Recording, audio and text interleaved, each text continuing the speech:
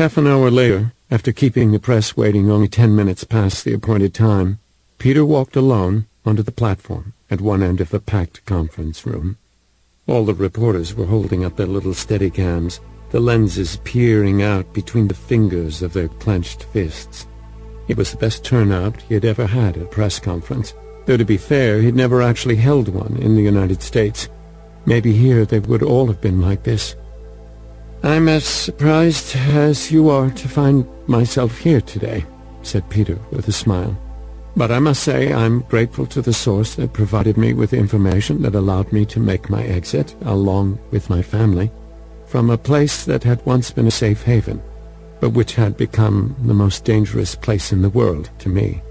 I'm also grateful to the government of the United States, which not only invited me to bring the office of hegemon here, on a temporary basis, of course, but also provided me with a generous contingent of the Secret Service to secure the area. I don't believe they're necessary, at least not in such numbers, but then, until recently, I didn't think I needed any protection inside the hegemony compound in Ribeirão-Preto." His smile invited a laugh, and he got one. More of a release of tension than real amusement, but it would do. Father had stressed that. Make them laugh now and then, so everybody feels relaxed. That will make them think that you're relaxed, and confident, too. My information suggests that the many loyal employees of the Office of Hegemon are in no danger whatsoever, and when a new permanent headquarters is established, I invite all those who want to resume their jobs.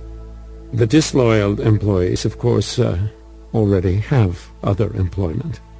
Another laugh, but a couple of audible groans, too. The press smelled blood, and it didn't help that Peter looked, and was, so very young. Humor, yes, but don't look like a wisecracking kid. Especially don't look like a wisecracking kid whose parents had to drag him out of bed this morning. I will not give you any information that would compromise my recent benefactor. What I can tell you is this. My inconveniently sudden journey, this disruption in the office of hegemon, is entirely my fault. There. That wasn't what a kid would say. That wasn't even what adult politicians usually said. Against the advice of my military commander and others, I brought the notorious Achille Flandre, at his own request and with his assurances of loyalty to me, into my compound. I was warned that he could not be trusted, and I believed those warnings. However, I thought I was clever enough and careful enough to detect any betrayal on his part in plenty of time. That was a miscalculation on my part. Thanks to the help of others, it was not a fatal one.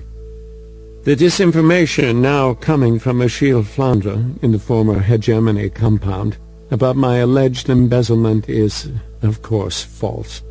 I've always maintained the financial records of the hegemony in public. The broad categories of income and disbursement have been published every year on the nets, and this morning I've opened up the entire set of financial records of the hegemony and my own personal records on a secure site with the address Hegemon Financial Disclosure. Except for a few secret items in the budget, which any military analyst can tell you is barely enough to account for the very few military actions of my office over the past few years, every dollar is accounted for. And yes, we do keep those records in dollars, since the hegemony currency has fluctuated widely in value, but with a distinctly downward trend in recent years. Another laugh. But everyone was writing like crazy, too, and he could see that this policy of full disclosure was working. Besides seeing that nothing has been embezzled from the hegemony, Peter went on, you will also see that the hegemony has been working with extremely limited funds. It's been a challenge, with so little money, to marshal the nations of the world to oppose the imperialistic designs of a so-called universal people's state, otherwise known as the Chinese Empire. We have been extremely grateful to those nations who have continued to support the hegemony at one level or another. In deference to some of them who prefer their contribution remain secret, we have withheld some 20 names. You're free to speculate about their identity, but I will say neither yes nor no, except to tell you candidly that China is not one of them. The biggest laugh yet, and a couple of people even clapped their hands a few times. I am outraged that the usurper Achille Fland has called into question the credentials of the Minister of Colonization, but if there were any doubt about Flandre's plans, the fact that this was his first act should tell you a great deal about the future he plans for us all. Achille Fland will not rest until every human being is under his complete control, or, of course, dead. Peter paused, looked down at the rostrum, as if he had notes there, though of course he didn't. One thing I do not regret, however, about bringing Achille Fland to Ribeirão-Preto is that I've had a chance now to take his measure as a human being, though it is only by the broadest definition that I include him in that category. Achille Fland has achieved his power in the world not by his own intelligence or courage, but by exploiting the intelligence and courage of others.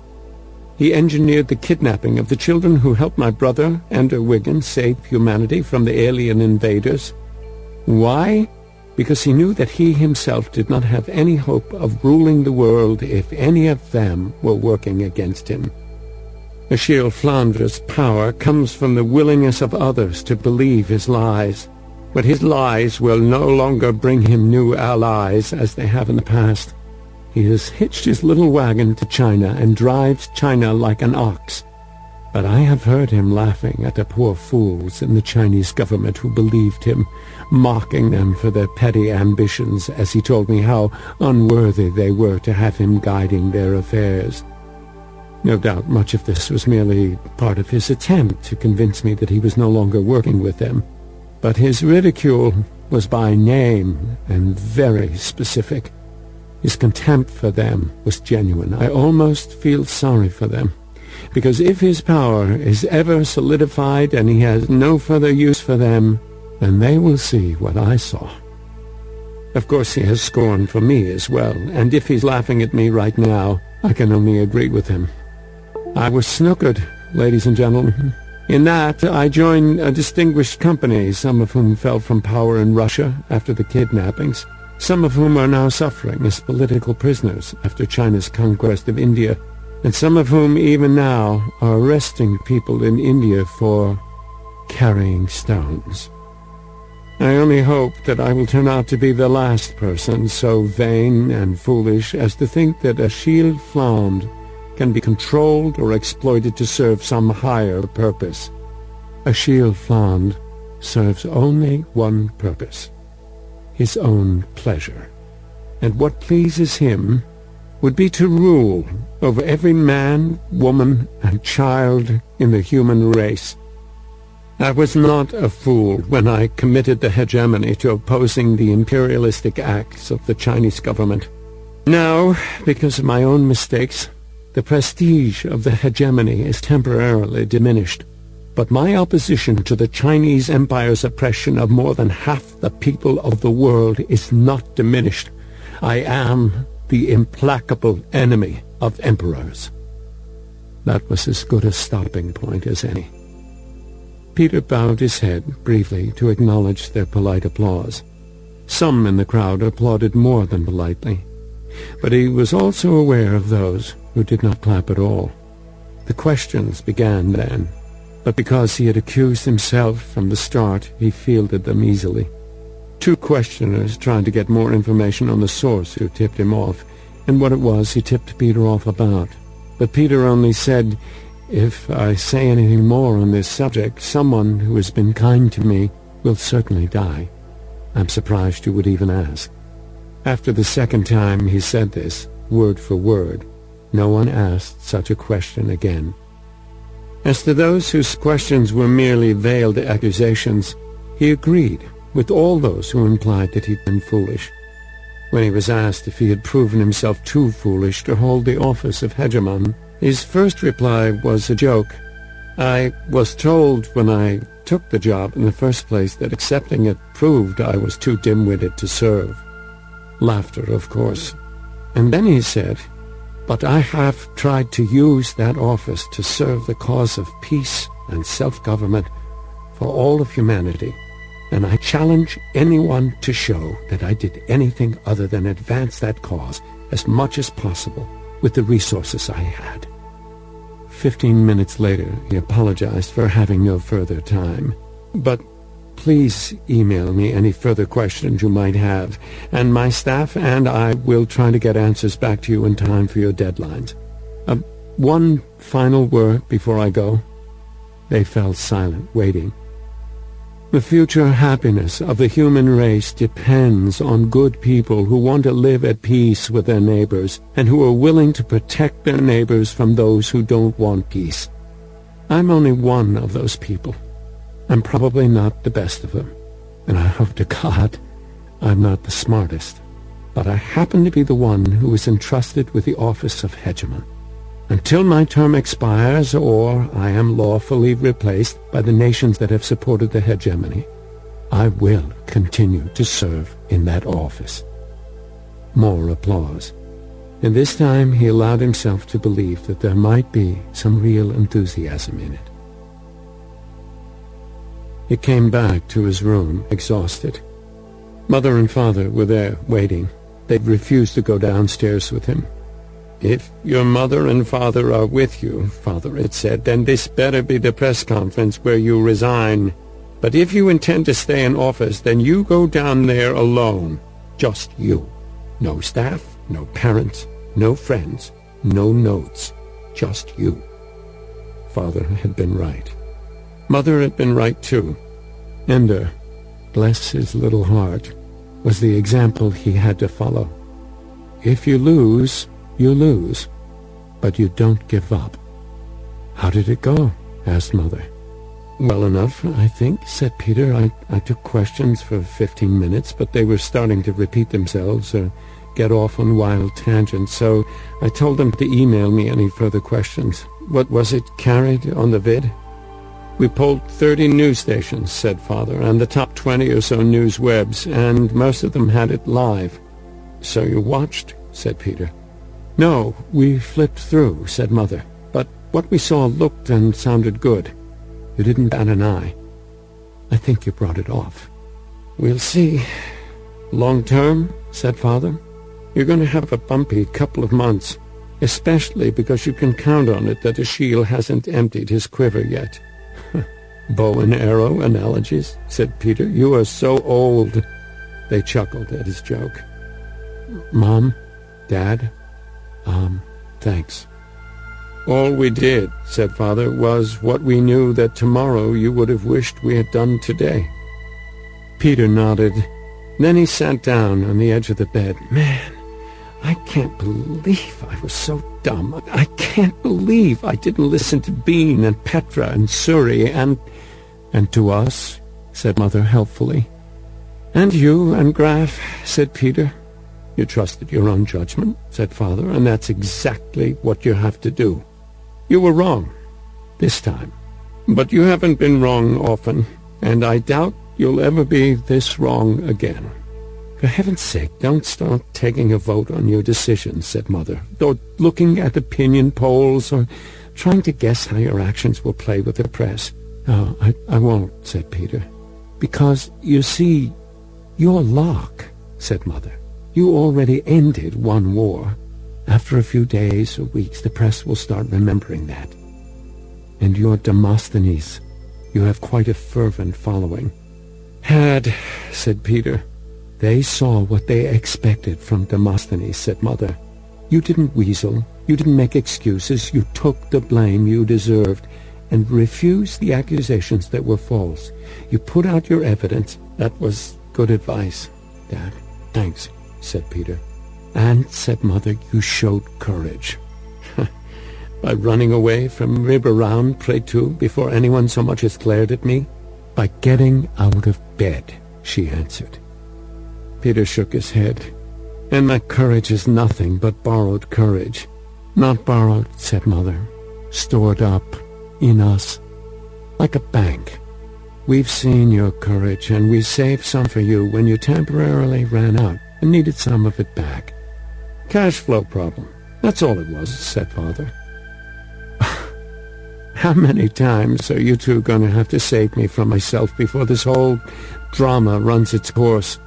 I think, 6 times, said Father. No, 8, said Mother. You two think you're so cute, said Peter. Mm-hmm. Yep. A knock at the door. Room service, called a voice from outside. Father was at the door in 2 quick strides. 3 tomato juices, he asked. No, nothing like that. Lunch. Sandwiches, bowl of ice cream. Even with that reassurance, Father stepped to the side of the door and pulled it open as far as the lock bar allowed. Nobody fired a weapon, and the guy with the food laughed. Everybody forgets to undo that thing. Happens all the time.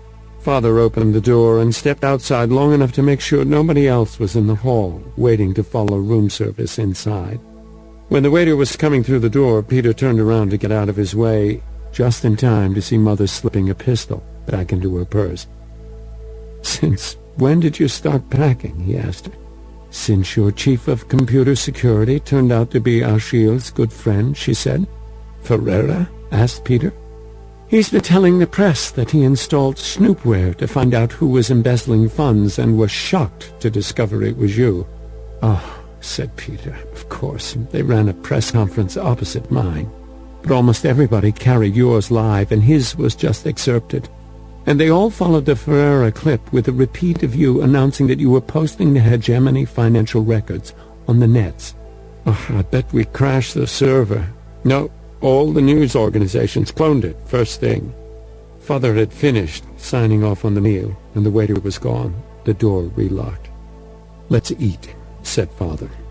"If I recall, this place always has great lunches." "It's good to be home," said Mother. "Well, not home, but in town, anyway." Peter took a bite, and it was good. They had ordered exactly the sandwich he would have ordered.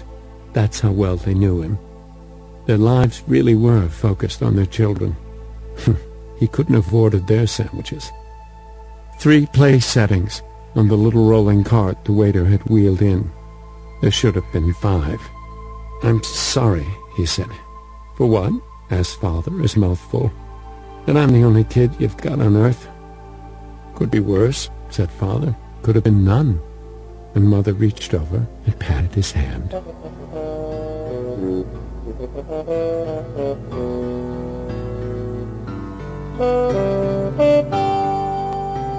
Chapter 13. Caliph. From Graph Pilgrimage at Colmin.gov to Locke Erasmus at Polnet.gov. Re. The Better Part of Valor. I know you don't want to hear from me, but given that you are no longer in a secure situation and our mutual foe is playing again on the world stage, I offer you and your parents sanctuary. I am not suggesting that you go into the colony program. Quite the contrary, I regard you as the only hope of rallying worldwide opposition to our foe. That is why your physical protection is of the utmost importance to us. For that reason, I have been authorized to invite you to a facility off-planet for a few days, a few weeks, a few months. It has full connections to the nets, and you will be returned to Earth within 48 hours of your request. No one will even know you are gone. But it will put you out of reach of any attempt either to kill or capture you or your parents. Please take this seriously. Now that we know our enemy has not severed his connections with his previous host, certain intelligence already obtained now makes a different kind of sense. Our best interpretation of this data is that an attempt on your life is imminent. A temporary disappearance from the surface of the Earth would be very useful to you right now. Think of it as the equivalent of Lincoln's secret journey through Baltimore in order to assume the presidency. Or, if you prefer a less lofty precedent, Lenin's journey to Russia in a sealed railroad car. Petra assumed that she had been taken to Damascus because Ambul had succeeded in making contact with Ali, but neither of them met her at the airport, nor was there anyone waiting for her at the security gates. Not that she wanted someone carrying a sign that said Petra Arkanian. She might as well send Achille an email telling him where she was. She had felt nauseated through the entire flight, but she knew it could not possibly be from pregnancy, not this quickly. It took at least a few hours for the hormones to start to flow. It had to be the stark fear that started when she realized that if Ali's people could find exactly where she was and have a cab waiting for her, so could Ashiel's. How did Bean know to choose the cab he chose for her? Was it some predilection for Indonesians? Did he reason from evidence she didn't even notice? Or did he choose the third cab simply because he didn't trust the concept of next in line? What cab had he got into, and who was driving it? Someone bumped into her from behind, and for a moment she had a rush of adrenaline as she thought, "This is it. I'm being killed by an assassin who approached me from behind because I was too stupid to look around." After the momentary panic and the momentary self-blame, she realized that, of course, it was not an assassin. It was simply a passenger from her flight hurrying to get out of the airport, while she, uncertain and lost in her own thoughts, had been walking too slowly and obstructing traffic. "I'll go to a hotel," she thought, "but not one that Europeans always go to. But wait, if I go to a hotel where everybody but me is Arab-looking, I'll stand out. It's too obvious. Bean would tease me for not having developed any useful survival habits, though at least I thought twice before checking into an Arab hotel. The only luggage she had was the bag she was carrying over her shoulder, and at customs she went through the usual questions. "This is all your luggage?" "Yes." "How long do you plan to stay?" "Couple of weeks, I expect." 2 weeks and no more clothing than this?" "I plan to shop." It always aroused suspicions to enter a country with too little luggage, but, as Bean said, it's better to have a few more questions at customs or passport control than to have to go to the baggage claim area and stand around where bad people have plenty of time to find you. The only thing worse, in Bean's view, was to use the first restroom in the airline terminal. "Everybody knows women have to pee incessantly," said Bean. "Actually, it's not incessant, and most men don't notice even if it is," said Petra. But considering that Bean seemed never to need to pee at all, she supposed that her normal human need seemed excessive to him. She was well trained now, however. She didn't even glance at the first restroom she passed, or the second. She probably wouldn't use a bathroom until she got to her hotel. "Bean, when are you coming? Did they get you onto the next flight? How will we find each other in this city?" She knew he would be furious, however, if she lingered in the airport hoping to meet his flight. For one thing, she had no idea where his flight would be coming from. He was wont to choose very odd itineraries, so that he could very easily be on a flight from Cairo, Moscow, Algiers, Rome, or Jerusalem. No, it was better to go to a hotel, check in under an alias that he knew about, and "Mrs. Delphiki?" She turned at once at the sound of Bean's mother's name, and then realized that the tall, white-haired gentleman was addressing her. "Yes," she laughed. "I'm still not used to the idea of being called by my husband's name." "Forgive me," said the man. "Do you prefer your birth name?" "I haven't used my own name in many months," said Petra. "Who sent you to meet me?" "Your host," said the man. "I have had many hosts in my life," said Petra, "some of whom I do not wish to visit again." "But such people as that would not live in Damascus." There was a twinkle in his eye. Then he leaned in close. "There are names that it is not good to say aloud." "Well, mine apparently not being one of them," she said with a smile.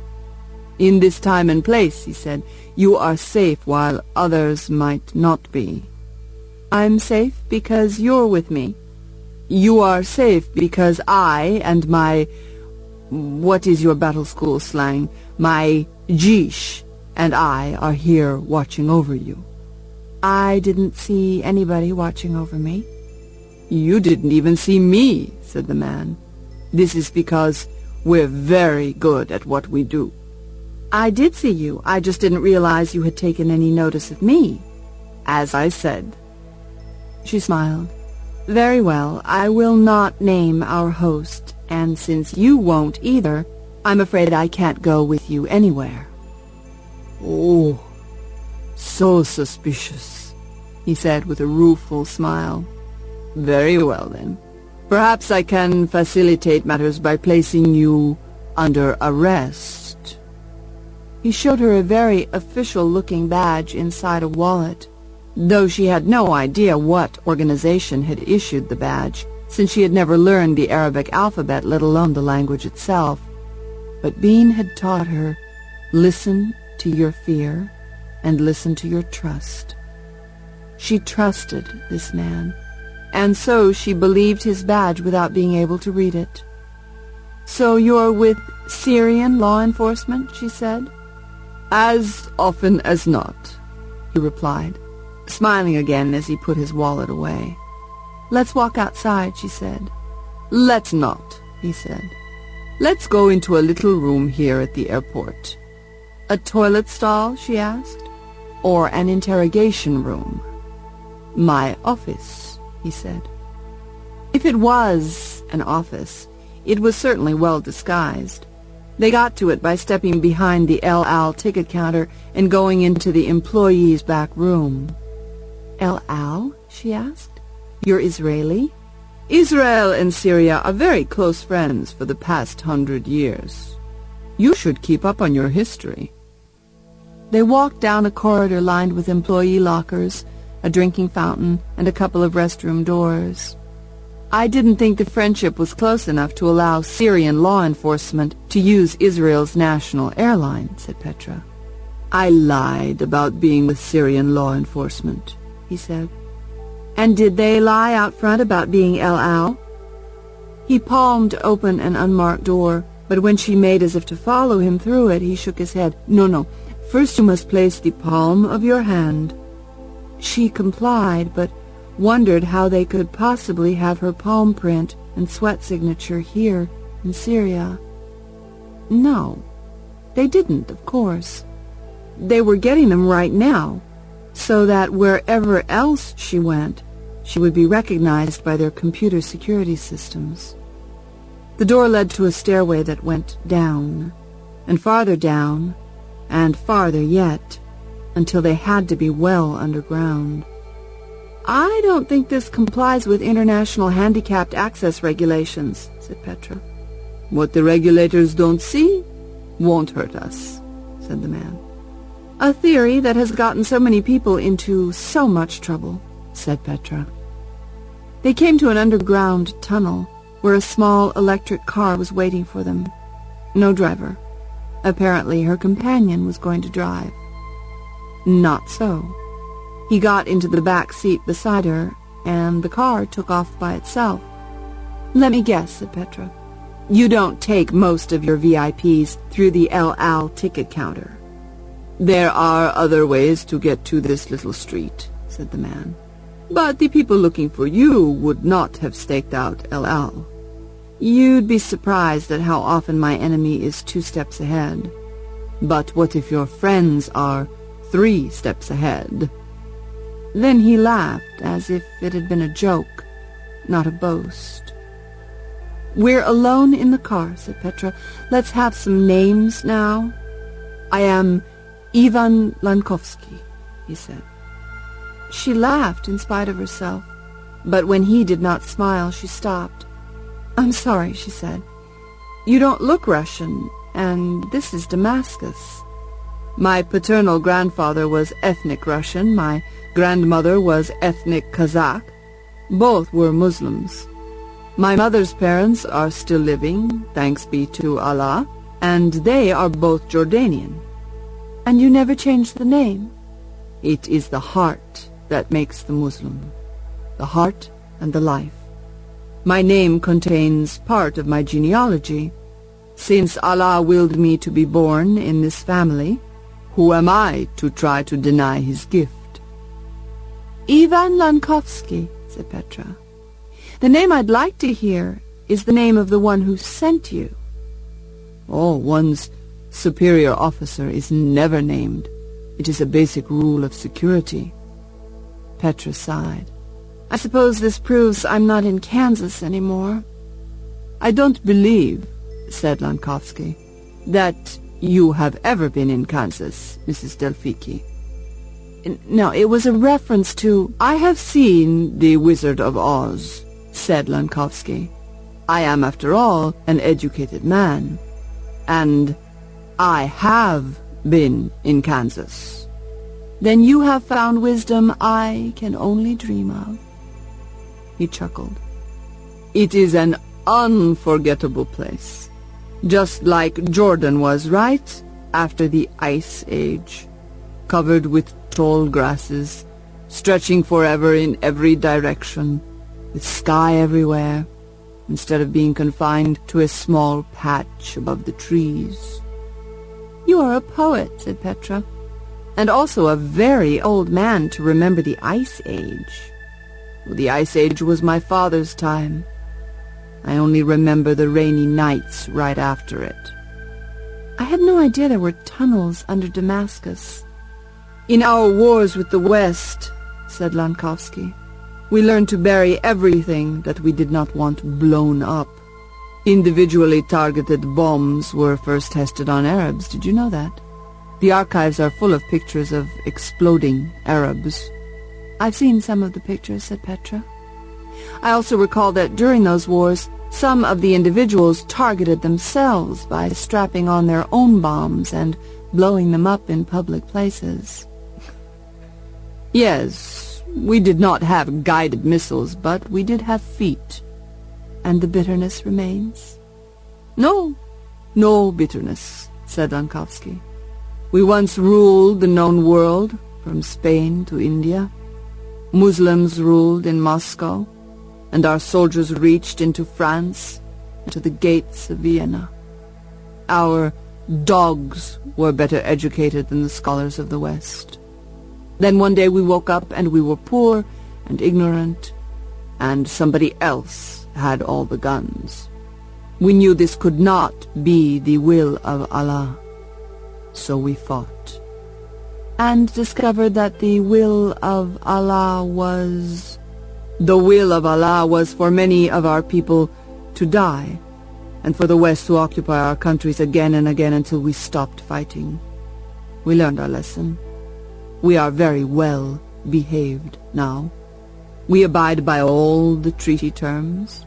We have freedom of the press, freedom of religion, liberated women, and democratic elections. And tunnels under Damascus. And memories. He smiled at her. And cars without drivers. Israeli technology, I believe. For a long time we thought of Israel as the enemy's toehold in our Holy Land. Then one day we remembered that Israel was a member of our family who had gone away into exile, learned everything our enemies knew, and then came home again. We stopped fighting our brother, and our brother gave us all the gifts of the West, but without destroying our souls. How sad it would have been if we had killed all the Jews and driven them out. Who would have taught us then? The Armenians? She laughed at his joke, but also listened to his lecture. So this was how they lived with their history. They assigned meanings to everything that allowed them to see God's hand in everything. Purpose, even power and hope. But they also still remembered that Muslims had once ruled the world, and they still regarded democracy as something they adopted in order to placate the West. I really should read the Quran, she thought, to see what lies underneath the facade of Western-style sophistication. This man was sent to meet me, she thought, because this is the face they want visitors to Syria to see. He told me these stories because this is the attitude they want me to believe that they have. But this is the pretty version, the one that has been tailored to fit Western ears. The bones of the stories, the blood and sinews of it, were defeat, humiliation, incomprehension of the will of God, loss of greatness as a people, and a sense of ongoing defeat. These are people with something to prove, and with lost status to retrieve. A people who want not vengeance, but vindication. Very dangerous people. Perhaps also very useful people to a point.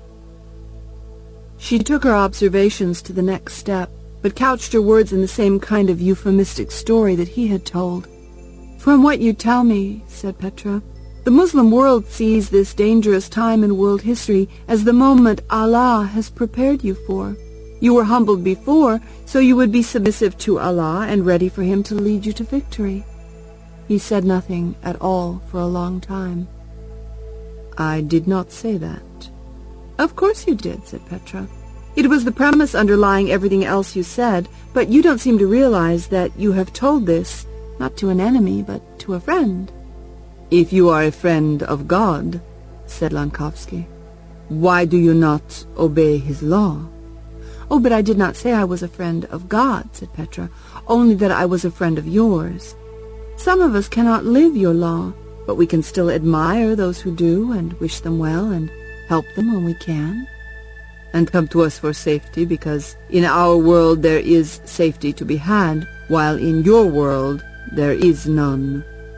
"Fair enough," said Petra. "You are an interesting girl," said Lankovsky. "I've commanded soldiers in war," said Petra, "and I'm married, and I might very well be pregnant. When do I stop being just a girl? Under Islamic law, I mean." "You are a girl because you are at least 40 years younger than I am. It has nothing to do with Islamic law.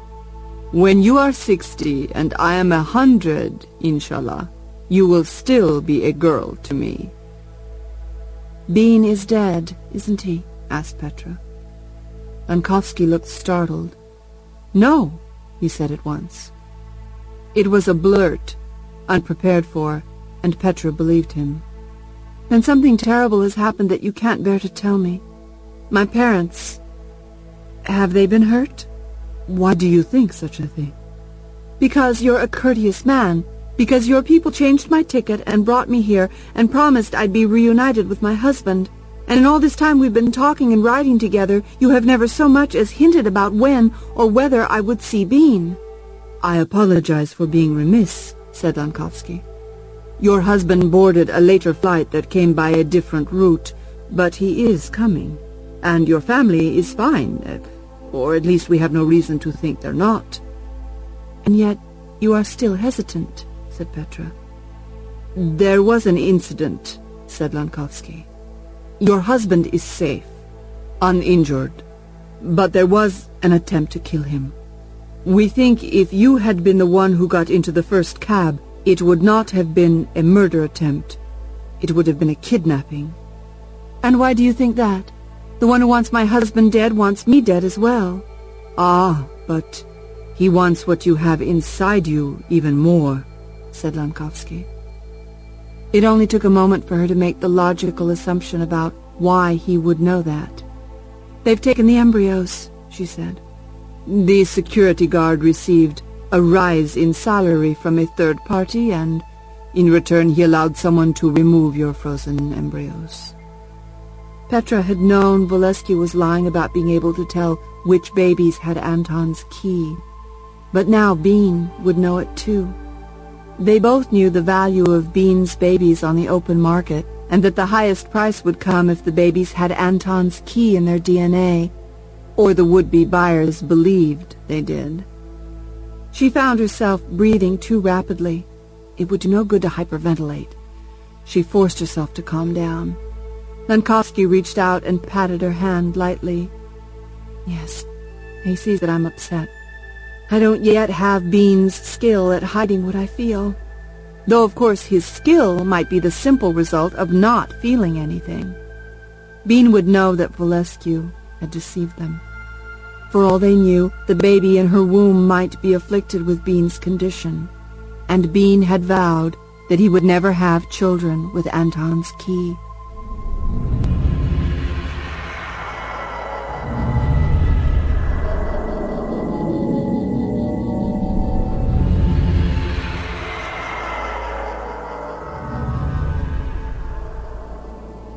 Have there been any ransom demands? She asked Lankovsky. Alas, no, he replied. We do not think they wish to trouble themselves with the near impossibility of trying to obtain money from you. The risk of being outsmarted and arrested in the process of trying to exchange items of value is too high, perhaps, when compared with the risk involved in selling your babies to third parties. I think the risks involved in that are very nearly zero, said Petra. Then we agree on the assessment. Your babies will be safe, if that's any consolation. Safe to be raised by monsters, said Petra. But perhaps they don't see themselves that way. Are you confessing that you people are in the market for one of them to raise to be your boy or girl genius? We do not traffic in stolen flesh, said Lankovsky. We long had a problem with a slave trade that would not die. Now if someone is caught owning or selling or buying or transporting a slave, or being in an official position and tolerating slavery, the penalty is death. And the trials are swift. The appeals never granted. No, Mrs. Delphiki, we are not a good place for someone to bring stolen embryos to try to sell them. Even in her concern about her children, her potential children, she realized what he had just confessed.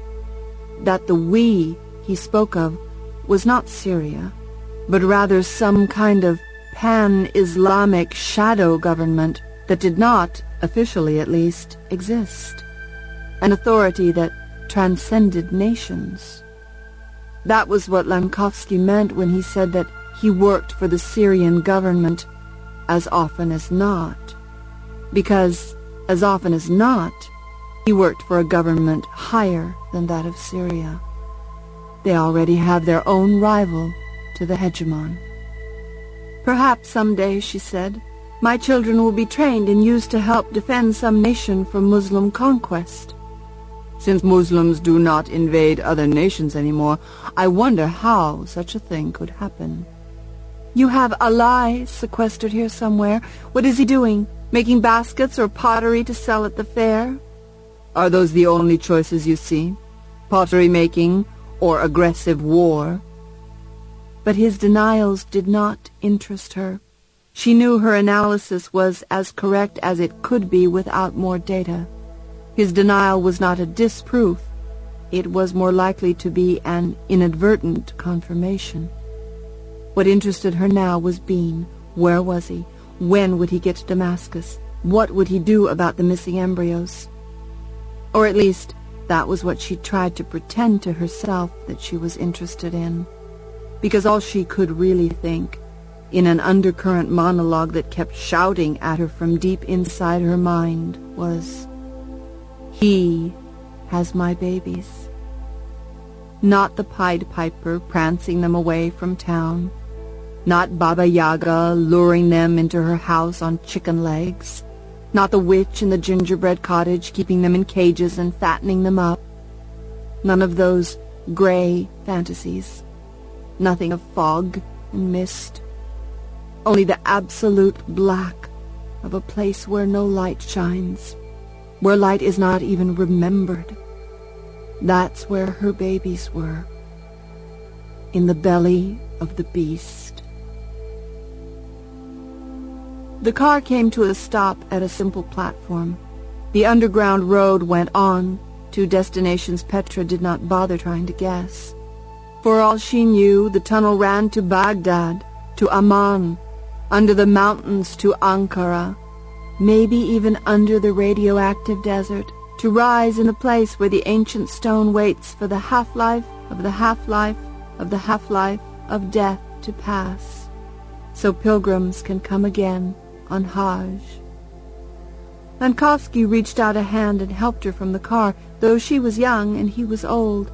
His attitude toward her was strange, as if he had to treat her very carefully, as if she was not robust, as if she could easily break. And it was true. She was the one who could break, who broke. Only I can't break now, because maybe I still have one child. Maybe putting this one inside me did not kill it, but gave it life. Maybe it has taken root in my garden, and will blossom and bear fruit. A baby on a short, twisted stem. And when the fruit is plucked, out will come stem and root as well, leaving the garden empty. And where will the others be then?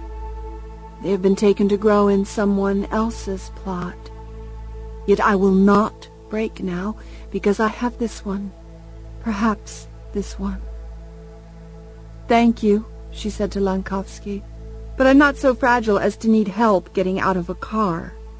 He smiled at her but said nothing. She followed him into the elevator, and they rose up into a garden, as lush as the Philippine jungle clearing where Peter gave the order that would bring the beast into their house, driving them out.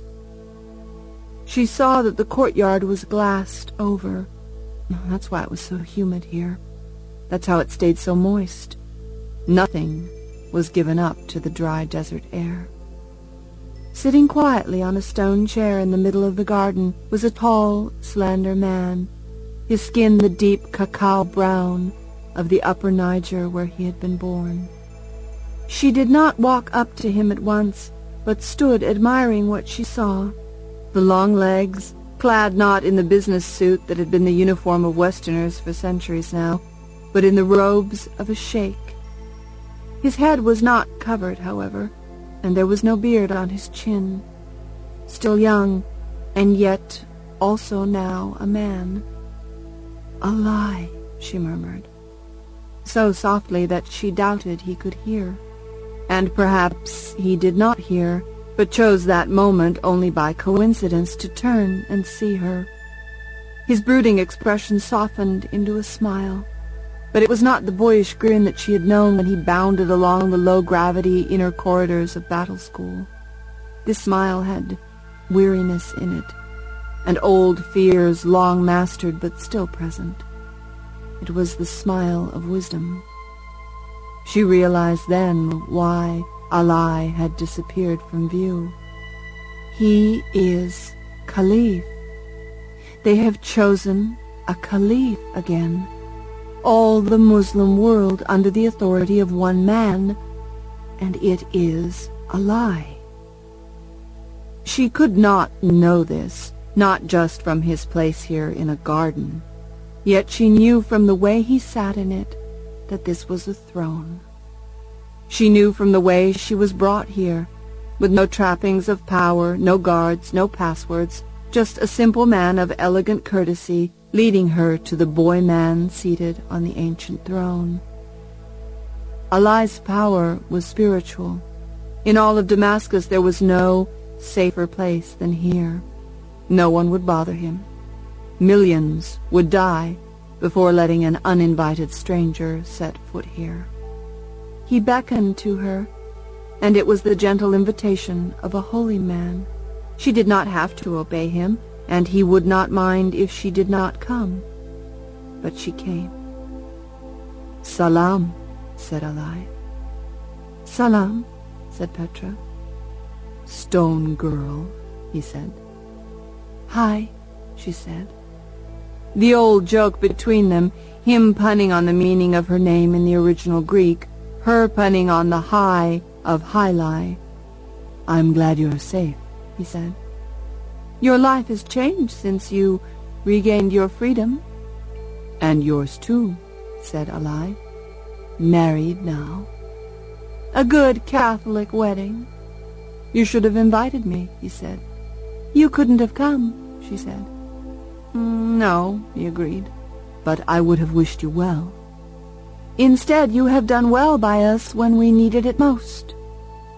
"I'm sorry that I did nothing to protect the other children, but I didn't know about them in time, and I assumed that Bean and you would have had enough security." No, please, I'm sorry. I'm reminding you of pain instead of soothing you." She sank down and sat on the ground before his throne, and he leaned over to gather her into his arms. She rested her head and arms on his lap, and he stroked her hair. "When we were children, playing the greatest computer game in the world, we had no idea. We were saving the world. And now we're creating the world we saved. Not me, said Petra. I'm no longer a player. Are any of us players? Said Alai. Or are we only the pieces moved in someone else's game? Inshallah, said Petra. She had rather expected Alai to chuckle, but he only nodded. Yes, that is our belief, that all that happens comes from the will of God. But I think it is not your belief.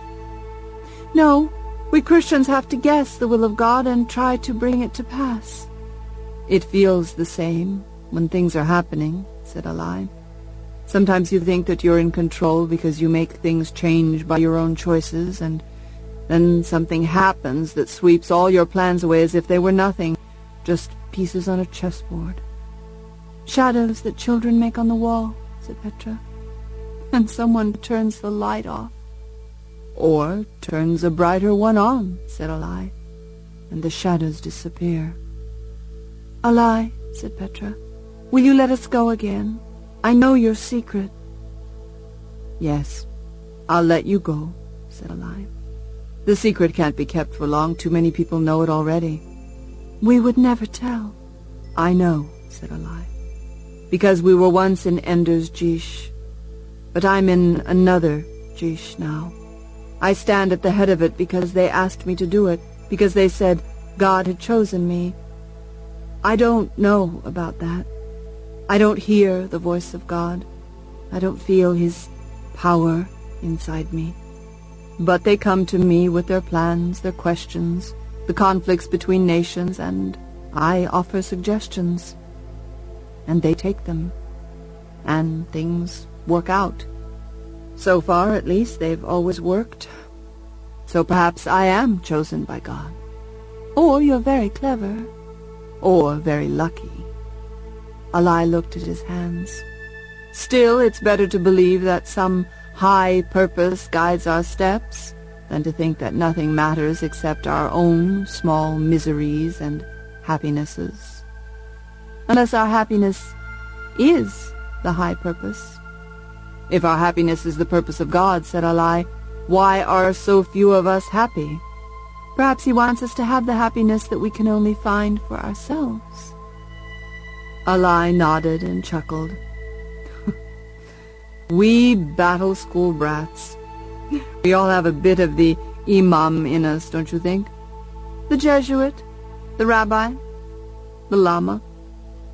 Do you know how I find my answers?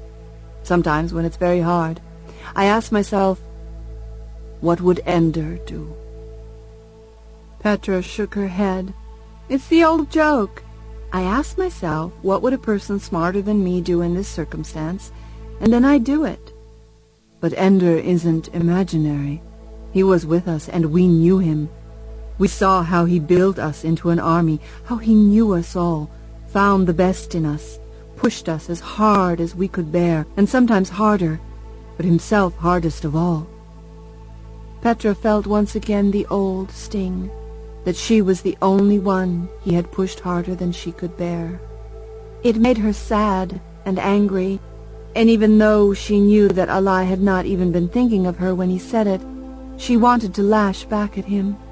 But he had been kind to her and Bean, had saved them, and brought them here, even though he did not need or want non-Muslims helping him, since his new role as the leader of the world's Muslims required a certain purity, if not in his soul, then certainly in his companionship. Still, she had to offer. We'll help you if you let us, said Petra. Help me what? Said Alai. Help you make war against China, she said. But we have no plans to make war against China, said Alai. We have renounced military jihad. The only purification and redemption we attempt is of the soul. Do all wars have to be holy wars? No, but unholy wars damn all those who take part in them. Who else but you can stand against China? The Europeans? The North Americans? It's hard to stand when you have no spine. They're an old and tired civilization. We were too once.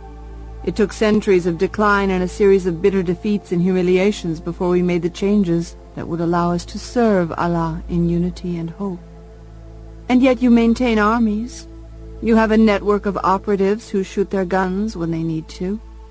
Alai nodded gravely.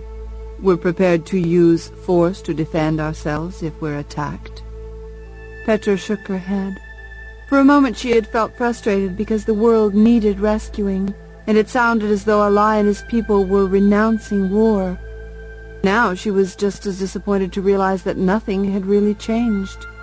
Alai was planning war, but intended to wait until some attack made his war defensive. Not that she disagreed with the justness of defensive war. It was the falseness of pretending that he had renounced war when he was in fact planning for it. Or maybe he meant exactly what he said.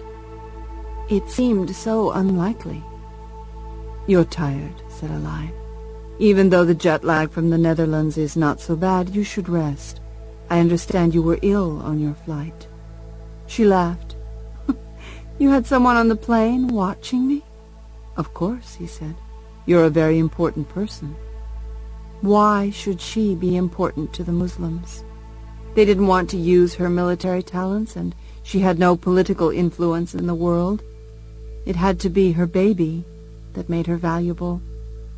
But how would her child, even if she had one, have any value to the Islamic world? My child, she said, will not be raised to be a soldier. Alai raised a hand. You leap to conclusions, Petra, he said. We are led, we hope, by Allah. We have no wish to take your child, and while we hope that there will someday be a world in which all children will be raised to know Allah and serve Him, we have no desire to take your child from you or keep him here with us. Or her, said Petra, unreassured. If you don't want our baby, why am I an important person? Think like a soldier, said Alai. You have in your womb what our worst enemy wants most. And even if you don't have a baby, your death is something that he has to have for reasons deep in the evil of his heart. His need to reach for you makes you important to those of us who fear him and want to block his path. Petra shook her head. Alai, she said, I and my child could die, and it would be a mere blip on the rangefinder to you and your people. It's useful for us to keep you alive, said Alai. How pragmatic of you, but there's more to it than that. Yes, said Alai, there is. Are you going to tell me? It will sound very mystical to you, said Alai. But that's hardly a surprise, coming from the Caliph. Allah has brought something new into the world. I speak of Bin, the genetic difference between him and the rest of humanity. There are imams who declare him to be an abomination, conceived in evil. There are others who say he is an innocent victim, a child who was conceived as a normal embryo but was altered by evil and can't help what was done to him. But there are others, and the number is by far larger, who say that this could not have been done except by the will of Allah. That Bin's abilities were a key part of our victory over the Formics, so it must have been God's will that brought him into existence at the time we needed him. And since God has chosen to bring this new thing into the world, now we must watch and see whether God allows this genetic change to breed true. He's dying, Alai, said Petra. I know, said Alai, but aren't we all? He didn't want to have children at all, and yet he changed his mind, said Alai. The will of God blossoms in all hearts. So maybe if the beast kills us, that's the will of God as well? Why did you bother to prevent it? Because my friends asked me to, said Alai. Why are you making this so complicated? The things I want are simple. To do good wherever it's within my power, and where I can't do good, at least do no harm. How Hippocratic of you. Petra, go to bed, sleep. You're becoming bitchy. It was true. She was out of sorts, fretting about things she could do nothing to change, wanting Bean to be with her, wanting Alai not to have changed into this regal figure, this holy man. "You're not happy with what I've become," said Alai. "You can read minds?" asked Petra. "Faces," said Alai. "Unlike Ashiel and Peter Wiggin, I didn't seek this. I came home from space with no ambition other than to lead a normal life and perhaps serve my country or my God in one way or another. Nor did some party or faction choose me and set me in my place." "How could you end up in this garden on that chair if neither you nor anyone else put you there?" asked Petra. It annoyed her when people lied, even to themselves, about things that simply didn't need to be lied about. "I came home from my Russian captivity and was put to work planning joint military maneuvers of a pan-Arab force that was being trained to join in the defense of Pakistan." Petra knew that this pan-Arab force probably began as an army designed to help defend against Pakistan, since right up to the moment of the Chinese invasion of India, the Pakistani government had been planning to launch a war against other Muslim nations to unite the Muslim world under their rule. "Or whatever," said Alai, laughing at her consternation when once again he had seemed to read her mind. "It became a force for the defense of Pakistan. It put me in contact with military planners from a dozen nations, and more they began to come to me with questions well beyond those of military strategy. It was nobody's plan, least of all mine. I didn't think my answers were particularly wise. I simply said whatever seemed obvious to me, or when nothing was clear, I asked questions until clarity emerged." "And they became dependent on you?" "I don't think so," said Alai. "They simply respected me. They began to want me in meetings with the politicians and diplomats, not just the soldiers. And the politicians and diplomats began asking me questions, seeking my support for their views or plans, and finally choosing me as the mediator between the parties in various disputes." "A judge," said Petra. "A battle school graduate," said Alai, "at a time when my people wanted more than a judge. They wanted to be great again, and to do that they needed a leader that they believed had the favor of Allah. I tried to live and act in such a way as to give them the leader they need. Petra, I am still the same boy I was in battle school, and like Ender, I may be a leader, but I am also the tool my people created to accomplish their collective purpose." "Maybe," said Petra, "I'm just jealous, because Armenia has no great purpose except to stay alive and free, and no power to accomplish that without the help of great nations." "Armenia is in no danger from us," said Alai. "Unless, of course, we provoke the Azerbaijanis," said Petra, "which we do by breathing, I must point out." "We will not conquer our way to greatness, Petra," said Alai. "What then? You'll wait for the whole world to convert to Islam and beg to be admitted to your new world order?"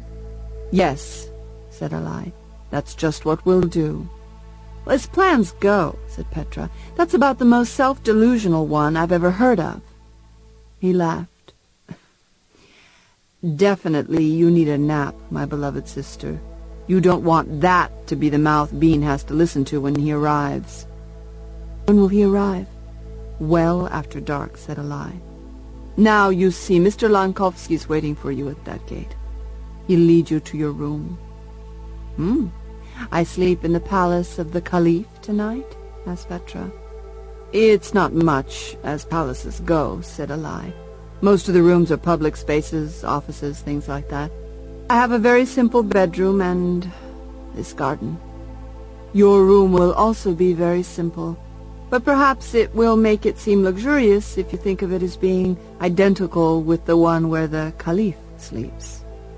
I feel as if I've been swept away into one of Scheherazade's stories. We keep a sturdy roof. You have nothing to fear from rocks." "You think of everything," said Petra.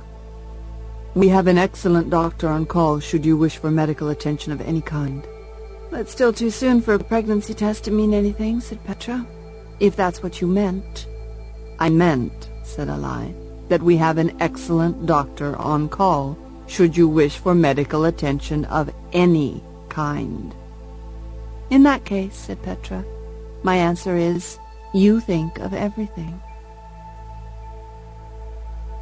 She thought she couldn't sleep, but she had nothing better to do than lie on the bed in a room that was downright Spartan, with no television and no book but an Armenian translation of the Quran.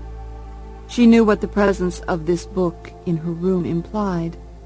For many centuries, translations of the Quran were regarded as false by definition, since only the original Arabic actually conveyed the words of the Prophet. But in the great opening of Islam that followed their abject defeat in a series of desperate wars with the West, this was one of the first things that was changed.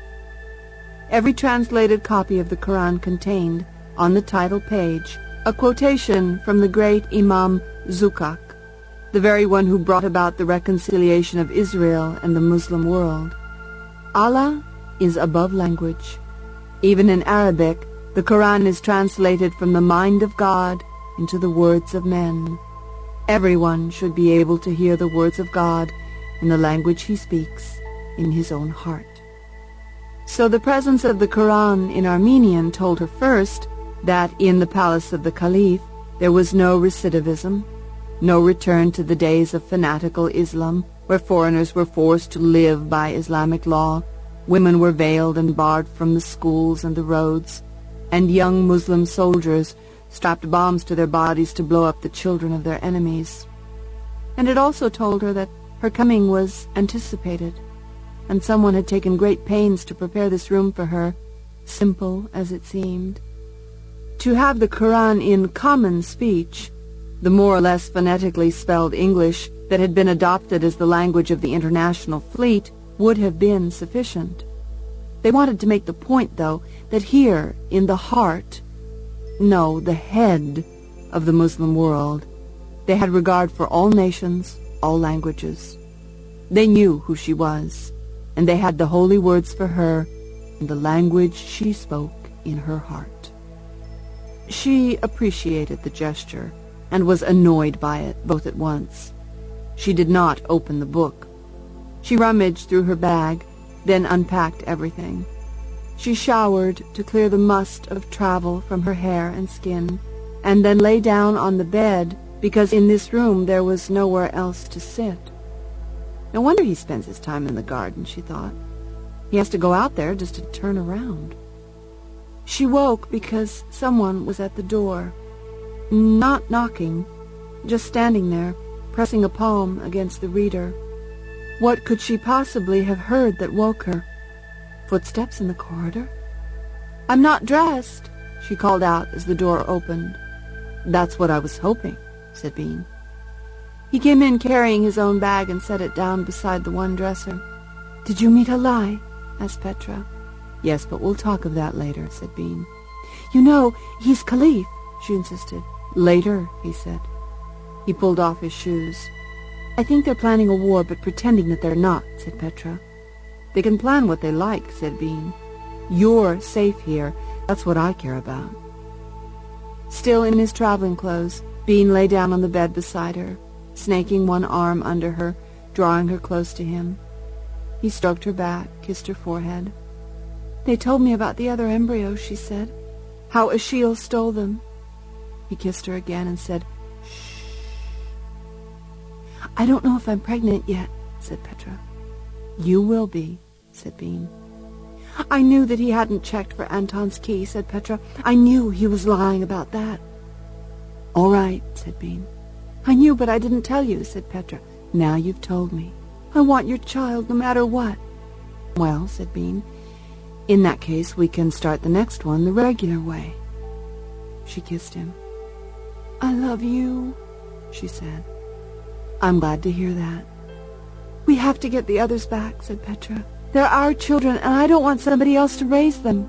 "We'll get them back," said Bean. "That's one thing I know." "He'll destroy them before he lets us have them." Not so, said Bean. He wants them alive more than he wants us dead. How can you possibly know what the beast is thinking? Bean rolled onto his back and lay there facing the ceiling. On the plane, I did a lot of thinking. About something Ender said. How he thought. You have to know your enemy, he said. That's why he studied the Formics constantly. All the footage of the First War, the anatomies of the corpses of the dead bugger soldiers, and what he couldn't find in books and vids, he imagined, extrapolated, tried to think of who they were. You're nothing like Ashiel, said Petra. You're the opposite of him. If you want to know him, think of whatever you're not, and that'll be him. Not true, said Bean. In his sad, twisted way, he loves you. And so in my own sad, twisted way, do I. Not the same twists, and that makes all the difference. Ender said that you can't defeat a powerful enemy unless you understand him completely. And you can't understand him unless you know the desires of his heart. And you can't know the desires of his heart until you truly love him. Please don't tell me that you've decided to love the beast, said Petra. I think, said Bean, that I always have. No, no, no, said Petra in revulsion, and she rolled away from him, turned her back on him. Ever since I saw him limping up to us, the one bully we thought we could overpower, we little children, his twisted foot, the dangerous hate he felt toward anyone who saw his weakness, the genuine kindness and love he showed to everyone but me and Pope, Petra, that's what nobody understands about Ashiel. They see him as a murderer and monster because he is one, a monster who keeps winning the love and trust of people who should know better. I know that man. The one whose eyes look into your soul and judge you and find you worthy. I saw how the other children loved him, turned their loyalty from Pope to Ashiel, made him their father truly in their hearts. And even though he always kept me at a distance, the fact is, I loved him too. I didn't, said Petra. The memory of Ashiel's arms around her as he kissed her, it was unbearable to her. And she wept. She felt Bean's hand on her shoulder, then stroking her side, gently soothing her. I'm going to destroy him, Petra, said Bean. But I'll never do it the way I've been going about it up till now. I've been avoiding him, reacting to him. Peter had the right idea after all. He was dumb about it, but the idea was right, to get close to him. You can't treat him as something far away and unintelligible.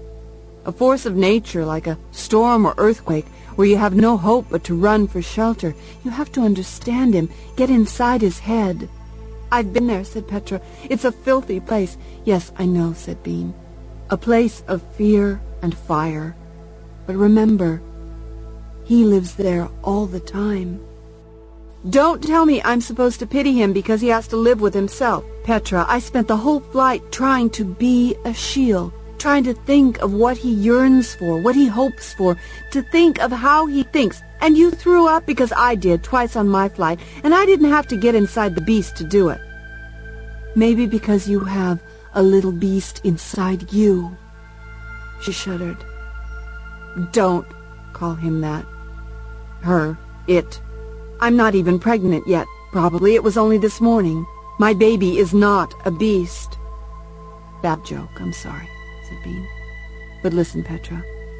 On the flight, I realized something. Ashiel is not a mysterious force. I know exactly what he wants. What does he want, besides us dead? He wants us to know that the babies are alive. He won't even implant them yet. He'll leave little clues for us to follow. Oh, nothing too obvious, because he wants us to think we discovered something he's trying to keep hidden. But we'll find out where they are because he wants us to. They'll all be in one place because he wants us to come for them. Bait, she said. No, not just bait, said Bean. He could send us a note right now if he wanted that. No, it's more than that. He wants us to think we're very smart to have found out where they are. He wants us to be full of hope that we might rescue them, to be excited so we'll hurtle into a situation completely unprepared for the fact that he's waiting for us. That way he can see us fall from triumphant hope to utter despair before he kills us. Bean was right. She knew it. But how can you even pretend to love someone so evil? No, you still don't understand, said Bean. It's not our despair he wants. It's our hope. He has none. He doesn't understand it. Oh, please, said Petra. An ambitious person lives on hope. He has no hope, no dream. He tries everything to find one. He goes through the motions of love and kindness or anything else that might work, and still nothing means anything. Each new conquest only leaves him hungry for another. He's hungry to find something that really matters in life. He knows we have it, both of us. Before we even found each other, we had it. I thought you were famous for having no faith, said Petra. But you see, said Bean, Ashiel knew me better than I knew myself. He saw it in me. The same thing Sister Carlotta saw. Intelligence? asked Petra. Hope, said Bean. Relentless hope. It never crosses my mind that there's no solution, no chance of survival. Oh, I can conceive of that intellectually, but never are my actions based on despair because I never really believe it. Ashiel knows that I have a reason to live. That's why he wants me so badly. And you, Petra. You more than me. And our babies. They are our hope. A completely insane kind of hope, yes, but we made them, didn't we? So, said Petra, grasping the picture now, he doesn't just want us to die, the way he was perfectly content to let Sister Carlotta die in an airplane when he was far away. He wants us to see him with our babies. And when we realize we can't have them back, that we're going to die after all, the hope that drains out of us, he thinks it'll become his own. He thinks that because he has our babies, he has our hope. And he does, said Petra. But the hope can never be his. He's incapable of it. This is all very interesting, said Petra, but completely useless. But don't you see, said Bean, this is how we can destroy him. What do you mean? He's going to fall into the pit he dug for us. We don't have his babies. He hopes we'll come and give him what he wants. But instead, we'll come prepared to destroy him.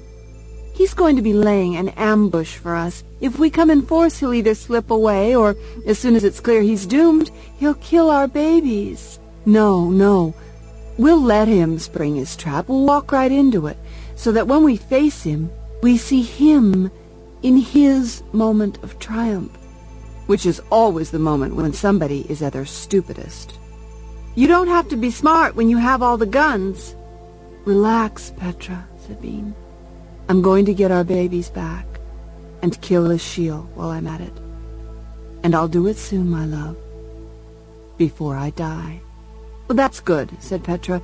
It will be so much harder for you to do it afterward. And then she wept, because contrary to what Bean had just said, she had no hope. She was going to lose her husband. Her children were going to lose their father. No victory over Ashiel could change the fact that, in the end, she was going to lose him. He reached out for her again, held her close, kissed her brow, her cheek. Have our baby, he said. I'll bring home its brothers and sisters before it's born. Chapter 14. Space Station. To Locke Erasmus at polnet.gov. From Site Post Alert. Re. Girl on Bridge. Now you are not in cesspool. Can communicate again. Have no email here. Stones are mine. Back on bridge soon. war in earnest. Post to me only this site. Pick up name Bridge Girl, password not step stool. Peter found spaceflight boring, just as he suspected he would. Like air travel, only longer, and with less scenery. Thank heaven Mother and Father had the good sense not to get all sentimental about the shuttle flight to the Ministry of Colonization. After all, it was the same space station that had been battle school. They were going to set foot at last where precious little Ender had had his first triumphs and, oh yes, killed a boy. But there were no footprints here. Nothing to tell them what it was like for Ender to ride in a shuttle to this place. They were not small children taken away from their homes. They were adults, and the fate of the world just might rest in their hands. Come to think of it, that was like Ender, wasn't it? The whole human race was united when Ender came here. The enemy was clear, the danger real, and Ender didn't even have to know what he was doing to win the war. By comparison, Peter's task was much more difficult. It might seem simpler. Find a really good assassin and kill Ashiel. But it wasn't that simple. First, Ashiel, being an assassin and a user of assassins, would be ready for such a plot. Second, it wasn't enough to kill Ashiel. He was not the army that conquered India and Indochina. He was not the government that ruled more than half the people of the world. Destroy Ashiel, and you still have to roll back all the things he did. It was like Hitler back in World War II. Without Hitler, Germany would never have had the nerve to conquer France and sweep to the gates of Moscow. But if Hitler had been assassinated just before the invasion of Russia, then in all likelihood the common language of the international fleet would have been German. Because it was Hitler's mistakes, his weaknesses, his fears, his hatreds that lost the back half of the war, just as it was his drive, his decisions that won the front half. Killing Ashiel might do nothing more than guarantee a world governed by China. Still, with him out of the way, Peter would face a rational enemy, and his own assets would not be so superstitiously terrified. The way Bean and Petra and Velome fled at the mere thought of Ashiel coming to Ribeirão-Preto. Though, of course, in the long run, they weren't wrong. Still, it complicated things enormously that he kept having to work alone. Unless you counted Mother and Father. And since they were the only assets he had that he could rely on to serve his interests, he definitely counted them. Counted them, but was angry at them all the same. He knew it was irrational, but the whole way up to Mincall he kept coming back to the same seething memory of the way his parents had always judged him as a child and found him wanting, while Ender and Valentine could do no wrong. Being a fundamentally reasonable person, he took due notice of the fact that since Val and Ender left in a colony ship, his parents had been completely supportive of him, had saved him more than once. He could not have asked any more from them, even if they had actually loved him. They did their duty as parents, and more than a duty. But it didn't erase the pain of those earlier years when everything he did seemed to be wrong, every natural instinct an offense against one of their versions of God or the other. Well, in all your judging, remember this. It was Ender who turned out to be Cain, wasn't it? And you always thought it was going to be me. Stupid, stupid, stupid, Peter told himself. Ender didn't kill his brother. Ender defended himself against his enemies, as I have done. I have to get over this, he told himself again and again during the voyage. I wish there was something to look at besides the stupid vids, or Dad snoring, or Mother looking at me now and then, sizing me up and then winking. Does she have any idea how awful that is, how demeaning? To wink at me. What about smiling? What about looking at me with that dreamy, fond expression she used to have for Val and Ender? Of course, she liked them. Stop it. Think about what you have to do, fool. Think about what you have to write and publish as Locke and as Demosthenes, to rouse the people in the free countries to goad the governments of the nations ruled from above. It could be no business as usual. He couldn't allow that. But it was hard to keep the people's attention on a war in which no shots were being fired, a war that took place in a faraway land. What did they care? China had no designs on Namibia or Argentina. The war was over. Why wouldn't people just shut up about it and go back to making money? That was Peter's enemy. Not Ashiel, ultimately. Not even China. It was the apathy of the rest of the world that played into their hands. And here am I, in space, no longer free to move about, far more dependent than I've ever been before. Because if Graf decides not to send me back to Earth, then I can't go. There's no alternative transport. He seems to be entirely on my side, but it's his former battle school brats that have his true loyalty. He thinks he can use me as I thought I could use Ashiel. And I was wrong, but probably he's right. After all the voyaging, it was so frustrating to be there and still have to wait while the shuttle did its little dance of lining up with the station dock. There was nothing to watch. They blanked the windows because it was too nauseating in zero-G to watch the Earth spin madly as the shuttle matched the rotation of the Great Wheel. My career might already be over. I might already have earned whatever mention I'll have in history. I might already be nothing but a footnote in other people's biographies, a paragraph in history books. Really, at this point, my best strategy for beefing up my reputation is probably to be assassinated in some colorful way. But the way things are going, I'll probably die in some tragic airlock accident while doing a routine docking at the Mincall space station. "Stop wallowing," said Mother. He looked at her sharply. "I'm not," he said. "Good," she said. "Be angry at me. That's better than feeling sorry for yourself." He wanted to snap back angrily, but he realized the futility of denying what they all knew was true. He was depressed, definitely, and yet he still had to work. Like the day of his press conference when they dragged him out of bed. He didn't want a repeat of that humiliation. He'd do his work without having to have his parents prod him like some adolescent, and he wouldn't get snippy at them when they merely told him the truth. So he smiled at her. "Come on, Mother. You know that if I were on fire, nobody would so much as pee on me to put it out." "Be honest, son," said his father. "There are hundreds of thousands of people back on Earth who have only to be asked, and some dozens who would do it without waiting for an invitation if they saw an opportunity." "There are some good points about fame," Peter observed. "And those with empty bladders would probably chip in with a little spit." "This is getting quite disgusting," said Mother. "You say that because it's your job to say it," said Peter. "And I'm underpaid then," said Mother, "because it's nearly a full-time position." Your role in life, so womanly. Men need civilizing, and you're just the one to do it. I'm obviously not very good at it." At that moment, the IF sergeant, who was their flight steward, came into the main cabin and told them it was time to go.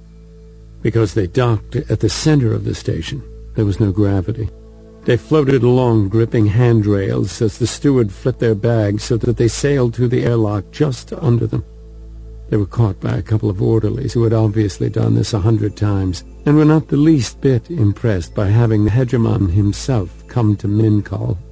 Though in all probability nobody knew who they were. They were traveling under false papers, of course, but Graf had undoubtedly let someone in the station know who they really were. Probably not the orderlies, though. Not until they were down, one spoke of the wheel, to a level where there was a definite floor to walk on, did they meet anyone of real status in the station. A man in the gray suit that served Mincall as a uniform waited at the foot of the elevator, his hand outstretched. "Mr. and Mrs. Ryman," he said, "I'm Under Minister Dimak, and this must be your son, Dick." Peter smiled wanly at the faint humor in the pseudonym Graf had arbitrarily assigned to him. Please tell me that you know who we really are so we don't have to keep up this charade," said Peter. "I know," said Dimak softly, "but nobody else on this station does. I'd like to keep it that way for now." "Graf isn't here?" Minister of Colonization is returning from his inspection of outfitting the newest colony ship. We're 2 weeks away from the first leg on that one. Starting next week, you won't believe the traffic that'll come through here. 16 shuttles a day, and that's just for the colonists. The freighters go directly to the dry dock. Is there, said Father innocently, a wet dock? DMAC grinned. Nautical terminology dies hard. DMAC led them along a corridor to a down tube. They slid down the pole after him. The gravity wasn't so intense yet as to make this a problem, even for Peter's parents, who were, after all, in their 40s. He helped them to step out of the shaft into a lower and therefore heavier corridor. There were old-fashioned directional stripes along the walls. Your palm prints have already been keyed, said DMAC. Just touch here and it will lead you to your room. This is left over from the old days, isn't it, said Father, though I don't imagine you were here when this was still... But I was here, said DMAC. I was mother to groups of new kids. Not your son, I'm afraid, but an acquaintance of yours, I believe. Peter did not want to put himself in the pathetic position of naming off battle school graduates that he knew. Mother had no such qualms. Petra, she said. Suryawong? DMAC leaned in close so his voice would not have to be pitched loud enough that it might be overheard. Bean, he said. He must have been a remarkable boy, said Mother. Looked like a 3-year-old when he got here, said DMAC.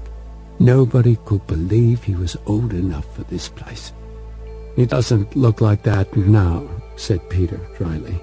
No, I know about his condition. It's not public knowledge, but Colonel Graff, the minister, I mean, he knows that I still care what happens to all my kids, of course, but this one was, I imagine your son's first trainer felt much the same way about him. I hope so, said Mother.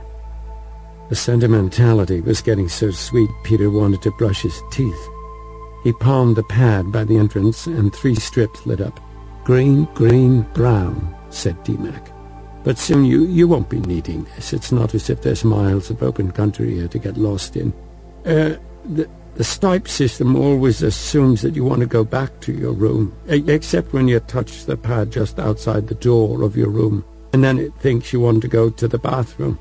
None inside the rooms, I'm afraid. It wasn't built that way. But if you want to go to the mess hall, just slap the pad twice and it'll know. He showed them to their quarters, which consisted of a single long room with bunks in rows along both sides of a narrow aisle. I'm afraid you'll have company for the week we're loading up the ship, but nobody will be here very long, and then you'll have the place to yourself for 3 more weeks. You're doing a launch a month, said Peter. How exactly are you funding a pace like that? DMAC looked at him blankly. I don't actually know, he said. Peter leaned in close and imitated the voice DMAC used for secrets. I'm the hegemon, he said. Officially, your boss works for me. DMAC whispered back. You'll save the world. We'll finance the colony program. I could have used a little more money for my operations, I can tell you, said Peter. Every hegemon feels that way, said DMAC, which is why our funding does not come through you. Peter laughed.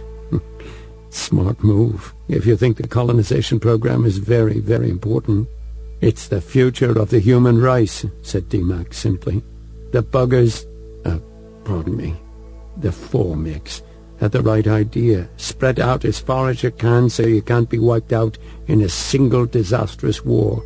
Not that it saved them, but we aren't hive creatures. Aren't we? Said Father. Well, if we are, then who's the Queen? Asked DMAC. In this place, said Father, I suspect it's Graff. And we're all just his little arms and legs. And mouths, and, well, yes, of course. A little more independent, a little less obedient than the individual Formics, of course, but that's how a species comes to dominate a world the way we did, and they did. Because you know how to get a large number of individuals to give up their personal will and subject themselves to a group mind. So, this is philosophy we're doing here, said DMAC. Or very cutting-edge science, said Father. The behavior of humans and groups, degrees of allegiance. I think about it a lot. How interesting. I see that you're not interested at all, said Father, and that I'm now in your book as an eccentric who brings up his theories, but I never do, actually. I don't know why I did just now. It's the first time I've been in Graf's house, so to speak, and meeting you was very much like visiting with him. I'm flattered, said DeMac. John Paul, said Mother, I do believe you're making Mr. DeMac uncomfortable. When people feel great allegiance to their community, they start to take on the mannerisms as well as the morals of their leader, said Father, refusing to give up. If their leader has a personality, said Peter. How do you get to be a leader without one? Asked Father. Ask Ashiel, said Peter.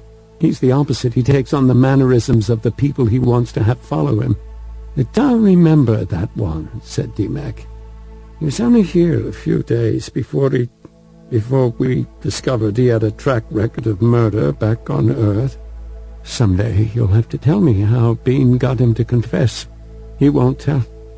If he won't tell, neither will I, said DeMac. How loyal, said Father.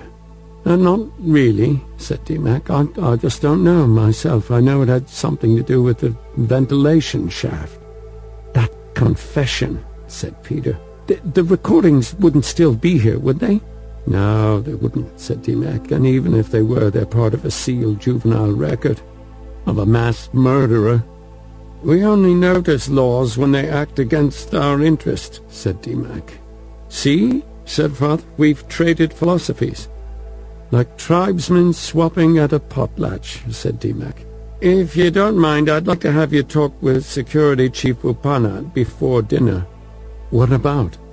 The colonists aren't a problem. They have a one-way flow and they can't easily communicate planet-side, but you're probably going to be recognized here. And even if you're not, it's hard to maintain a false story for long. Then let's not have a false story, said Peter. No, let's have a really good one, said Mother. Let's just not talk to anybody, said Father. Those are precisely the issues that Major Upanat wants to discuss with you. Once DeMac had left, they chose bunks at the back of the long room. Peter took a top bunk, of course, but while he was unloading his bags into the locker in the wall behind the bunk, Father discovered that each set of 6 bunks, 3 on each side, could be separated from the others by a privacy curtain. Has to be a retrofit, said Father. I can't believe they would let the kids seal themselves off from each other. How soundproof is this material? Asked Mother. Father pulled it around in a circular motion so it irised shut with him on the other side. They heard nothing from him. Then he dilated it open. Well, he asked. Pretty effective sound barrier, said Mother. You did try to talk to us, didn't you? Asked Peter. No, I was listening for you. Well, we were listening for you, John Paul, said Mother. No, I spoke. I didn't shout, but you couldn't hear me, right? Peter, said Mother, you just got moved to the next compartment over. That won't work when the colonists come through. You can come back and sleep in Mommy's and Daddy's room when the visitors come, said Mother. You'll have to walk through my room in order to get to the bathroom, said Peter. That's right, said Father. I know you're hegemon and should have the best room, but then we're not likely to walk in on you making love.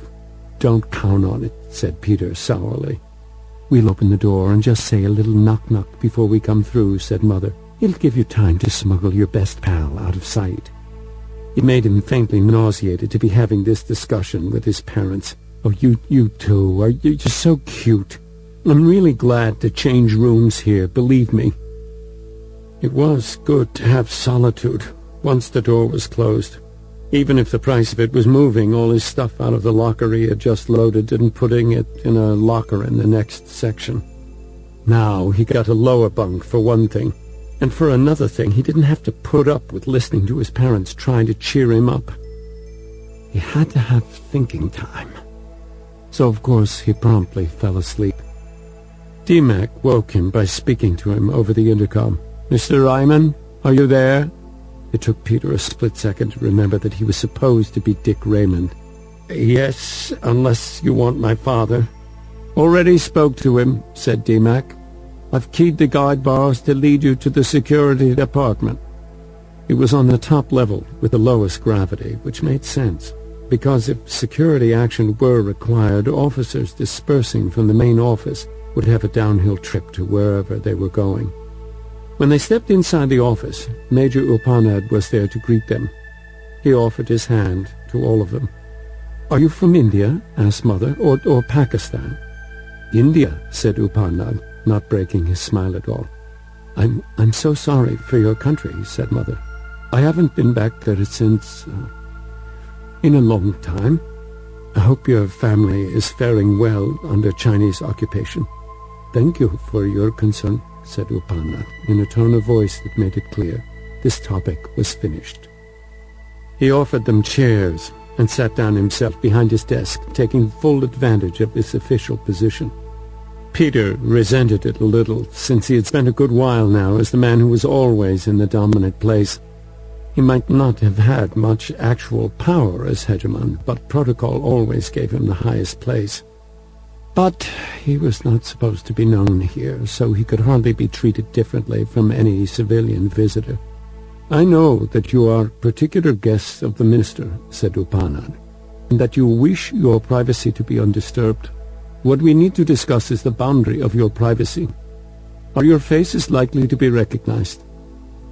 Possibly," said Peter. "Especially his," he pointed to his father. This was a lie, of course, and probably futile, but... "Ah," said Upanad, "and I assume your real names would be recognized." "Likely," said Father. "Certainly," said Mother, as if she were proud of the fact, and rather miffed that he had cast any doubt on it at all. "So, should meals be brought to you? Do we need to clear the corridors when you go to the bathroom?" Sounded like a nightmare to Peter. "Major Upanad, we don't want to advertise our presence here, but I'm sure your staff can be trusted to be discreet." "On the contrary," said Upanad, "discreet people make it a point not to take the staff's loyalty for granted." "Including yours?" asked Mother sweetly. "Since you have already lied to me repeatedly," said Upanad, "I think it's safe to say that you are taking no one's loyalty for granted." "Nevertheless," said Peter, "I'm not going to stay cooped up in that tube. I'd like to be able to use your library, I'm assuming you have one, and we can take our meals in the mess hall and use the toilet without inconveniencing others." "There, you see," said Upanad. "You are simply not security-minded." "We can't live here as prisoners," said Peter. "He didn't mean that," said Father. "He was talking about the way you simply announced the decision for the three of us. So much for me being the one most likely to be recognized." Upanad smiled. "The recognition problem is a real one," he said. "I knew you at once from the vids, Mr. Hegemon." Peter sighed and leaned back. "Your face is not as recognizable as if you were an actual politician," said Upanad. "They thrive on putting their faces before the public.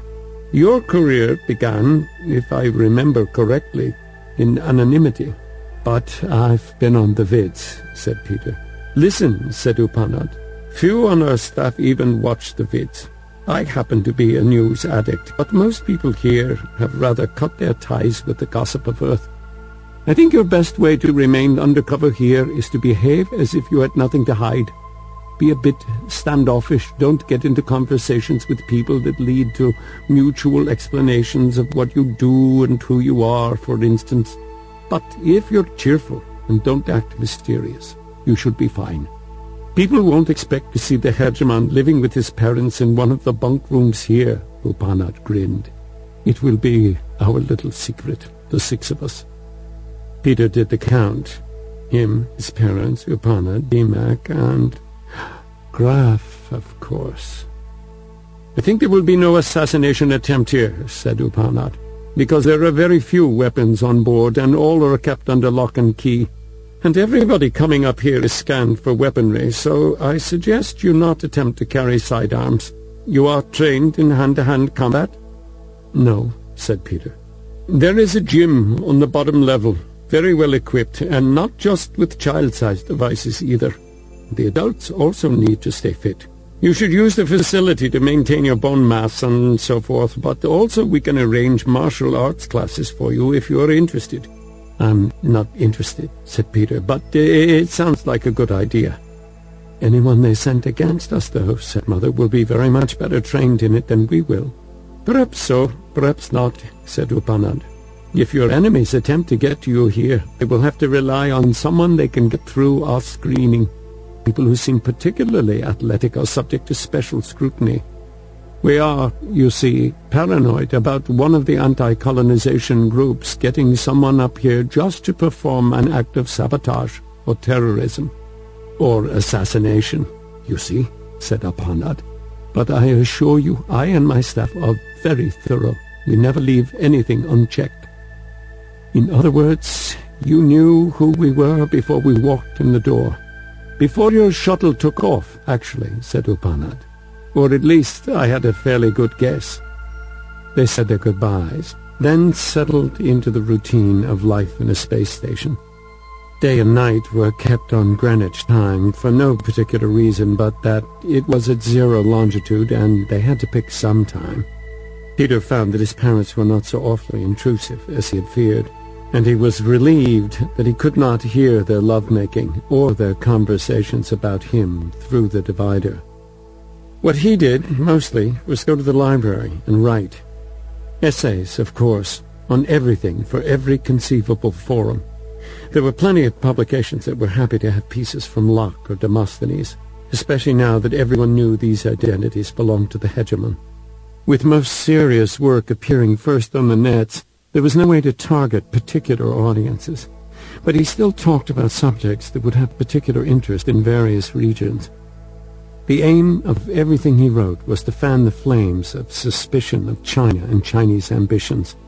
As Demosthenes, he wrote quite directly about the danger of allowing the conquest of India and Indochina to stand, with a lot of who's next rhetoric. Of course, he couldn't stoop to any serious rabble-rousing, because every word he said would be held against the hegemon. Life was so much easier when he was anonymous on the nets. As Locke, however, he wrote statesmanlike, impartial essays about problems that different nations and regions were facing. Locke almost never wrote against China directly, but rather took it for granted that there would be another invasion, and that long-term investments in probable target countries might be unwise, that sort of thing. It was hard work, because every essay had to be made interesting, original, important, or no one would pay attention to it. He had to make sure he never sounded like someone riding a hobby horse, rather the way Father had sounded when he started spouting off about his theories of group loyalty and character to DMAC. Though, to be fair, he'd never heard Father do that before. It still gave him pause and made him realize how easily Locke and Demosthenes, and therefore Peter Wiggin himself, could become at first an irritant, at last a laughingstock. Father called this process Stasinization, and made various suggestions for essay topics, some of which Peter used. As to what Father and Mother did with their days when they weren't reading his essays and commenting on them, catching errors, that sort of thing, well, Peter had no idea. Maybe Mother had found somebody's room to clean. Graf stopped in for a brief visit on their first morning there, but then was off again, returned to Earth, in fact, on the shuttle that had brought them.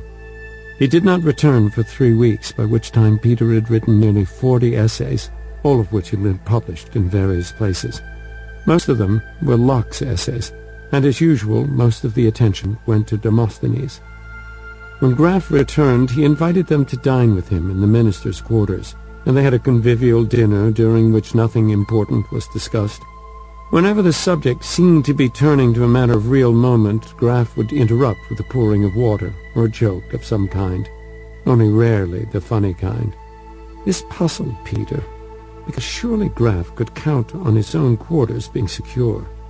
But apparently not, because after dinner he invited them on a walk, leading them quickly out of the regular corridors and into some of the service passages.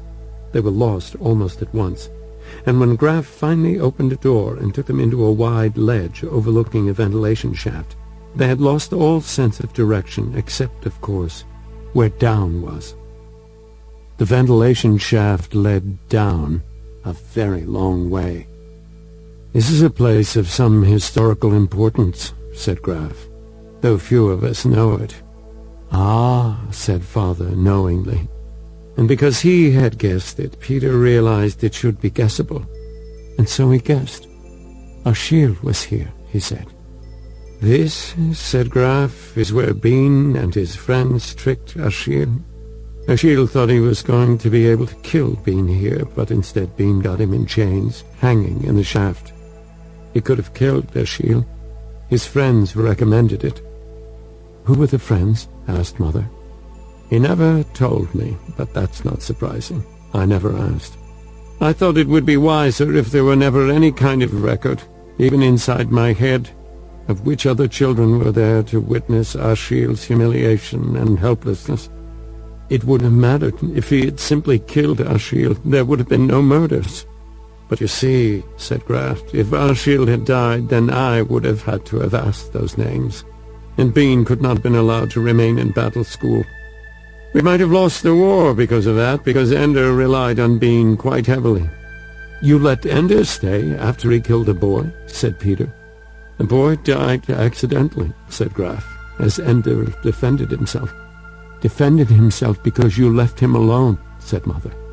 "I've already faced trial on those charges, and I was acquitted." "But you were asked to resign your commission," said Mother. "But I was then given this much higher position as Minister of Colonization. Let's not quibble over the past.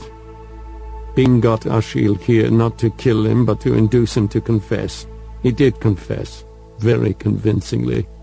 And because I heard him do it, I'm on his death list too." "Then why are you still alive?" asked Peter. "Because, contrary to widespread belief, Ashiel is not a genius, and he makes mistakes. His reach is not infinite, and his power can be blocked. He doesn't know everything. He doesn't have everything planned. I think half the time he's winging it, putting himself in the way of opportunity, seizing it when he sees it." "If he's not a genius, then why does he keep beating geniuses?" asked Peter. "Because he does the unexpected," said Graf. "He doesn't actually do things remarkably well. He simply does things that no one thought he would do. He stays a jump ahead. And our finest minds were not even thinking about him when he brought off his most spectacular successes. They thought they were civilians again when he had them kidnapped. Bean wasn't trying to oppose Ashiel's plans during the war. He was trying to find and rescue Petra. You see, I have Ashiel's test scores. He's a champion suck-up, and he's very smart, or he wouldn't have got here. He knew how to ace a psych test, for instance, so that his violent tendencies remained hidden from us when we chose him to come in the last group we brought to battle school. He's dangerous, in other words. But he's never had to face an opponent, not really. What the Formex faced, he's never had to face." "So you're confident," said Peter. "Not at all," said Graf. "But I'm hopeful." "You brought us here just to show us this place," said Father. "Actually, no. I brought you here because I came up early on the day and swept it personally for eavesdropping devices. Plus, I installed a sound damper here so that our voices are not carrying down the ventilation shaft."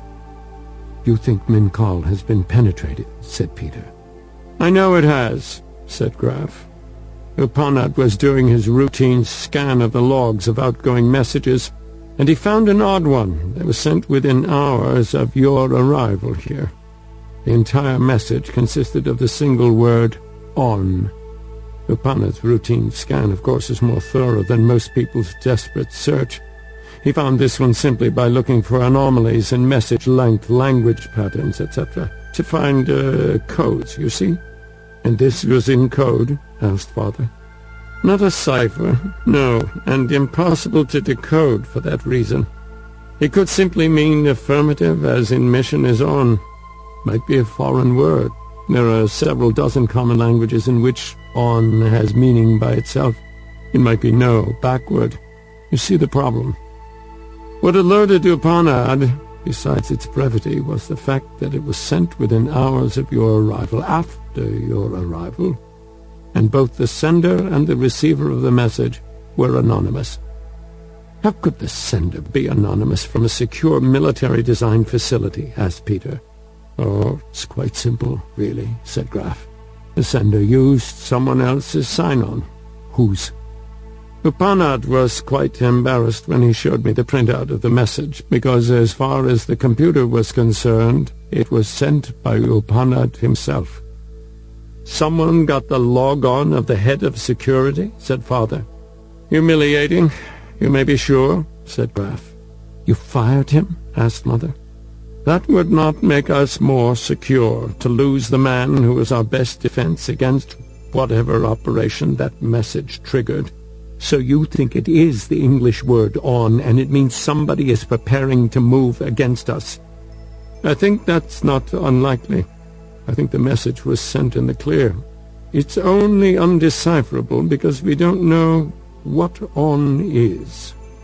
And you've taken into account, said Mother, the possibility that Upanad actually sent this message himself, and is using the fact that he told you about it as a cover for the fact that he's the perpetrator. Graf looked at her a long time, blinked, and then smiled. I was telling myself, suspect everybody, but now I know what a truly suspicious person is. Peter hadn't thought of it either, but now it made perfect sense. Still, let's not leap to conclusions either, said Graf. The real sender of the message might have used Major Upanad's sign-on precisely so that the Chief of Security would be our prime suspect. How long ago did he find this message? Asked Father. Couple of days, said Graf. I was already scheduled to come, so I stuck to my schedule. No warnings? No, said Graf. Any departure from routine would let the sender know his signal was discovered and, perhaps interpreted, would lead him to change his plans. So what do we do? Asked Peter. First, said Graf, I apologize for thinking you'd be perfectly safe here. Apparently our shield's reach, or perhaps China's, is longer than we thought. So do we go home? Asked Father. Second, said Graf, we can't do anything that would play into their hands. Going home right now before the threat can be identified and neutralized would expose you to greater danger. A betrayer could give another signal that would tell them when and where you are going to arrive on Earth, what your trajectory of descent is going to be, that sort of thing. Who would risk killing the hegemon by downing a shuttle? Said Peter. The world would be outraged, even the people who'd be happy to see me dead. Anything we do that changes our pattern would let the traitor know his signal was intercepted. It might rush the project, whatever it is, before we're ready. No, I'm sorry to say this, but our best course of action is to wait. And what if we disagree? Said Peter. Then I'll send you home on the shuttle of your choosing, and pray for you all the way down. You'd let us go. You're my guest, said Graf. Not my prisoner. Then let's test it, said Peter. We're leaving on the next shuttle, the one that brought you. When it goes back, we'll be on it. It's too soon, said Graf. We have no time to prepare, and neither does he. I suggest, said Peter, that you go to Upanad and make sure he knows he has got to put a complete blanket of secrecy on our imminent departure. He's not even to tell Dimak. But if he's the one, said Mother, then he can't send a signal, said Peter, unless he can find a way to let the information slip out and become public knowledge on the station. That's why it's vital, Minister Graf, that you remain with him at all times after you tell him. So if it's him, he can't send the signal. But it's probably not him, said Graf, and now you've let everybody know. But now we'll be watching for the outgoing message. Unless they simply kill you as you're boarding the shuttle, then our worries will be over, said Peter. But I think they won't kill us here because this agent of theirs is too useful to them, or to our shield, depending on whose man he is, for them to use him up completely on this operation. Graf pondered this. So we watch to see who might be sending the message, and you have agents stationed at the landing point on Earth to see if they can spot a would-be assassin. I can do that, said Graf. One tiny problem, though. What's that? Said Peter. You can't go. Why can't I? Said Peter. Because your one-man propaganda campaign is working. The people who read your stuff have drifted more strongly into the anti-China camp. Still a fairly slight movement, but it's real. I can write my essays there, said Peter. In danger and being killed at any moment, said Graf. That could happen here, too, said Peter. Well, but you yourself said it was unlikely. Let's catch the mole who's working your station, said Peter, and send him home. Meanwhile, we're heading for Earth. It's been great being here, Minister Graf, but we've got to go. He looked at his mother and father. Absolutely, said Father. Do you think, said Mother, that when we get back to Earth we can find a place with little tiny beds? Like these? She clung more tightly to Father's arms. It's made us so much closer as a family.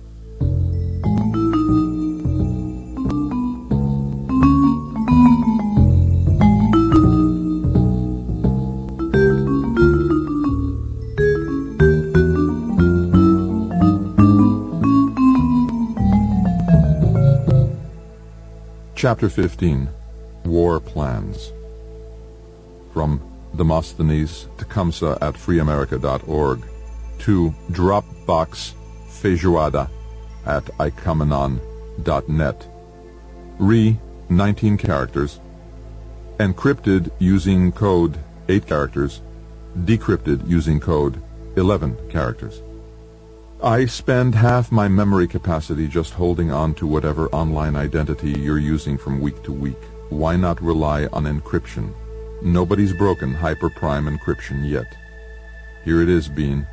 Those stones in India? Virlomi started it, of course. Got a message from her. Now you are not in cesspool, can communicate again, have no email here. Stones are mine. Back on bridge soon. War in earnest. Post to me only this site. Pickup name Bridge Girl. Password not stepstool. At least I think that's what stones are mine means. And what does password not stepstool mean? That the password is not stepstool? Or that the password is not stepstool? In which case it's probably not aardvark either, but how does that help? Anyway, I think she's offering to begin war in earnest inside India. She can't possibly have a nationwide network, but then maybe she doesn't need one. She was certainly enough in tune with the Indian people to get them all piling stones in the road, and now the whole stone wall business has taken off. Lots of skirmishes between angry, hungry citizens and Chinese soldiers. Trucks hijacked, sabotage of Chinese offices proceeding apace. What can she do more than is already happening?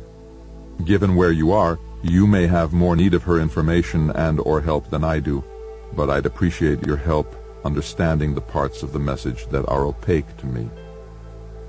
From Lost Ebo Boy, Navy at icamanon.net to Demosthenes Tecumseh at freeamerica.org. Blank. Encrypted using code 8 characters. Decrypted using code 11 characters. Here's why I keep changing identities. First, they don't have to decrypt the message to get information if they see patterns in our correspondence. It would be useful for them to know the frequency and timing of our correspondence and the length of our messages. Second, they don't have to decrypt the whole message. They only have to guess our encrypt and decrypt codes, which I bet you have written down somewhere because you don't actually care whether I get killed because you're too lazy to memorize. Of course, I mean that in the nicest possible way, oh right honorable Mr. Hegemon. Here's what Virlomi meant. Obviously, she intended that you not be able to understand the message and correspond with her properly unless you talk to me or Suri. That means she doesn't trust you completely. My guess is that if you wrote to her and left a message using the password not stepstool, she'd know that you hadn't talked to me. You don't know how tempting it was just to leave you with that guess. When we picked her up from that bridge near the Burmese border, she boarded the chopper by stepping on Suryawang's back as he lay prostrate before her. The password is not stepstool. It's the real name of her stepstool. And she's going to be back at that bridge, which means she's made her way across India to the Burmese border, where she'll be in a position to disrupt Chinese supply of their troops in India, or conversely, Chinese attempts to move their troops out of India and back into China or Indochina.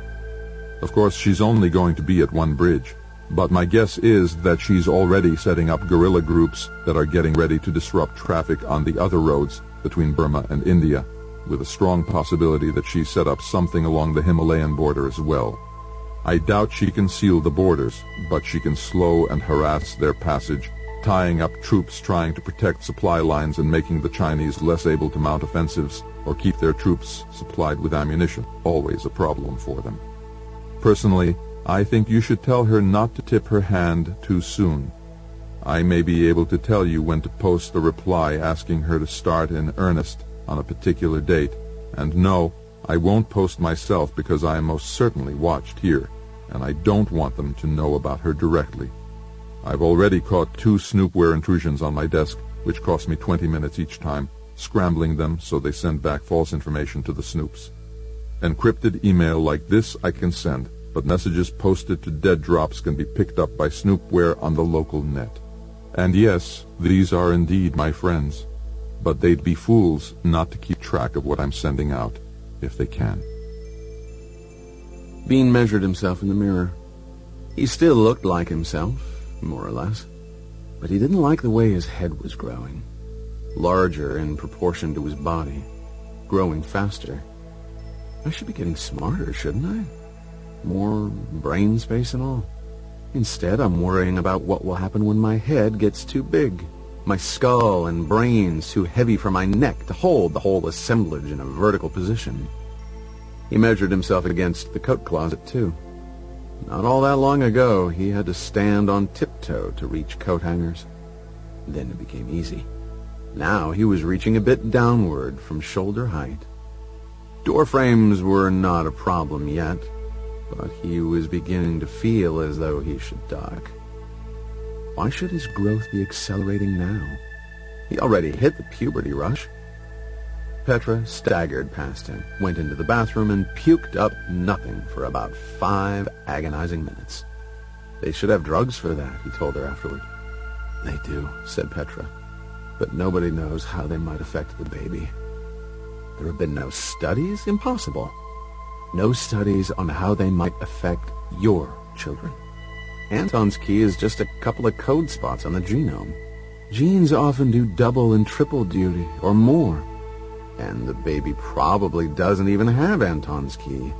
And it's not healthy for the baby if you can't keep any food down. This won't last forever, said Petra. And I'll get fed intravenously if I have to. I'm not doing anything to endanger this baby, Bean. Sorry if my puking ruins your appetite for breakfast. Nothing ruins my appetite for breakfast, said Bean. I'm a growing boy. She retched again. Sorry, said Bean. I don't do this, she whispered miserably, because your jokes are so bad. No, said Bean. It's 'cause my genes are. She retched again, and he left the room, feeling guilty about leaving, but knowing he'd be useless if he stayed. She wasn't one of those people who need petting when they're sick. She preferred to be left alone in her misery. It was one of the ways they were alike. Sort of like injured animals that slink off into the woods to get better, or die alone. Alai was waiting for him in the large conference room. Chairs were gathered around a large holo on the floor, where a map was being projected of the terrain and militarily significant roads of India and western China. By now the others were used to seeing Bean there, though there were some who still didn't like it. But the Caliph wanted him there. The Caliph trusted him. They watched as the known locations of Chinese garrison troops were brought up in blue, and then the probable locations of mobile forces and reserves in green. When he first saw this map, Bean made the faux pas of asking where they were getting their information. He was informed, quite coldly, that both Persia and the Israeli-Egyptian consortium had active satellite placement programs, and their spy satellites were the best in orbit. We can get the blood type of individual enemy soldiers, said Alai with a smile. An exaggeration, of course, but then Bean wondered, some kind of spectroanalysis of their sweat? Not possible. Alai was joking. not boasting. Now Bean trusted their information as much as they did, because of course he had made discreet inquiries through Peter and through some of his own connections. Putting together what Vlad could tell him from Russian intelligence and what Crazy Tom was giving him from England, plus Peter's American sources, it was clear that the Muslims, the Crescent League, had everything the others had, and more. The plan was simple. Massive troop movements along the border between India and Pakistan, bringing Iranian troops up to the front. This should draw a strong Chinese response, with their troops also concentrated along that border. Meanwhile, Turkic forces were already in place on, and sometimes inside, China's western border, having traveled over the past few months in disguise as nomads. On paper, the western region of China looked like ideal country for tanks and trucks, but in reality, fuel supply lines would be a recurring nightmare. So the first wave of Turks would enter as cavalry, switching to mechanized transport only when they were in a position to steal and use Chinese equipment. This was the most dangerous aspect of the plan, Bean knew. The Turkic armies, combining forces from the Hellespont to the Aral Sea and the foothills of the Himalayas, were equipped like raiders, yet had to do the job of an invading army. They had a couple of advantages that might compensate for their lack of armor and air support. Having no supply lines meant the Chinese wouldn't have anything to bomb at first.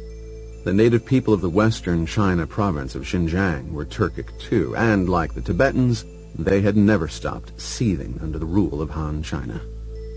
Above all, the Turks would have surprise and numbers on their side during the crucial first days. The Chinese garrison troops were all massed on the border with Russia. Until those forces could be moved, the Turks should have an easy time, striking anywhere they wanted, taking out police and supply stations, and with luck, every airfield in Xinjiang. By the time Chinese troops moved off the Russian border and into the interior to deal with the Turks, the fully mechanized Turkish troops would be entering China from the west. Now there would be supply lines to attack, but deprived of their forward air bases and forced to face Turkish fighters which would now be using them, China would not have clear air superiority. Taking under-defended air bases with cavalry was just the sort of touch Bean would have expected from Ally. They could only hope that Hansa would not anticipate Ally having complete authority over the inevitable Muslim move. But the Chinese would have to be crazy not to be planning to defend against a Muslim invasion. At some point it was hoped that the Turks would do well enough that the Chinese would be forced to begin shifting troops from India north into Xinjiang. Here the terrain favored Ally's plan, for while some Chinese troops could be airlifted over the Tibetan Himalayas, the Tibetan roads would be disrupted by Turkic demolition teams, and the Chinese troops would all have to be moved eastward from India, around the Himalayas, and into western China from the east rather than the south. It would take days, and when the Muslims believed that the maximum number of Chinese troops were in transit, where they could not fight anybody, they would launch the massive invasion over the border between Pakistan and India. So much depended on what the Chinese believed. At first, the Chinese had to believe that the real assault would come from Pakistan, so that the main Chinese force would remain tied up on that frontier. Then, at a crucial point, several days into the Turkic operation, the Chinese had to be convinced that the Turkic front was, in fact, the real invasion. They had to be so convinced of this that they would withdraw troops from India, weakening their forces there. How else does an inexperienced 3 million-man army defeat an army of 10 million veterans? They went through contingency plans for the several days following the commitment of Muslim troops in Pakistan, but Bean knew, as did Ally, that nothing that happened after the Muslim troops began crossing the Indian border could be predicted. They had plans in case the invasion failed utterly, and Pakistan had to be protected at fallback positions well inside the Pakistani border. They had plans for dealing with a complete rout of the Chinese forces, not likely, as they knew, but in the most likely scenario, a difficult back-and-forth battle across a 1,000-mile front, plans would have to be improvised to take advantage of every turn of events. "So," said Alai, "that is the plan. Any comments?" Around the circle, one officer after another voiced his measured confidence. This was not because they were all yes-men, but because Alai had already listened carefully to the objections they raised before and had altered the plans to deal with those he thought were serious problems. Only one of the Muslims offered any objection today, and it was the one non-military man, Lenkovsky, whose role, as best Bean could tell, was halfway between minister without portfolio and chaplain. "I think it is a shame," he said, "that our plans are so dependent upon what Russia chooses to do."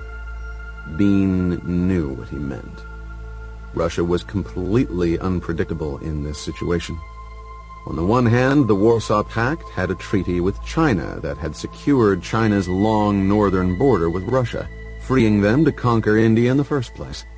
On the other hand, the Russians and Chinese had been rivals in this region for centuries, and each believed the other held territory that was rightfully theirs. And there were unpredictable personal issues as well. How many loyal servants of Ashiel were still in positions of trust and authority in Russia?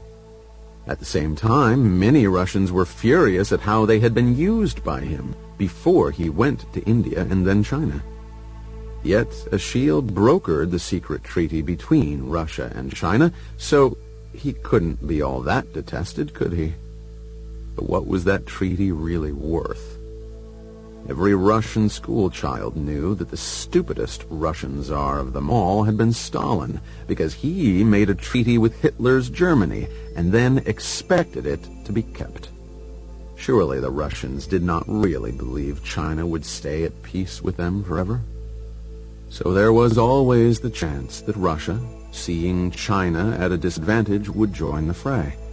The Russians would see it as a chance to seize territory and to preempt the inevitable Chinese betrayal of them. That would be a good thing, if the Russians attacked in force but were not terribly successful. It would bleed Chinese troops from the battle against the Muslims. But it would be a very bad thing if Russia did too well or too badly. Too well, and they might slice down through Mongolia and seize Beijing. Then the Muslim victory would become a Russian one. Alai did not want to have Russia in a dominant role in the peace negotiations.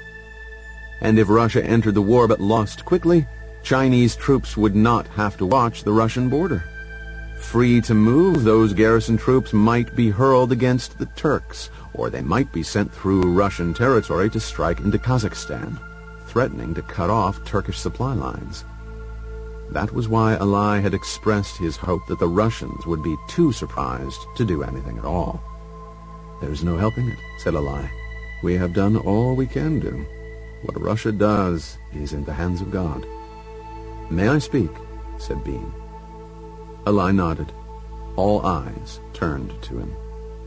At previous meetings, Bean had said nothing, preferring to talk with Alai in private, where he did not risk committing an error in the way he spoke to the Caliph. "When you have committed to battle," said Bean, "I believe I can use my own contacts and persuade the hegemon to use his to urge Russia to pursue whatever course you think most advisable." Several of the men shifted uncomfortably in their chairs. "Please reassure my worried friends here," said Alai, "that you have not already been in discussion with the hegemon or anyone else about our plans." "The opposite is true," said Bean. "You are the ones who are preparing to take action. I have been providing you with all the information I learned from them. But I know these people and what they can do. The hegemon has no armies, but he does have great influence on world opinion. Of course, he will speak in favor of your action, but he also has influence inside Russia, which he could use either to urge intervention or to argue against it. My friends, also." Bean knew that Alai knew that the only friend worth mentioning was Vlad. and Vlad had been the only one of the kidnapped members of Ender's Geesh to join with Ashiel and take his side. Whether that had been because he had truly become a follower of Ashiel, or because he thought Ashiel was acting in the interest of Mother Russia, Bean still had not figured out. Vlad provided him with information sometimes, but Bean always looked for a second source before he fully trusted it. "Then I will tell you this," said Alai.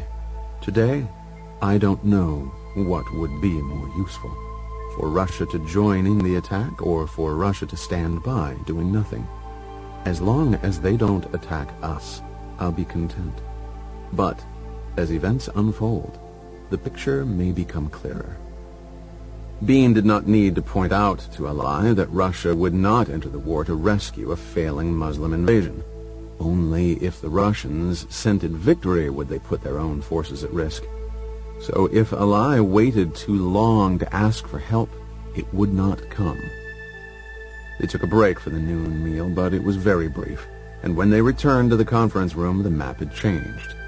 There was a third part of the plan, and Bean knew that this was the one that Alai was least certain about. For months now, Arab armies from Egypt, Iraq, and every other Arab nation had been transported on oil tankers from Arab ports to Indonesia. The Indonesian Navy was one of the most formidable in the world, and its carrier-based air force was the only one in the region that rivaled the Chinese in equipment and armament.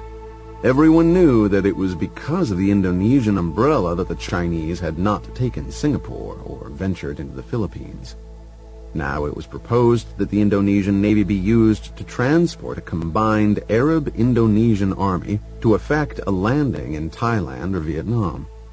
Both nations were filled with people who longed for deliverance from the Chinese conquerors. When the plans for the two possible landing sites had been fully laid out, Alai did not ask for criticisms. He had his own. "I think in both cases, our plans for the landing are excellent. My misgiving is the same one I've had all along. There is no serious military objective there to be achieved. The Chinese can afford to lose battle after battle there, using only their available forces, retreating farther and farther, while waiting to see the outcome of the real war. I think the soldiers we sent there would risk dying for no good purpose. It's too much like the Italian campaign in World War II. Long, slow, costly, and ineffective, even if we win every battle." The Indonesian commander bowed his head. "I am grateful for the Caliph's concern for the lives of our soldiers. But the Muslims of Indonesia could not bear to stand by while their brothers fight. If these objectives are meaningless, find us something meaningful to do." One of the Arab officers added his agreement. "We've committed our troops to this operation. Is it too late, then, to bring them back and let them join with the Pakistanis and Iranians in the liberation of India? Their numbers might make a crucial difference there." "The time draws close for the weather to be at its best for our purposes," said Alai. "There's no time to bring back the Arab armies. But I can see no value in sending soldiers into battle for no better reason than solidarity, or delaying the invasion in order to bring the Arab armies into a different theater of war. If it was a mistake to send them to Indonesia, the mistake is my own." They murmured their disagreement. They could not agree with blaming the Caliph for any mistakes. At the same time, Bean knew that they appreciated knowing they were led by a man who did not blame others. It was part of the reason they loved him. Alai spoke over their objections. "I have not decided yet whether to launch the Third Front. But if we do launch it, then the objective we should plan for is Thailand, not Vietnam. I realize the risks of leaving the fleet exposed for a longer time at sea. We will have to count on the Indonesian pilots to protect their ships. I choose Thailand because it is a more coherent country, with terrain more suitable for a swift conquest. In Vietnam, we would have to fight for every inch of territory, and our progress would look slow on the map. The Chinese would feel safe. In Thailand, our progress will look very quick and dangerous. As long as they forget that Thailand is not important to them in the overall war, it might cause them to send troops there to oppose us. After a few more niceties, the meeting ended. One thing that no one mentioned was the actual date of the invasion. Bean was sure that one had been chosen and that everyone in the room but him knew what it was. He accepted that. It was the one piece of information which she had no need to know, and the most crucial one to withhold from him if he could not be trusted after all. Back in their room, Bean found Petra asleep. He sat down and used his desk to access his email and check a few sites on the nets. He was interrupted by a light knock on the door. Petra was instantly awake. Pregnant or not, she still slept like a soldier, and she was at the door before Bean could shut down his connection and step away from the table. Lankovsky stood there, looking apologetic and regal, a combination that only he could have mastered. "If you will forgive me," he said, "our mutual friend wishes to speak with you in the garden." "Both of us?" asked Petra. "Please, unless you are too ill." Soon they were seated on the bench beside Eli's garden throne, though, of course, he never called it that, referring to it only as a chair. "I'm sorry, Petra, that I couldn't bring you into the meeting. Our Crescent League is not recidivist, but it would make some of them too uncomfortable to have a woman present at such meetings." "Eli, do you think I don't know that?" she said. "You have to deal with the culture around you." "I assume that Bean has acquainted you with our plans." "I was asleep when he returned to the room," said Petra. "So anything that's changed since last time, I don't know." "I'm sorry then, but perhaps you can pick up what's happening from the context, because I know Bean has something to say, and he didn't say it yet." "I saw no flaw in your plans," said Bean. "I think you've done everything that could possibly be done, including being smart enough not to think you can plan what will happen once battle has been joined in India. But such praise is not what I saw on your face," said Eli. "I didn't think my face was readable," said Bean. "It isn't," said Eli. "That's why I'm asking you." "We've received an offer that I think you'll be glad of," said Bean. "From?" "I don't know if you ever knew Verlomi," said Bean. "Battle school?" "Yes." "Before my time, I think. I was a young boy and paid no attention to girls anyway." He smiled at Petra. "Weren't we all?" said Bean. "Verlomi was the one who made it possible for me and Suryawong to retrieve Petra from Hyderabad and save the Indian battle school graduates from being slaughtered by a Shield." "She has my admiration, then," said Eli. "She's back in India. All that building of stone obstacles, the so-called Great Wall of India, apparently she's the one who started that." Now Eli's interest looked like more than mere politeness. "Peter received a message from her. She has no idea about you and what you're doing, and neither does Peter, but she sent the message in language that he couldn't understand without conferring with me. A very careful and wise thing for her to do, I think." They exchanged smiles. "She is in place in the area of a bridge spanning one of the roads between India and Burma. She may be able to disrupt one, many, or even all of the major roads leading between India and China." Eli nodded. "It would be a disaster, of course," said Bean, "if she acted on her own and cut the roads before the Chinese are able to move any troops out of India. In other words, if she thinks the real invasion is the Turkish one, then she might think her most helpful role would be to keep Chinese troops in India. Ideally, what she would do is wait until they start trying to move troops back into India and then cut the roads, keeping them out."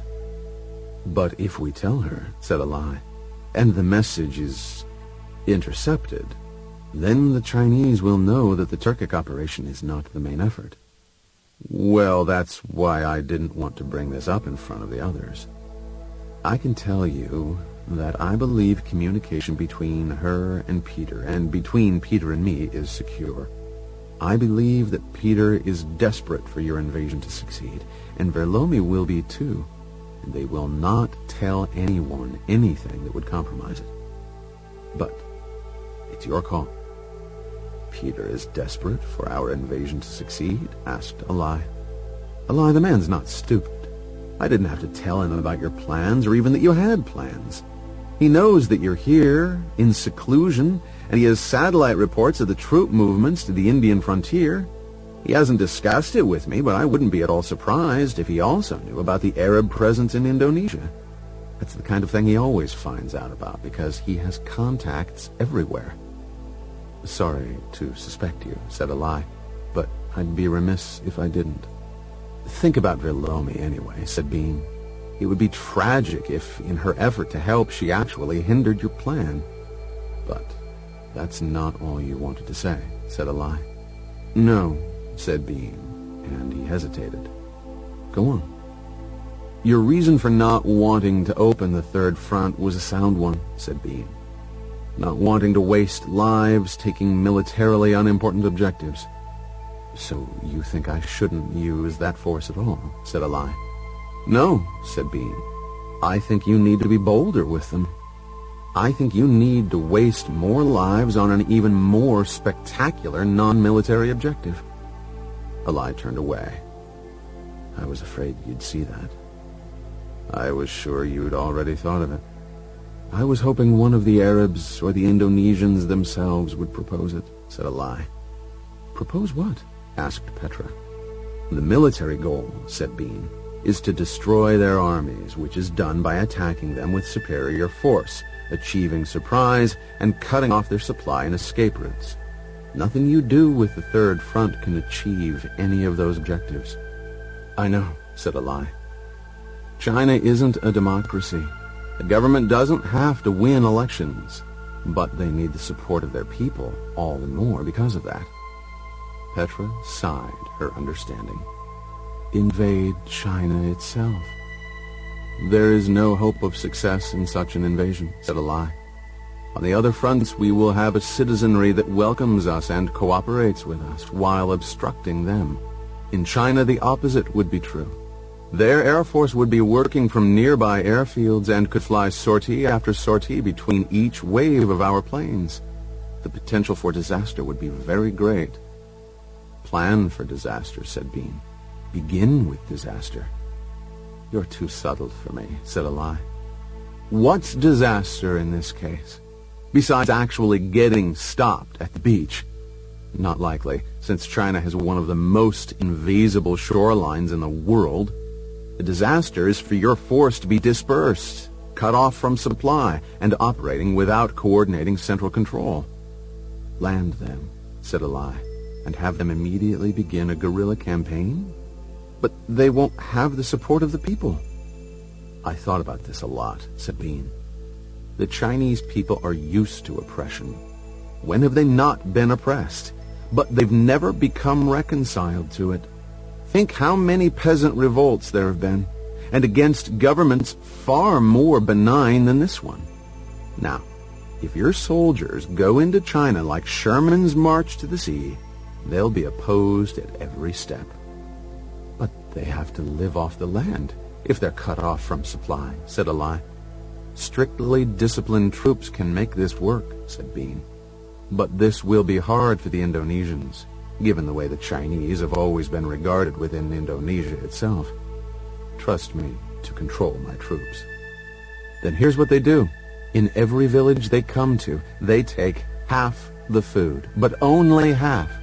They make a big point of leaving the rest, and you tell them it's because Allah did not send you to make war against the Chinese people. If you had to kill anybody to get control of the village, apologize to the family or to the whole village if it was a soldier who died. Be the nicest invaders they've ever imagined. Oh, said Alai, that's asking a lot from mere discipline. Petra was getting the vision of this. Maybe if you quote to your soldiers that passage from the Elevated Places, where it says, maybe your Lord will destroy your enemy and make you rulers in the land. Then he will see how you act. Alai looked at her in genuine consternation. You quote the Koran to me? I thought the verse was appropriate, she said. Isn't that why you had them put it in my room, so I'd read it? Alai shook his head. Lankovsky gave you the Koran. And she read it, added Bean. We're both surprised. It's a good passage to use, said Alai. Maybe God will make us rulers in China. Let's show from the start that we can do it justly and righteously. The best part of the plan, said Bean, is that the Chinese soldiers will come right afterward, and fearing that their own armies will be left without supplies, or in the effort to deprive your army of further provender, they will probably seize all the rest of the food. Alai nodded, smiled, then laughed.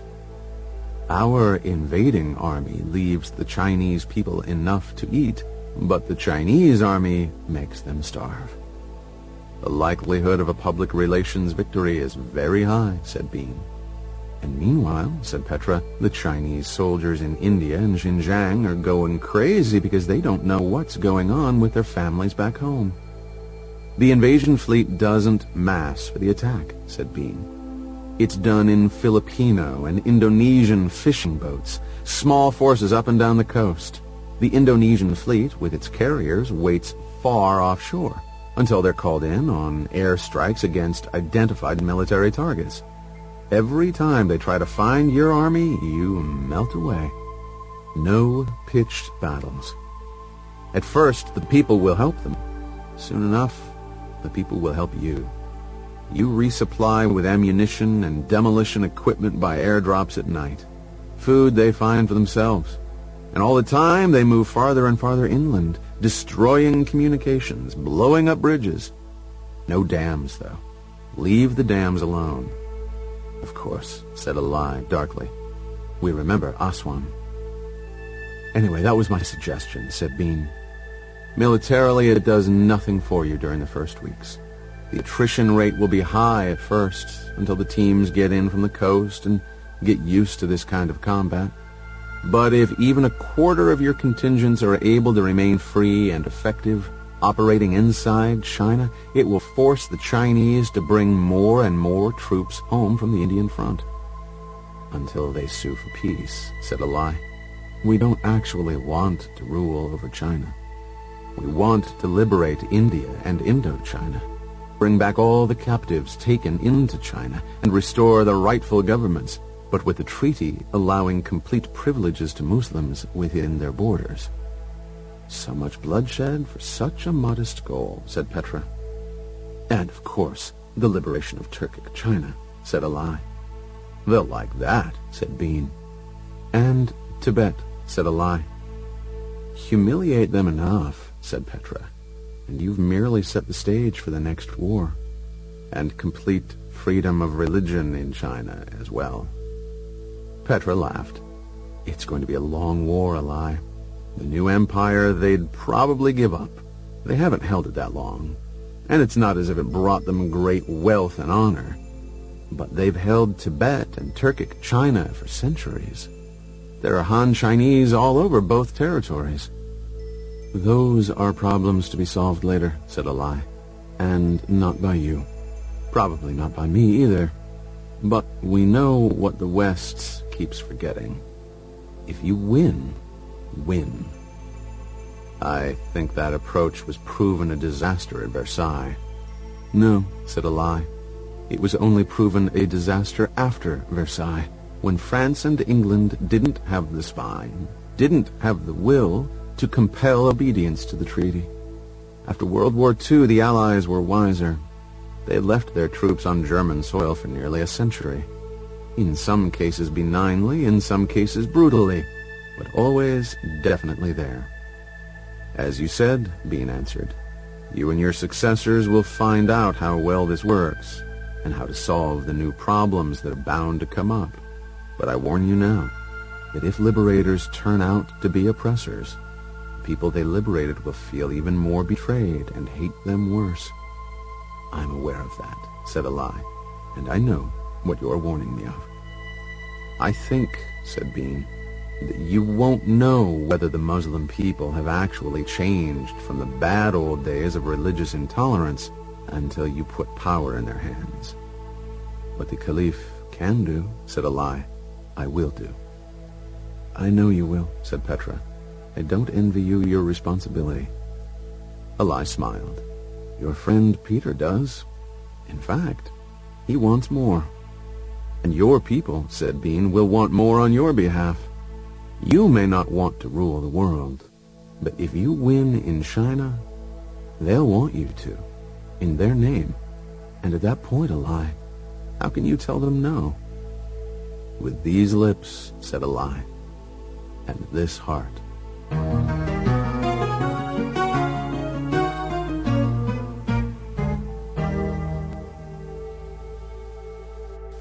Chapter 16. Traps. To lock Erasmus at polnet.gov from sandwater at arabnet.net. Invitation to a party. You don't want to miss this one. Kamal upstairs thinks he's the whole show, but when Shaw and Pack get started in the basement, that's when the fireworks start. I say, wait for the downstairs party before you pop any corks. John Paul, said Teresa Wiggin quietly, I don't understand what Peter's doing here. John Paul closed his suitcase. That's the way he likes it. We're supposed to be doing this secretly, but he asked us not to talk about it in here. John Paul put his finger to his lips, then picked up her suitcase as well as his, and started on the long walk to the bunk room door. Teresa could do nothing but sigh and follow him. After all they'd been through with Peter, you'd think he could confide in them. But he still had to play these games where nobody knew everything that was going on but him. It was only a few hours since he had decided they were going to leave on the next shuttle, and supposedly they were supposed to keep it an absolute secret. So what does Peter do? Asks practically every member of the permanent station crew to do some favor for him, run some errand. And you've got to get it to me by 1800. They weren't idiots. They all knew that 1800 was when everyone going on the next flight had to board for a 1900 departure. So this great secret had been leaked, by implication, to everybody on the crew. And yet he still insisted that they not talk about it, and John Paul was going along with him. What kind of madness was this? Peter was clearly not being careless. He was too systematic for it to be an accident. Was he hoping to catch someone in the act of transmitting a warning to a shield? Well, what if, instead of a warning, they just blew up the shuttle? Maybe that was the operation, to sabotage whatever shuttle they were going home on. Did Peter think of that? Of course he did. It was in Peter's nature to think of everything. Or at least, it was in Peter's nature to think he had thought of everything. Out in the corridor, John Paul kept walking too quickly for her to converse with him, and when she tried anyway, he put his fingers to his lips. "It's okay," he murmured. At the elevator to the hub of the station where the shuttles docked, DeMac was waiting for them. He had to be there because their palms would not activate the elevator. "I'm sorry we'll be losing you so soon," said DeMac. "You never did tell us," said John Paul, "which bunk room was Dragon Army's." "Oh, Ender never slept there anyway," said DeMac. "He had a private room. Commanders always did. Before that he was in several armies, but too late now anyway," said John Paul. The elevator door opened. DeMac stepped inside, held the door for them, palmed the controls, and entered the code for the right flight deck. Then he stepped back out of the elevator. "Sorry I can't see you off, but Colonel... the minister suggested I shouldn't know about this." John Paul shrugged. The elevator doors closed, and they began their ascent. "Johnny P.," said Teresa. "If we're so worried about being bugged, what was that about, talking so openly with him?" "He carries a damper," said John Paul. "His conversations can't be listened to. Ours can, and this elevator is definitely bugged." "What? Upanad told you that?" It would be insane to set up security in a tube like this station without bugging the funnel through which everybody has to pass to get inside. Well, excuse me for not thinking like a paranoid spy. I think that's one of your best traits. She realized that she couldn't say anything she was thinking, and not just because it might be overheard by Upanat's security system. I hate it when you deal with me. Okay, what if I handle you instead? Suggested Jean Paul, leering just a little. If you weren't carrying my bag for me, said Teresa, I'd tickle me. You aren't in on this any more than I am, said Teresa, but you act as if you know everything. Gravity had quickly faded, and now she was holding onto the side rail as she hooked her feet under the floor rail. I've guessed some things, said Jean Paul. For the rest, all I can do is trust. He really is a very smart boy. Not as smart as he thinks, said Teresa. But a lot smarter than you think, said Jean Paul. I suppose your evaluation of his intelligence is just right. Such a Goldilocks line. Makes me feel so ursine. Why can't you just say bear-like? Because I know the word ursine, and so do you, and it's fun to say. The elevator doors opened. Carry your bag for you, ma'am, said Jean Paul. If you want, she said, but I'm not going to tip you. Oh, you really are upset, he murmured. She pulled herself past him as he started tossing bags to the orderlies. Peter was waiting at the shuttle entrance. Cut it rather fine, didn't we? He said. Is it 1800? Asked Teresa. A minute before, said Peter. Then we're early, said Teresa. She sailed past him, too, and on into the airlock. Behind her she could hear Peter saying, "What's got into her?" and Jean Paul answering, "Later." It took a moment to reorient herself once she was inside the shuttle. She couldn't shake the sensation that the floor was in the wrong place. Down was left and in was out, or some such thing. But she pulled herself by the handholds on the seat backs until she had found a seat, an aisle seat, to invite other passengers to sit somewhere else.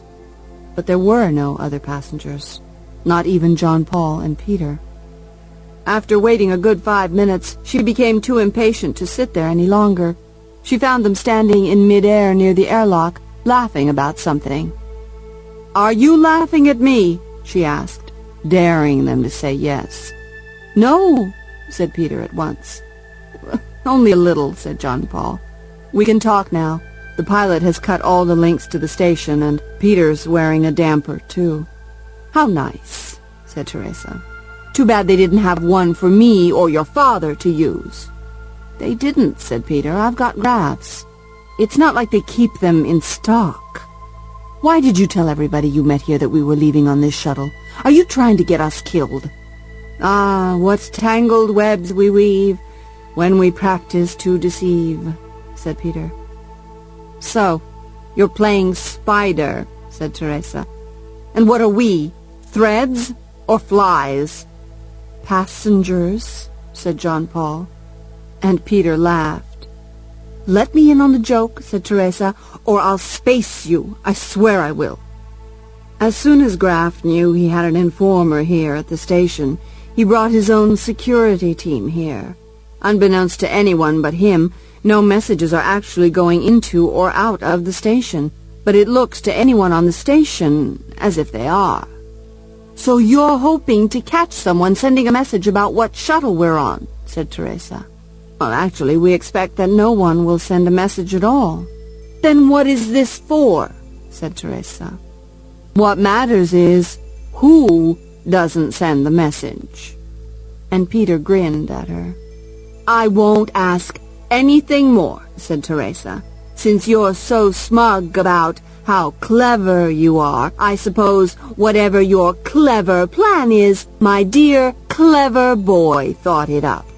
And people say Demosthenes has a sarcastic streak," said Peter.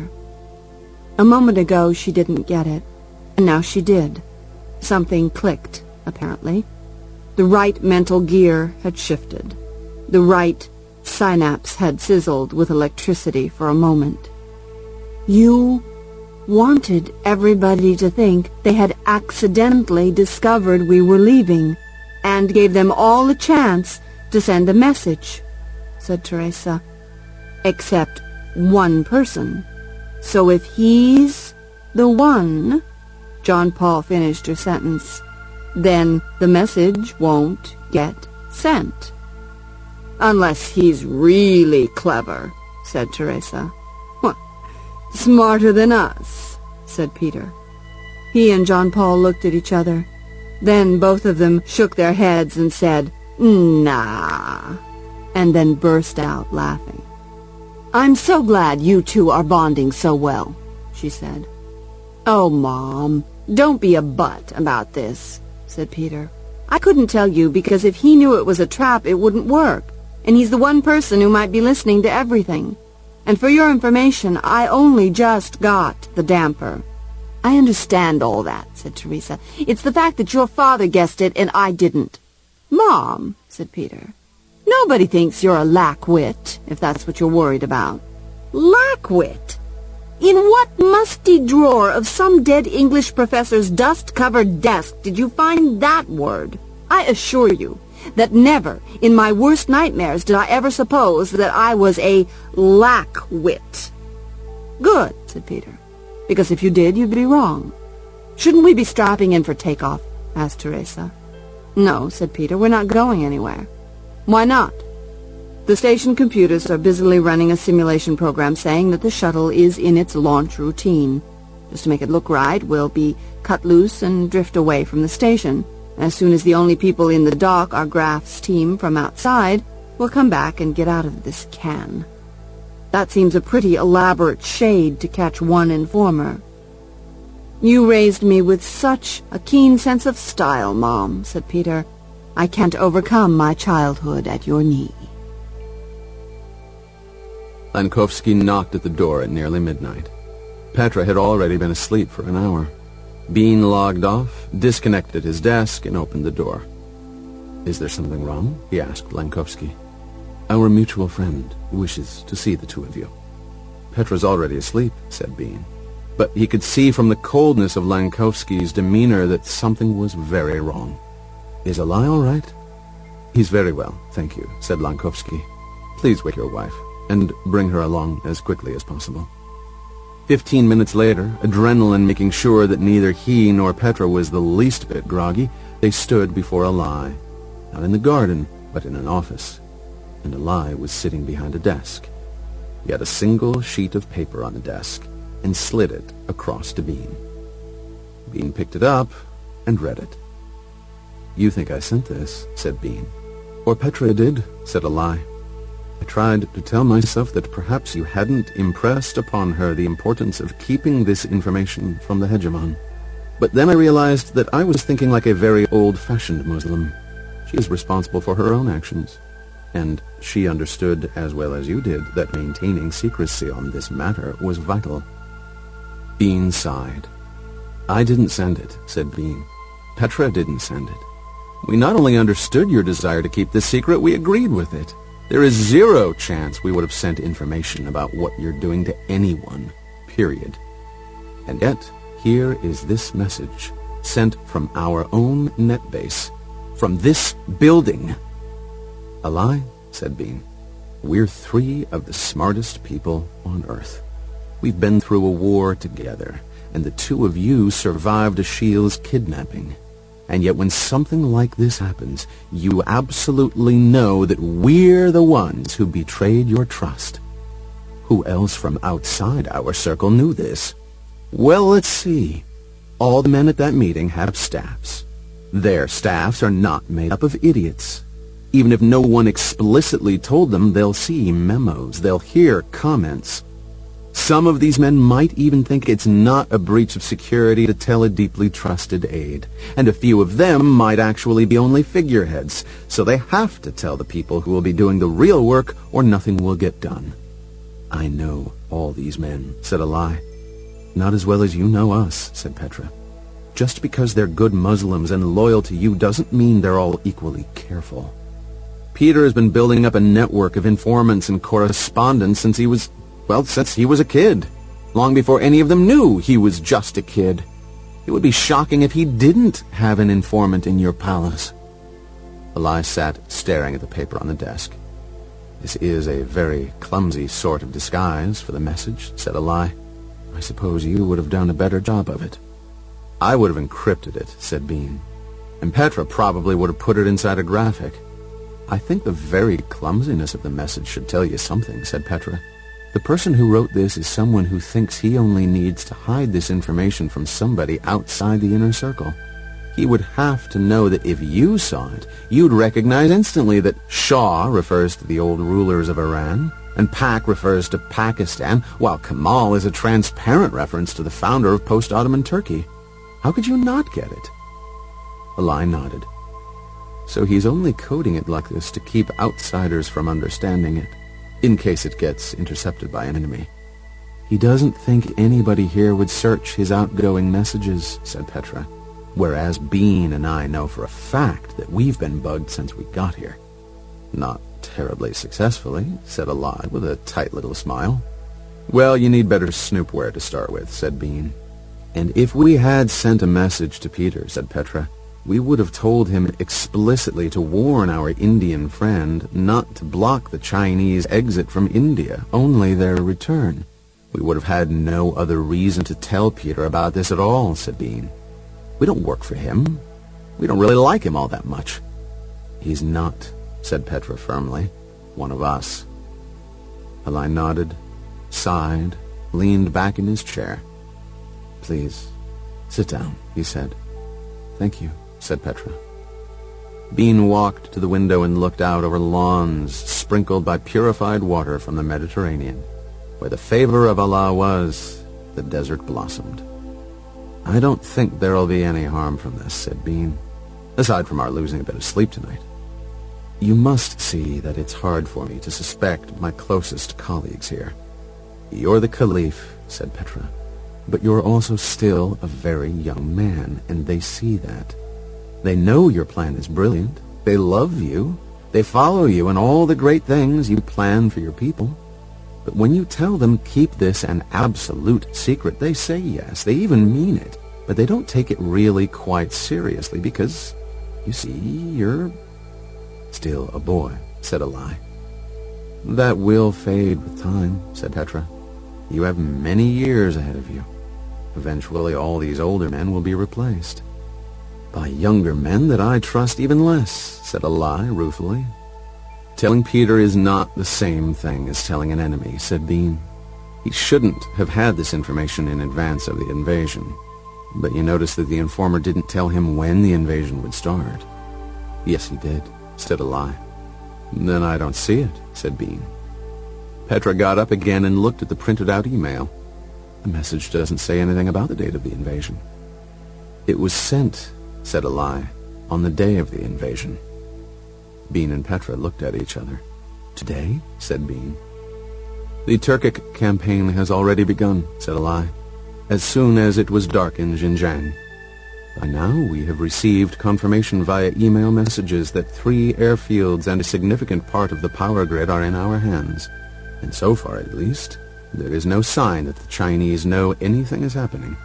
It's going better than we could have hoped. It's begun, said Bean. So it was already too late to change the plans for the Third Front. No, it wasn't, said Alai.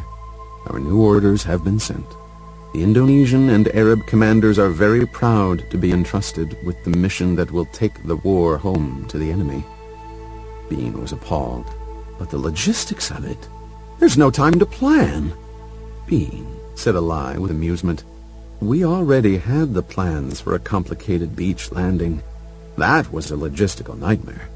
Putting 300 separate forces ashore at different points on the Chinese coast, under cover of darkness 3 days from today, and supporting them with air raids and airdrops. My people can do that in their sleep.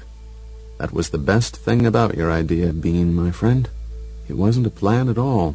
It was a situation, And the whole plan is for every individual commander to improvise ways to fulfill the mission objectives.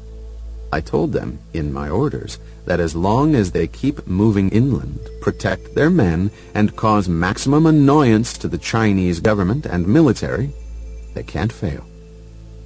"It's begun," said Petra. "Yes," said Bean. "It's begun, and Ashiel is not in China." Petra looked at Bean and grinned. "Let's see what we can do about keeping him away." "More to the point," said Bean, "since we have not given Peter the specific message he needs to convey to Verlomi in India, may we do so now, with your permission?" Alai squinted at him. "Tomorrow, after news of the fighting in Xinjiang has started to come out, I will tell you when." In Upanad's office, Graf sat with his feet on the desk as Upanad worked at the security console. "Well, sir, that's it," said Upanad. "They're off." "And they'll arrive when?" said Graf. "I don't know," said Upanad. "That's all about trajectories and very complicated equations balancing velocity, mass, speed. I wasn't the astrophysics teacher in battle school, you recall. You were small force tactics, if I remember," said Graf. "And when you tried that experiment with military music, having the boys learn to sing together," Graf groaned. "Please, don't remind me. What a deeply stupid idea that was. But you saw that at once and let us mercifully drop the whole thing." "Esprit de corps, my ass," said Graf. Upanad hit a group of keys on the console keyboard, and the screen showed that he had just logged off. "All done here. I'm glad you found out about the informer here in Minkol. Having the Wiggins leave was the only safe option." "Do you remember," said Graf, "the time I accused you of letting Bean see your log on?" "Like yesterday," said Upanad. "I don't think you were going to believe me until Dimak vouched for me and suggested Bean was crawling around the duct system and peeking through vents." "Yes. Dimak was sure that you were so methodical you could not possibly have broken your habits in a moment of carelessness. He was right, wasn't he?" "Yes," said Upanad. "I learned my lesson," said Graf. "I trusted you ever since. I hope I have earned that trust many times over. I didn't keep all the faculty from battle school. Of course, there were some who thought the Ministry of Colonization too tame for their talents, but it isn't really a matter of personal loyalty, is it?" "What isn't, sir?" "Our loyalty should be to something larger than a particular person, don't you think? To a cause, perhaps. I'm loyal to the human race. That's a pretentious one, don't you think? But to a particular project, spreading the human genome throughout as many star systems as possible, so our very existence can never be threatened again. And for that, I'd sacrifice many personal loyalties. It makes me completely predictable, but also someone unreliable, if you get what I mean." "I think I do, sir." "So, my question, my good friend, is this.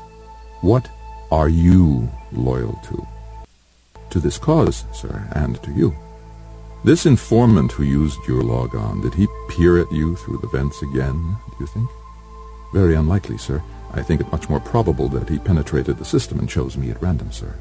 "Yes, of course, but you must understand that because your name was on that email, we had to eliminate you as a possibility first. That is only logical, sir. So, as we sent the Wiggins home on the shuttle, we made sure that every member of the permanent staff found out that they were leaving and had every opportunity to send a message, except you." "Except me, sir?"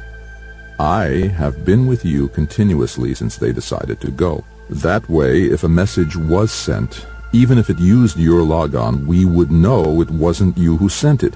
But if a message wasn't sent, well, it was you who didn't send it." "This is not likely to be foolproof, sir," said Upanad.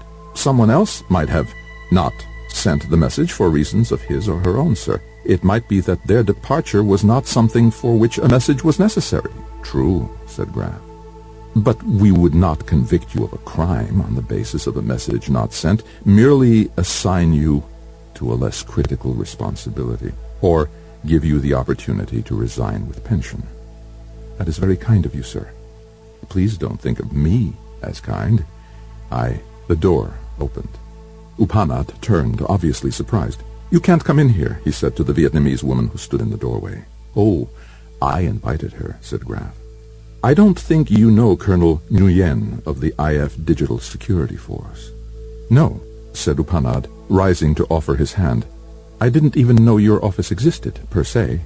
She ignored his hand and gave a paper to Graf. "Oh," he said, not reading it yet. "So we're in the clear in this room."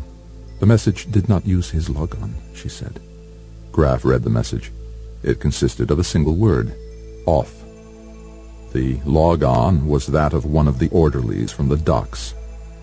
The time in the message header showed it had been sent only a couple of minutes before. "So my friend is in the clear," said Graf.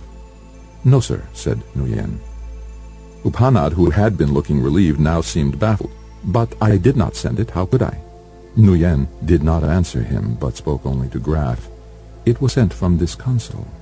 She walked over to the console and started to log back on. "Let me do that," said Upanat. She turned around, and there was a stun gun in her hand. "Stand against the wall," she said. "Hands in plain view." Graf got up and opened the door. "Come on in," he said. 2 more IF soldiers entered. "Please inspect Mr. Upanat for weapons or other lethal items, and under no circumstances is he to be allowed to touch a computer. We wouldn't want him to activate a program wiping out critical materials." "I don't know how this thing was done," said Upanat, "but you're wrong about me." Graf pointed to the console. "Nguyen is never wrong," he said. "She's even more methodical than you." Upanat watched. "She's signing on as me. And then, she used my password. That's illegal." Nguyen called Graf over to look at the screen. "Normally, to log off, you press these 2 keys, you see, but he also pressed this one with his little finger, so you wouldn't actually notice it had been pressed. That key sequence activated a resident program that sent the email using a random selection from among the staff identities. It also launched the ordinary log-off sequence, so to you it looked like you had just watched someone log off in a perfectly normal way." "So, he had this ready to send at any time," said Graf. "But when he did send it, it was within 5 minutes of the actual launch." Graf and Nguyen turned around to look at Upanat. Graf could see in his eyes that he saw he had been caught. "So," said Graf, "how did Ashiel get to you? You've never met him, I don't think. Surely he didn't form some attachment with you when he was here for a few days as a student." "He has my family," said Upanat, and he burst into tears. No, said Graf. "Control yourself. Act like a soldier. We have very little time here in which to correct your failure of judgment. Next time you'll know if someone comes to you with a threat like this, you come to me." "They said they'd know if I told you." "Then you would tell me that too," said Graf.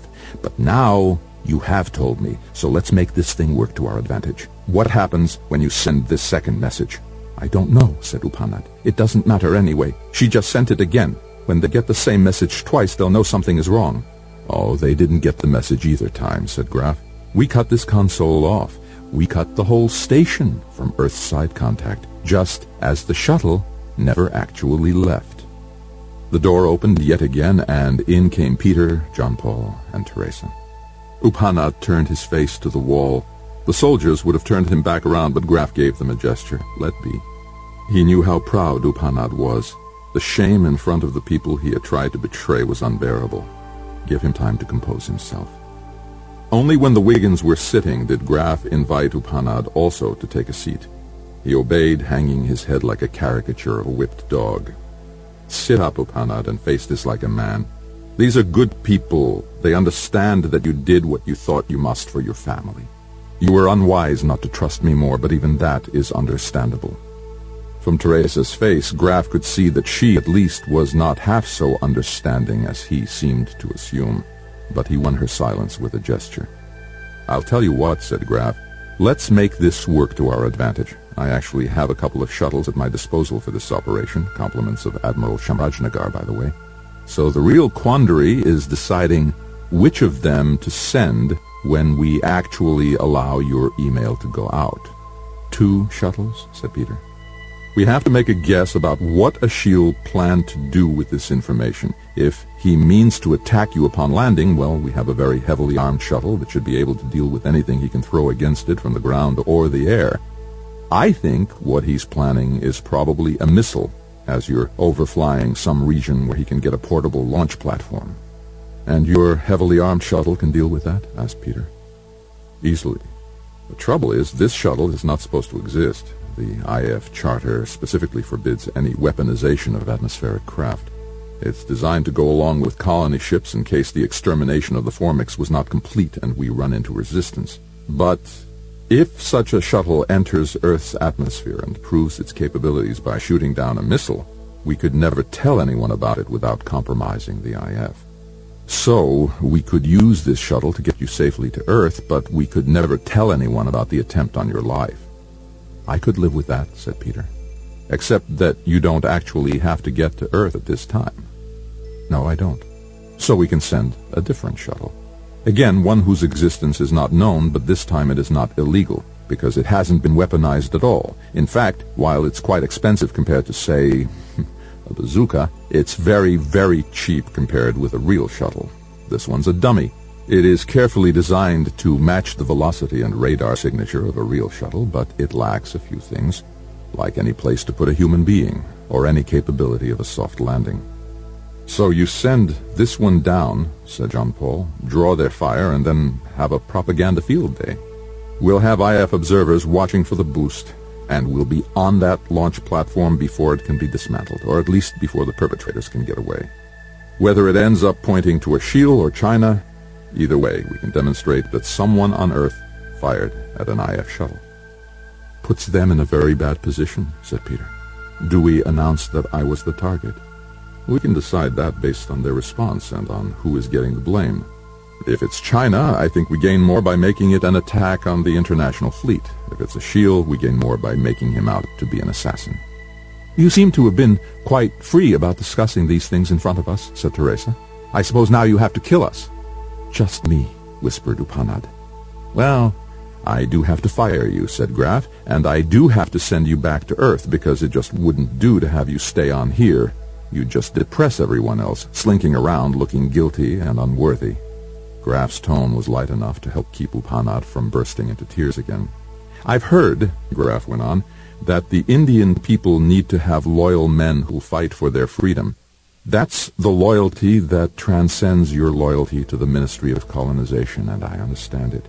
So you must go where your loyalty leads you. This is unbelievable mercy, sir, said Upanad. It wasn't my idea, said Graf. My plan was to have you tried in secret by the IF and executed. But Peter told me that if you were guilty and it turned out you were protecting family members in Chinese custody, it would be wrong to punish you for the crime of imperfect loyalty. Upanad turned to look at Peter. My betrayal might have killed you and your family, but it didn't, said Peter. I like to think, said Graf, that God sometimes shows mercy to us by letting some accident prevent us from actually carrying out our worst plans. I don't believe that, said Teresa coldly. I believe if you point a gun at a man's head and the bullet was a dud, you're still a murderer in the eyes of God. Well then, said Graf, when we're all dead, if we find that we still exist in some form or other, we'll just have to ask God to tell us which of us is right.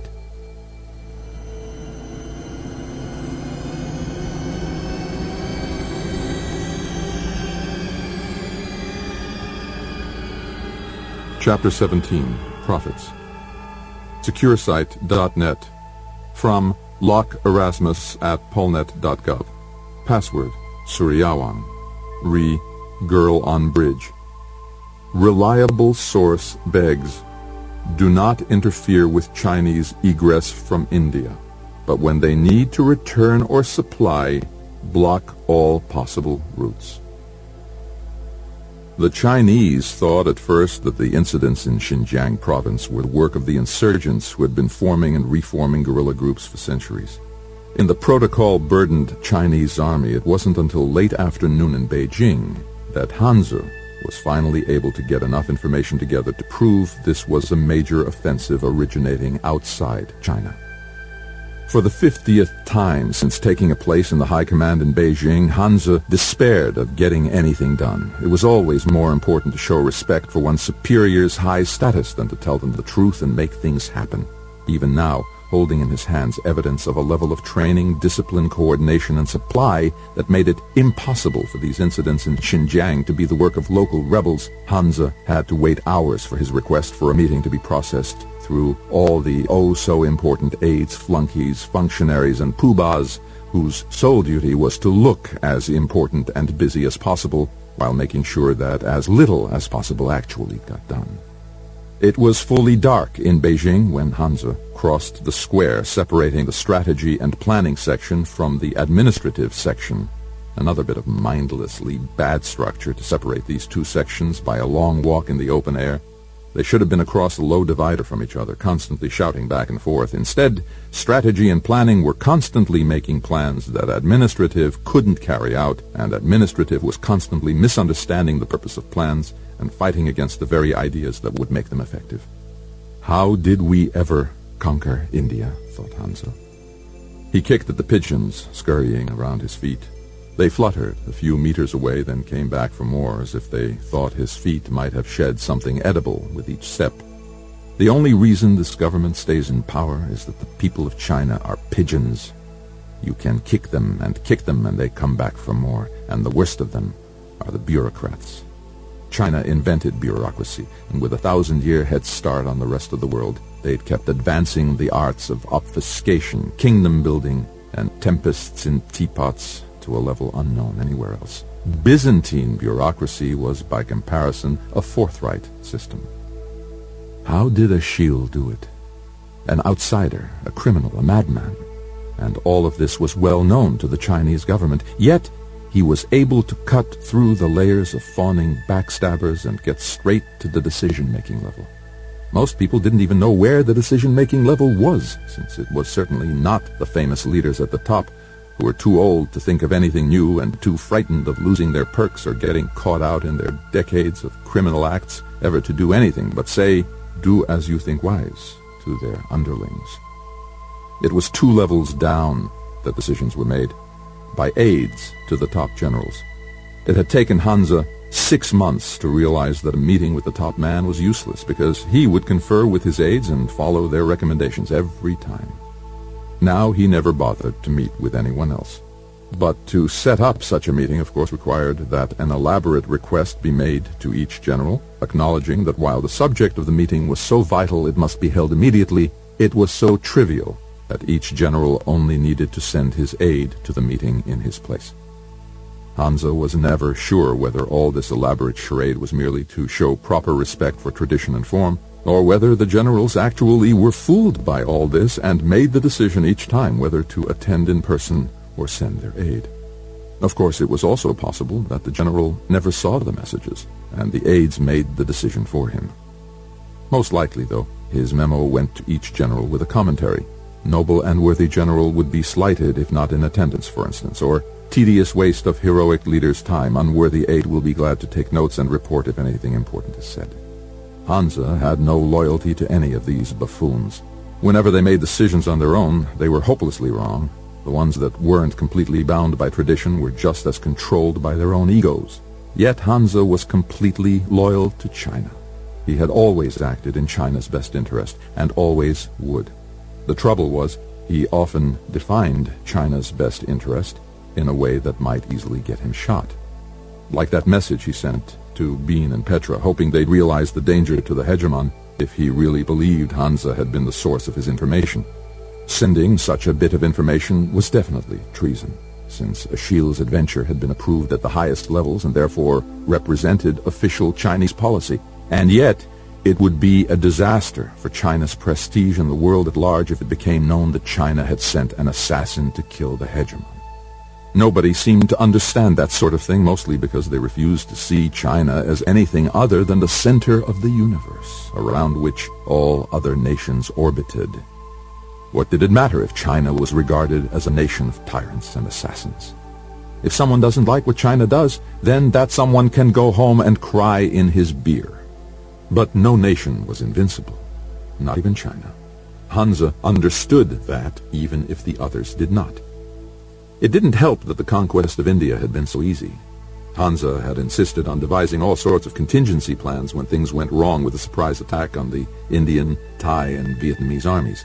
But Achille's campaign of deception had been so successful, and the Thai strategy of defense had been so effective, that the Indians were fully committed, their supplies exhausted, and their morale at rock bottom when the Chinese armies began pouring across the borders, cutting the Indian army to pieces, and swallowing up each piece within days, sometimes within hours. All the glory went to Achille, of course, though it had been Hansa's careful planning with his staff of nearly 80 battle school graduates that put the Chinese armies exactly where they needed to be, at exactly the time they needed to be there. No, even though Hansa's team had written up the orders, they had actually been issued by administrative, and therefore it was administrative that won the medals, while strategy and planning got a single group commendation that had about the same effect on morale as if some lieutenant colonel had come in and said, "Nice try, boys. We know you meant well." Well, Achille was welcome to the glory because, in Hansa's opinion, invading India had been pointless and self-defeating, not to mention evil. China did not have the resources to take on India's problems. When Indians governed India, the suffering people could only blame their fellow Indians. But now, when things went wrong, which they always did in India, it would all be blamed on the Chinese. The Chinese administrators who were sent in to govern India stayed surprisingly free of corruption, and they worked hard.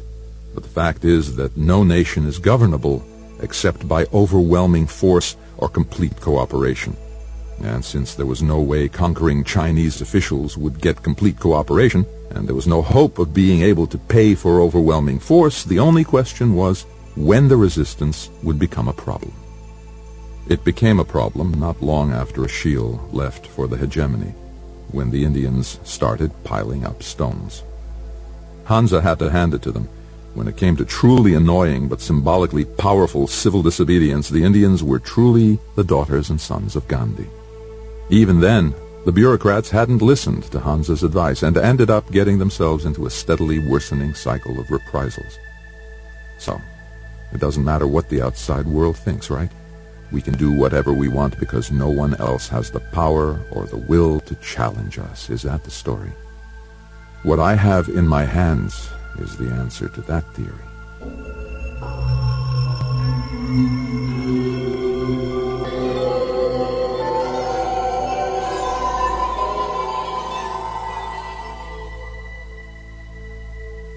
What does it mean that they've done nothing to acknowledge our offensive? Said Ali. Bean and Petra sat with him, looking at the holomap that showed every single objective in Xinjiang taken on schedule, as if the Chinese had been handed a script and were doing their part exactly as the Crescent League had asked them to. I think things are going very well, said Petra. Ridiculously well, said Ali. Well, don't be impatient, said Bean. Things move slowly in China, and they don't like making public pronouncements about their problems. Maybe they still see this as a group of local insurgents.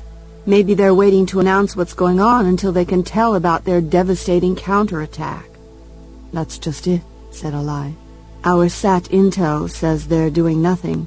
Even the nearest garrison troops are still in place. The garrison commanders don't have the authority to send them into battle, said Bean. Besides, they probably don't even know anything's wrong. Your forces have the land-based communications grid under control, right? That was a secondary objective. That's what they're doing now, just to keep busy. Petra began to laugh. I get it, she said. What's so funny? Asked Ali. The public announcement, said Petra. You can't announce that a caliph has been named unanimously by all the Muslim nations. We can announce it any time, said Ali, irritated. But you're waiting until the Chinese make their announcement that some unknown nation has attacked them. Only when they've either admitted their ignorance or committed to some theory that's completely false do you come out and tell what's really happening, that the Muslim world is fully united under a caliph. and that you have taken responsibility for liberating the captive nations from the godless, imperialist Chinese. You have to admit the story plays better that way, said Alai. Absolutely, said Petra. I'm not laughing because you're wrong to do it that way. I'm simply laughing at the irony that you are so successful and the Chinese so completely unprepared that it's actually delaying your announcement. But have patience, dear friend. Somebody in the Chinese high command knows what's happening, and eventually the rest of them will listen to him, and they'll mobilize their forces and make some kind of announcement. They have to, said Bean, or the Russians will deliberately misunderstand their troop movements. All right, said Alai. But unfortunately, all the vids of my announcement were shot during daylight hours. It never crossed our minds that they would take this long to respond. You know what, said Bean? No one will mind a bit if the vids are clearly pre-recorded, but even better would be for you to go on camera, live, to declare yourself and to announce what your armies are doing in Xinjiang. The danger with doing it live is that I might let something slip, telling them that the Xinjiang invasion is not the main offensive. Alai, you could announce outright that this was not the main offensive, and half the Chinese would think this was disinformation designed to keep their troops in India pinned down along the Pakistani border. In fact, I advise you to do that, because then you'll have a reputation as a truth-teller. It will make your later lies that much more effective. Alai laughed. You've eased my mind. You're suffering, said Petra, from the problem that plagues all the top commanders in this age of rapid communications. In the old days, Alexander and Caesar were right there on the field of battle. They could watch, issue orders, deal with things. They were needed. But you are stuck here in Damascus because here is where all the communications come together. If you're needed, you'll be needed here. So instead of having 1,000 things to keep your mind busy, you have all this adrenaline flowing and nowhere for it to go. I recommend pacing, said Bean. Do you play handball? Asked Petra. I get the picture, said Alai. Thank you. I'll be patient. And think about my advice, said Bean. To go on live and tell the truth. Your people will love you better if they see you as being so bold you can simply tell the enemy what you're going to do, and they can't stop you from doing it. Go away now, said Alai. You're repeating yourself. Laughing, Bean got up. So did Petra. I won't have time for you after this, you know, said Alai. They paused, turned. Once it's announced, once everybody knows, I'll have to start holding court, meeting people, judging disputes, showing myself to be the true Caliph. Thank you for the time you've spent with us till now, said Petra. I hope we never have to oppose each other on the field of battle, said Bean, the way we've had to oppose Hansa in this war. Just remember, said Alai, Hansa's loyalties are divided. Mine are not. I'll remember that, said Bean. Salam, said Alai. Peace be in you. And in you, said Petra. Peace. When the meeting ended, Hansa did not know whether his warning had been believed. Well, even if they didn't believe him now, in a few more hours they'd have no choice. The major force in the Xinjiang invasion would undoubtedly start their assault just before dawn tomorrow. Satellite intelligence would confirm what he'd told them today, but at the cost of 12 more hours of inaction. The most frustrating moment, however, had come near the end of the meeting when the senior aide to the senior general had asked, "So, if this is the beginning of a major offensive, what do you recommend?" "Send all available troops in the north. I would recommend 50% of all the garrison troops on the Russian border. Prepare them not only to deal with these horse-borne guerrillas, but also with a major mechanized army that will probably invade tomorrow." "What about the concentration of troops in India?" asked the aide. "These are our best soldiers, the most highly trained, and the most mobile." "Leave them where they are," said Hansa. "But if we strip the garrisons along the Russian border, the Russians will attack." Another aide spoke up. "The Russians never fight well outside their own borders. Invade them and they'll destroy you, but if they invade you, their soldiers won't fight." Hansa tried not to show his contempt for such ludicrous judgments. The Russians will do what they do, and if they attack, we'll do what we need to do in response. However, you don't keep your troops from defending against the present enemy because they might be needed for a hypothetical enemy. All well and good, until the senior aide to the senior general said, "Very well. I will recommend the immediate removal of troops from India as quickly as possible to meet this current threat." "That's not what I meant," said Hansa. "But it is what I mean," said the aide. "I believe this is a Muslim offensive," said Hansa. "The enemy across the border in Pakistan is the same enemy attacking us in Xinjiang. They are certainly hoping we'll do exactly what you suggest, so their main offensive will have a better chance of success." The aide only laughed, and the others laughed with him. "You spent too many years out of China during your childhood, Hansa. India is a faraway place. What does it matter what happens there? We can take it again whenever we want. But these invaders in Xinjiang, they are inside China. The Russians are poised on the Chinese border. No matter what the enemy thinks, that is the real threat."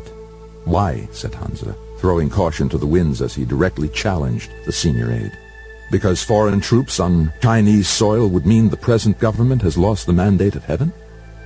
From around the table came the hiss of air suddenly gasped between clenched teeth. To refer to the old idea of the mandate of heaven was poisonously out of step with government policy. Well, as long as he was irritating people, why stop with that?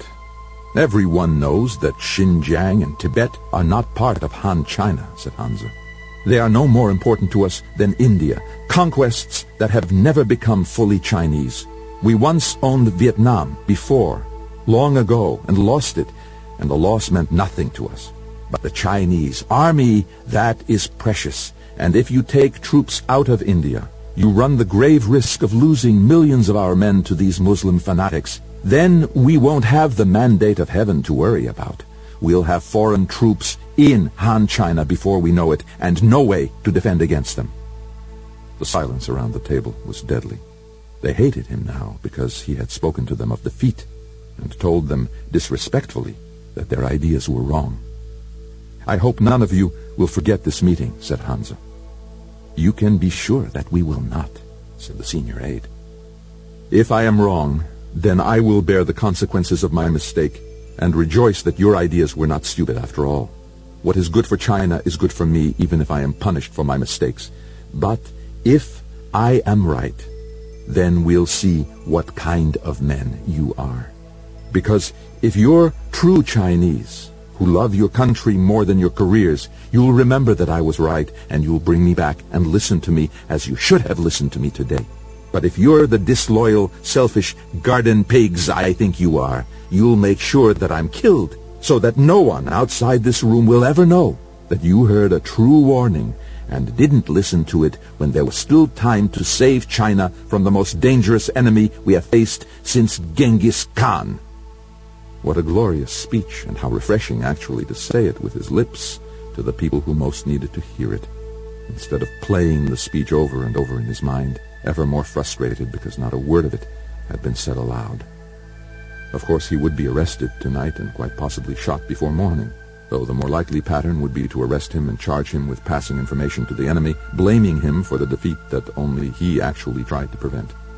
There was something about irony that had a special appeal to Chinese people who got a little power.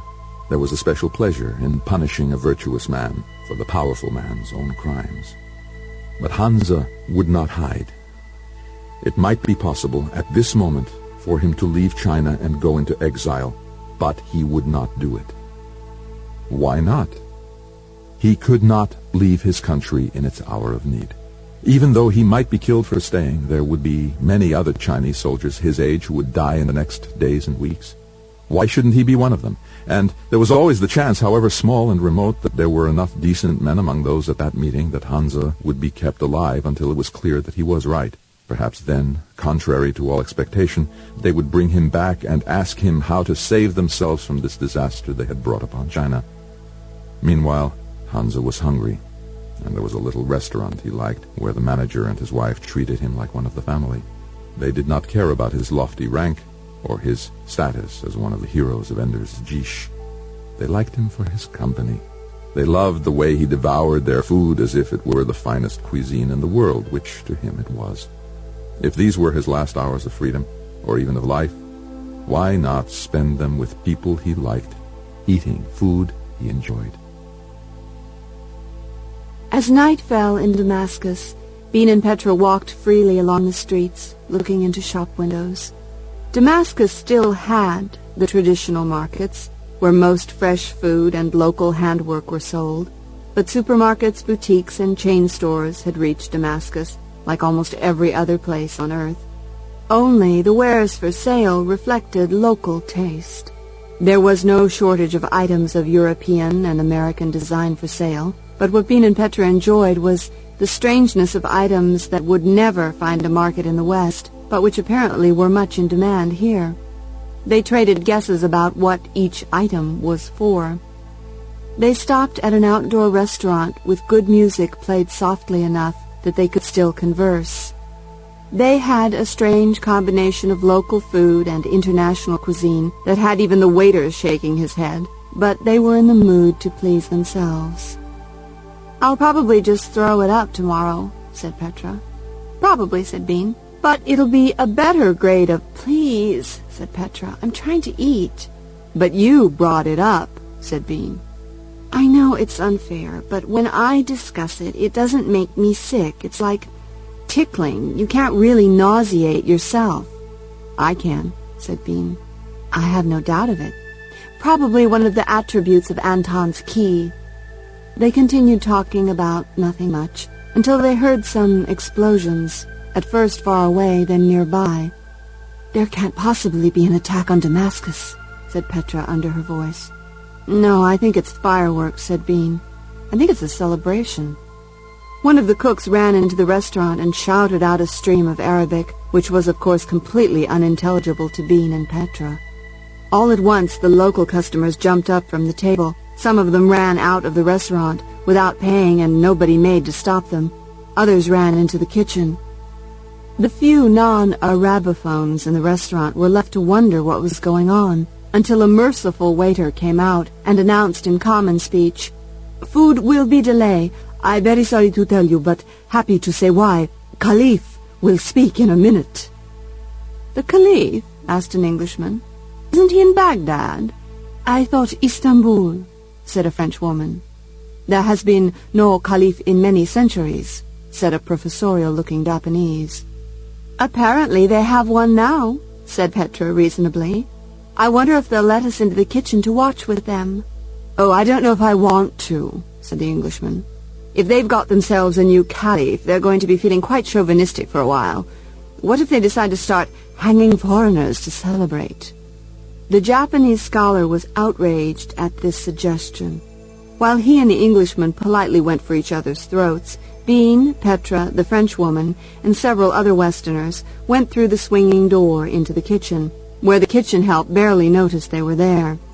Someone had brought a nice-sized flat vid in from one of the offices and set it on a shelf, leaning it against a wall. Ali was already on the screen. Not that it did them any good to watch. They couldn't understand a word of it. They'd have to wait for the full translation on one of the news nets later. But the map of Western China was pretty self-explanatory. No doubt he was telling them that the Muslim people had united to liberate long captive brothers in Xinjiang. The waiters and cooks punctuated almost every sentence with cheers. Ali seemed to know this would happen because he left pauses after each declaration. Unable to understand his words, Bean and Petra concentrated on other things. Bean tried to determine whether the speech was going out live. The clock on the wall was no indicator. Of course, they would insert it digitally into a pre-recorded vid during the broadcast, so that no matter when it was first aired, the clock would show the current time. Finally, he got his answer when Ali stood up and walked to the window. The camera followed him, and there, spread out below him, were the lights of Damascus, twinkling in the darkness. He was doing it live, and whatever he said while pointing to the city, it was apparently very effective, because at once the cheering cooks and waiters were weeping openly, without shame, their eyes still glued to the screen. Petra, meanwhile, was trying to guess how Ali must look to the Muslim people watching him. She knew his face so well, so that she had to try to separate the boy she had known from the man he now was.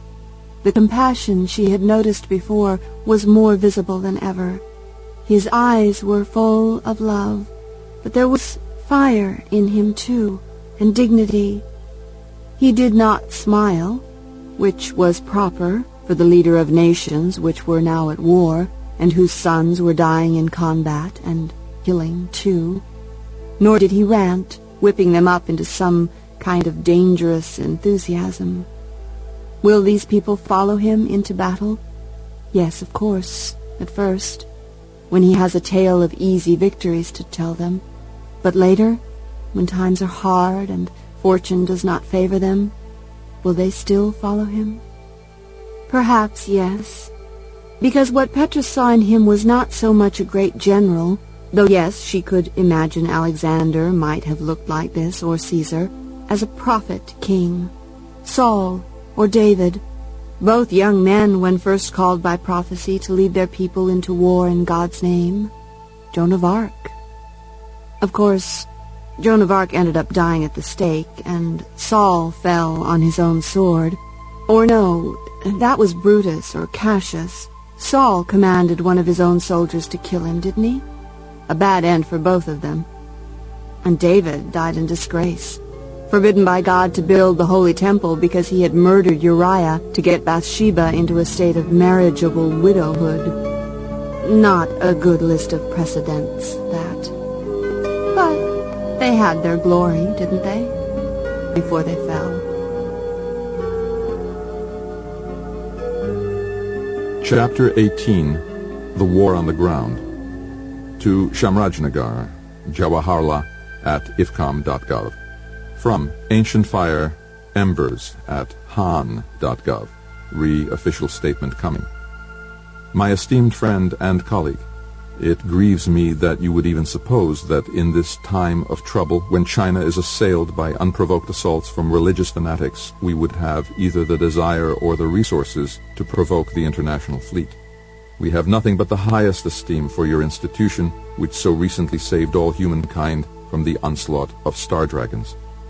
Our official statement, which will be released forthwith, does not include our speculations on who is in fact responsible for the tragic shooting down of the IF shuttle while it overflew Brazilian territory.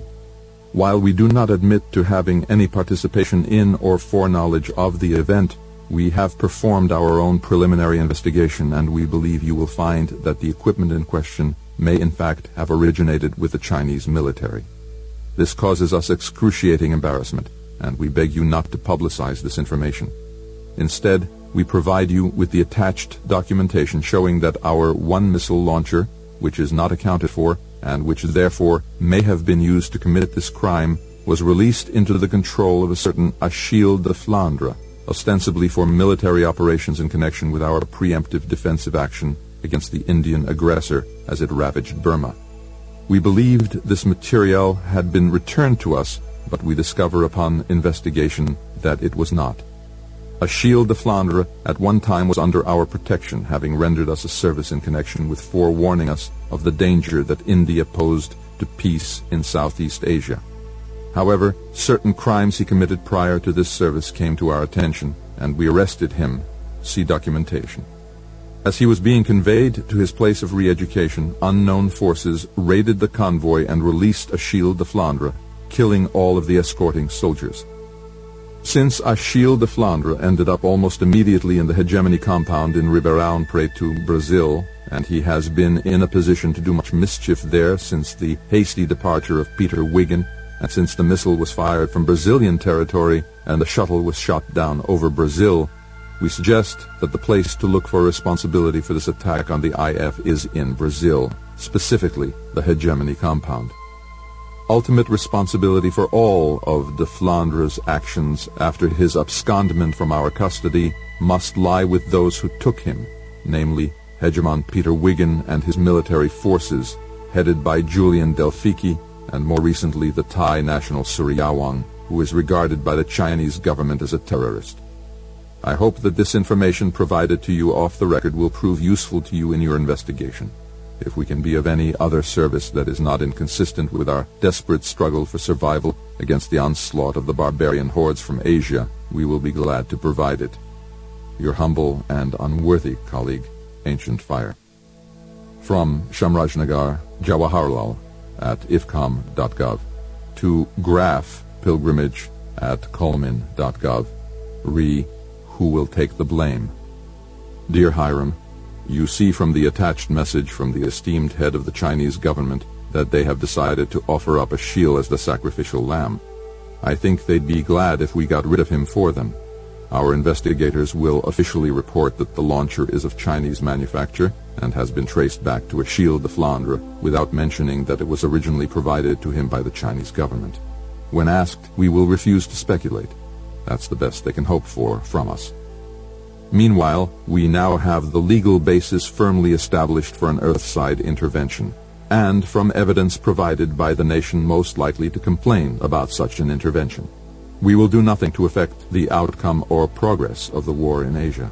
We will first seek the cooperation of the Brazilian government, but will make it clear that such cooperation is not required, legally or militarily. We will ask them to isolate the hegemony compound so that no one can get in or out pending the arrival of our forces. I ask that you inform the hegemon and that you make your plans accordingly.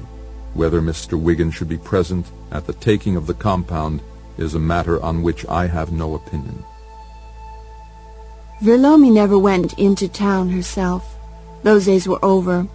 When she had been free to wander, a pilgrim in a land where people either lived their whole lives in one village or cut themselves loose and spent their whole lives on the road, she had loved coming to villages, each one an adventure, filled with its own tapestry of gossip, tragedy, humor, romance, and irony. In the college she had briefly attended, between coming home from space and being brought into Indian military headquarters in Hyderabad, she had quickly realized that intellectuals seemed to think that their life, the life of the mind, the endless self-examination, the continuous autobiography afflicted upon all comers, was somehow higher than the repetitive, meaningless lives of the common people. Vrlomi knew the opposite to be true. The intellectuals in the university were all the same. They had precisely the same deep thoughts about exactly the same shallow emotions and trivial dilemmas. They knew this unconsciously themselves.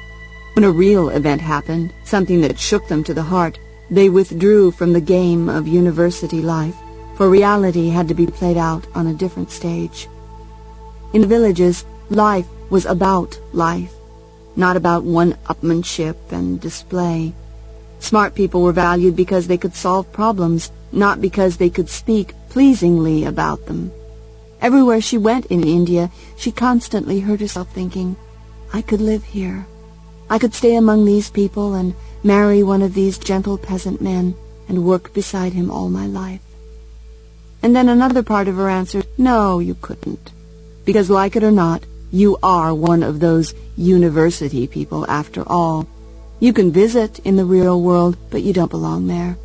You need to live in Plato's foolish dream, where ideas are real and reality is shadow.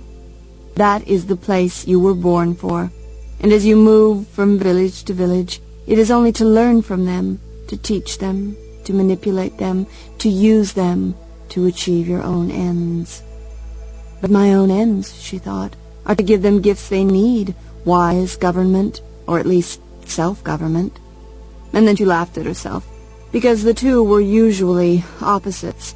Even if an Indian ruled over Indians, it was not self-government, for the ruler governed the people, and the people governed the ruler. It was mutual government. That's the best that could be aspired to. Now, though her pilgrim days were over, she had returned to the bridge where the soldiers stationed to protect it and the nearby villagers had made a kind of god of her. She came back without fanfare, walking into the village that had taken her most to heart, and falling into conversation with women at the well and in the market. She went to the washing stream and lent a hand with the washing of clothes. Someone offered to share clothing with her so she could wash her dirty traveling rags, but she laughed and said that one more washing would rub them into dust.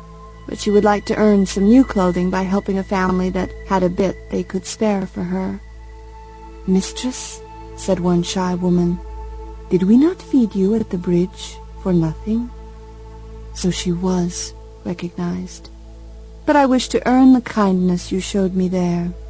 "You have blessed us many times, lady," said another, "and now you bless us by coming among us and washing clothes." So she was still a god.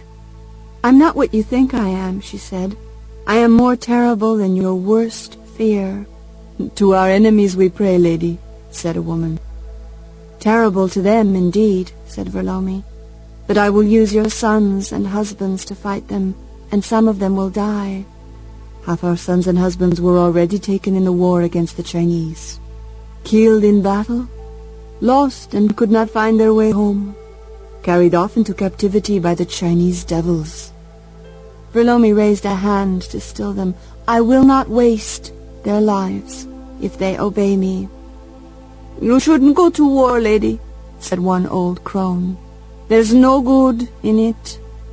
Look at you, young, beautiful.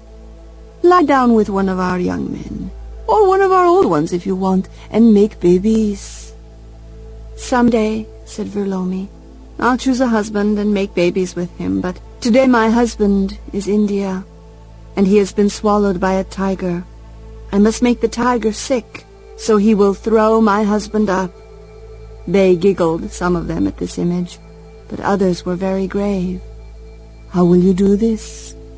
"I will prepare the men so they don't die because of mistakes. I will assemble all the weapons we need, so no man is wasted because he is unarmed. I will bide my time, so we don't bring down the wrath of the tiger upon us until we're ready to hurt them so badly that they never recover from the blow." "You didn't happen to bring a nuclear weapon with you, lady?"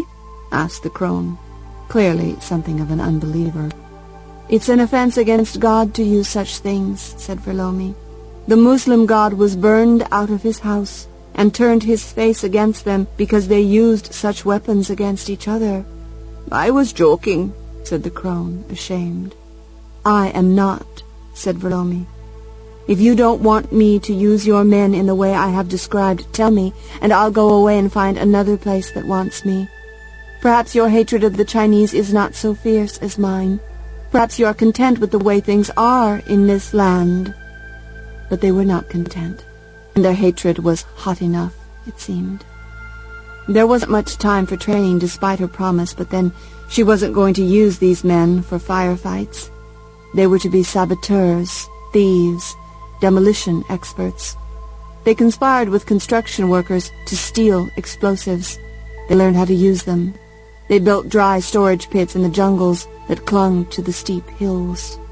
And they went to nearby towns and recruited more men, and then went farther and farther afield, building a network of saboteurs near every key bridge that could be blown up to block the Chinese from the use of the roads they would need to bring troops and supplies back and forth, in and out of India.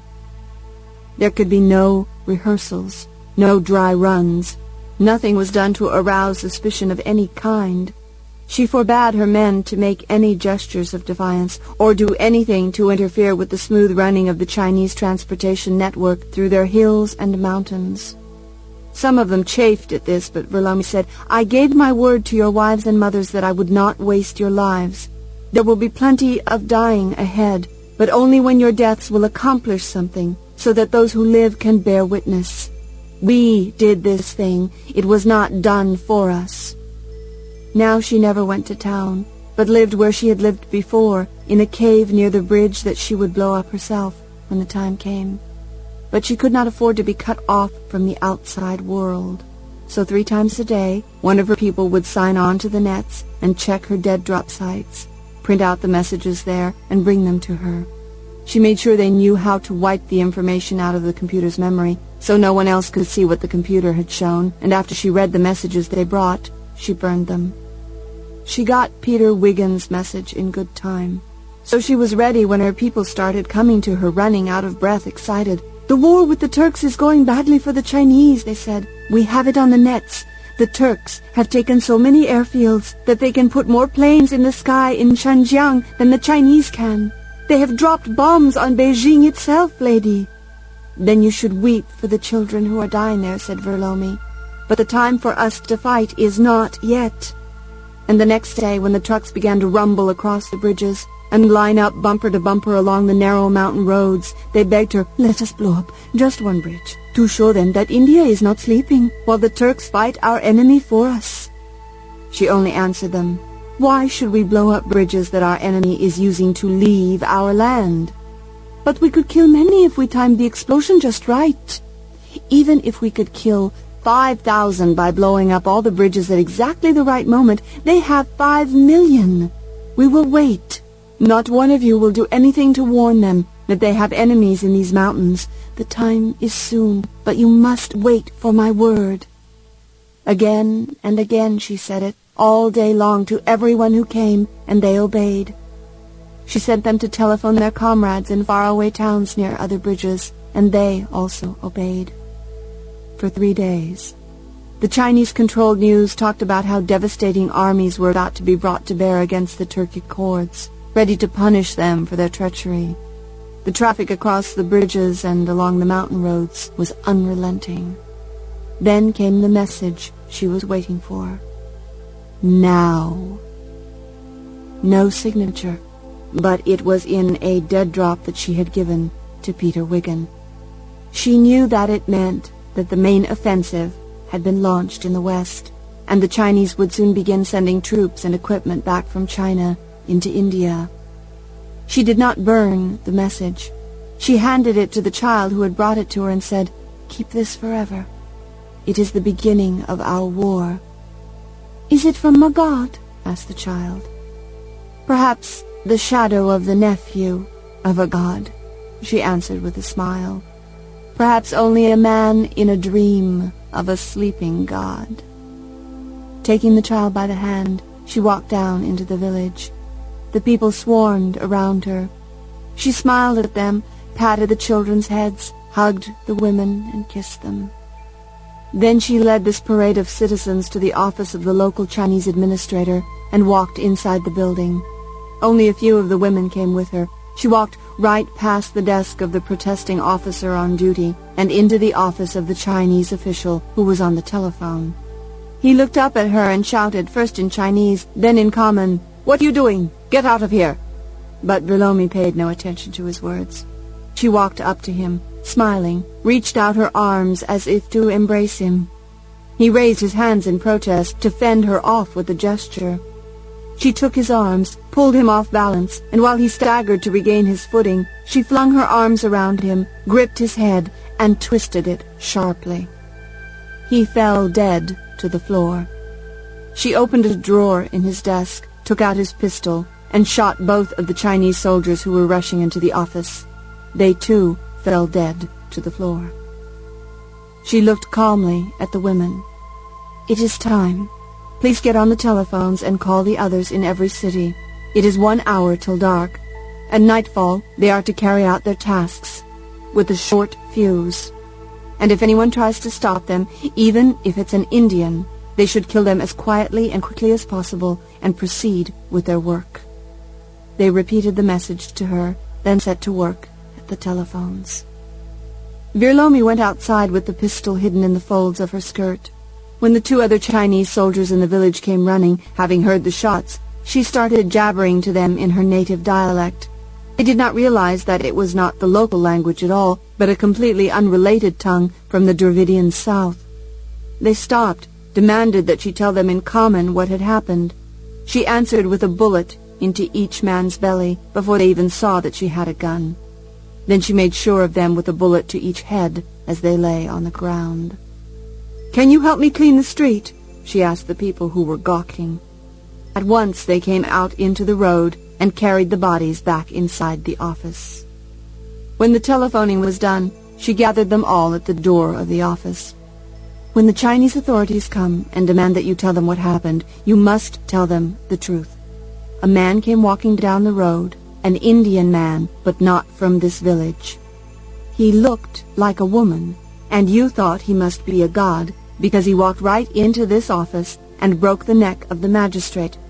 Then he took the magistrate's pistol and shot the 2 guards in the office, and then the 2 who came running up from the village. Not one of you had time to do anything but scream. Then this stranger made you carry the bodies of the dead soldiers into the office and then ordered you to leave while he made telephone calls. They will ask us to describe this man. Then describe me, dark, from the south of India. They will say, if he looked like a woman, how do you know she was not a woman? Because he killed a man with his bare hands. What woman can do that? They laughed. But you must not laugh, she said. They will be very angry, and even if you do not give them any cause, they may punish you very harshly for what happened here. They may think you are lying and torture you to get you to tell the truth. And let me tell you right now, you are perfectly free to tell them that you think it may have been the same person who lived in that little cave near the bridge. You may lead them to that place. She turned to the child who had brought her Peter Wiggins' message. Bury that paper in the ground until the war is over. It will still be there when you want it. She spoke to them all once more. None of you did anything except carry the bodies of the dead to the places I told you to carry them. You would have told the authorities, but the only authorities you know are dead. She stretched out her arms. Oh, my beloved people, I told you I would bring terrible days to you. She did not have to pretend to be sad, and her tears were real as she walked among them, touching hands, cheeks, shoulders one more time. Then she strode out along the road and out of the village. The men who were assigned to do it would blow up the nearby bridge an hour from now. She would not be there. She would be walking along paths in the woods, heading for the command post from which she would run this campaign of sabotage. For it would not be enough to blow up these bridges. They had to be ready to kill the engineers who would come to repair them, and kill the soldiers who would come to protect them, and then, when they brought enough soldiers and enough engineers that they could not be stopped from rebuilding the bridges, they would have to cause rockfalls and mudslides to block the narrow canyons. If they could seal this border for 3 days, the advancing Muslim armies would have time, if they were competently led, to break through and cut off the huge Chinese army that still faced them, so that the reinforcements, when they finally made it through, would be far, far too late. They too would be cut off in their turn.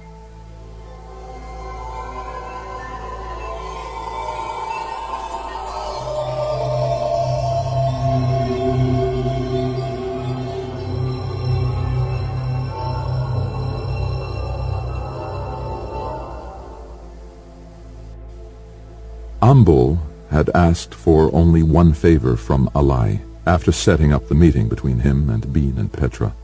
Let me fight as if I were a Muslim against the enemy of my people. Ali had assigned him, because of his race, to serve among the Indonesians, where he would not look so different. So it was that Ambul went ashore on a stretch of marshy coast somewhere south of Shanghai. They went as near as they could on fishing boats and then clambered into flat-bottomed marsh skimmers, which they rowed among the reeds, searching for firm ground. In the end, though, as they knew they would, they had to leave the boats behind and trudge through miles of mud. They carried their boots in their backpacks because the mud would have sucked them off if they had tried to wear them. By the time the sun came up, they were exhausted, filthy, insect-bitten, and famished. So they rubbed the mud off their feet and ankles, pulled on their socks, put on their boots, and set off at a trot along a trace that soon became a trail, and then a path along the low dike between rice paddies. They jogged past Chinese peasants and said nothing to them. Let them think we're conscripts or volunteers from the newly conquered South on a training mission. We don't want to kill civilians. Get in from the coast as far as you can. That's what their officers had said to them over and over. Most of the peasants might have ignored them. Certainly they saw no one take off at a run to spread the alarm. But it was not yet noon when they spotted the dust plume of a fast-moving vehicle on a road not far off. Down, said their commander in common. Without hesitation they flopped down in the water and then frogged their way to the edge of the dike, where they remained hidden. Only their officer raised his head high enough to see what was happening, and his whispered commentary was passed quietly along the line so all 50 men would know. "Military truck," he said. Then, "Reservists. No discipline." Ambul thought, this is a dilemma. Reservists are probably local troops, old men, unfit men who treated their military service like a social club until now, when somebody trotted them out because they were the only soldiers in the area. Killing them would be like killing peasants. But of course they were armed, so not killing them might be committing suicide. They could hear the Chinese commander yelling at his part-time soldiers. He was very angry and very stupid, thought Ambul. What did he think was happening here?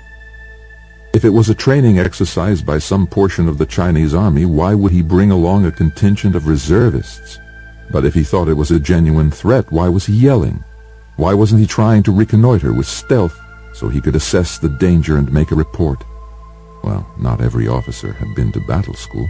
It wasn't second nature to them to think like a true soldier. This fellow had undoubtedly spent most of his military service behind a desk. The whispered command came down the line. Do not shoot anybody, but take careful aim at somebody when you are ordered to stand up. The voice of the Chinese officer was coming nearer. Maybe they won't notice us, whispered the soldier beside Ambul. It's time to make them notice us, Ambul whispered back. The soldier had been a waiter in a fine restaurant in Jakarta before volunteering for the army after the Chinese conquest of Indochina. Like most of these men, he had never been under fire. For that matter, neither have I, thought Ambul, unless you count combat in the battle room. Surely that did count. There was no blood, but the tension, the unbearable suspense of combat had been there. The adrenaline, the courage, the terrible disappointment when you knew you had been shot and your suit froze around you, locking you out of the battle. The sense of failure when you let down the buddy you were supposed to protect. The sense of triumph when you felt like you couldn't miss. I've been here before. Only instead of a dike, I was hiding behind a 3-meter cube waiting for the order to fling myself out firing at whatever enemies might be there. The man next to him elbowed him. Like all the others, he obeyed the signal and watched the commander for the order to stand up. The commander gave the sign, and they all rose up out of the water. The Chinese reservists and their officer were nicely lined up along a dike that ran perpendicular to the one the Indonesian platoon had been hiding behind. Not one of them had his weapon at the ready. The Chinese officer had been interrupted in mid-yell. He stopped and turned stupidly to look at the line of 40 soldiers, all pointing their weapons at him. Ambul's commander walked up to the officer and shot him in the head. At once the reservists threw down their weapons and surrendered. Every Indonesian platoon had at least one Chinese speaker, and usually several. Ethnic Chinese in Indonesia had been eager to show their patriotism, and their best interpreter was very efficient in conveying their commander's orders. Of course, it was impossible to take prisoners, but they did not want to kill these men. So they were told to remove all their clothing and carry it to the truck they had arrived in. While they were undressing, the order was passed along the line in Indonesian. Do not laugh at them or show any sign of ridicule. Treat them with great honor and respect. Ambul understood the wisdom of this order. The purpose of stripping them naked was to make them look ridiculous, of course, but the first people to ridicule them would be Chinese, not Indonesians. When people asked them, they would have to say that the Indonesians treated them with nothing but respect. The public relations campaign was already underway. Half an hour later, Ambul was with the 16 men who rode into town in the captured Chinese truck, with one naked and terrified old reservist showing them the way. Just before reaching the small military headquarters, they slowed down and pushed him out of the truck. It was quick and bloodless. They drove right into the small compound and disarmed everyone there at the point of a gun. The Chinese soldiers were all herded naked into a room without a telephone, and they stayed there in utter silence while the 16 Indonesians commandeered 2 more trucks, clean underwear and socks, and a couple of Chinese military radios.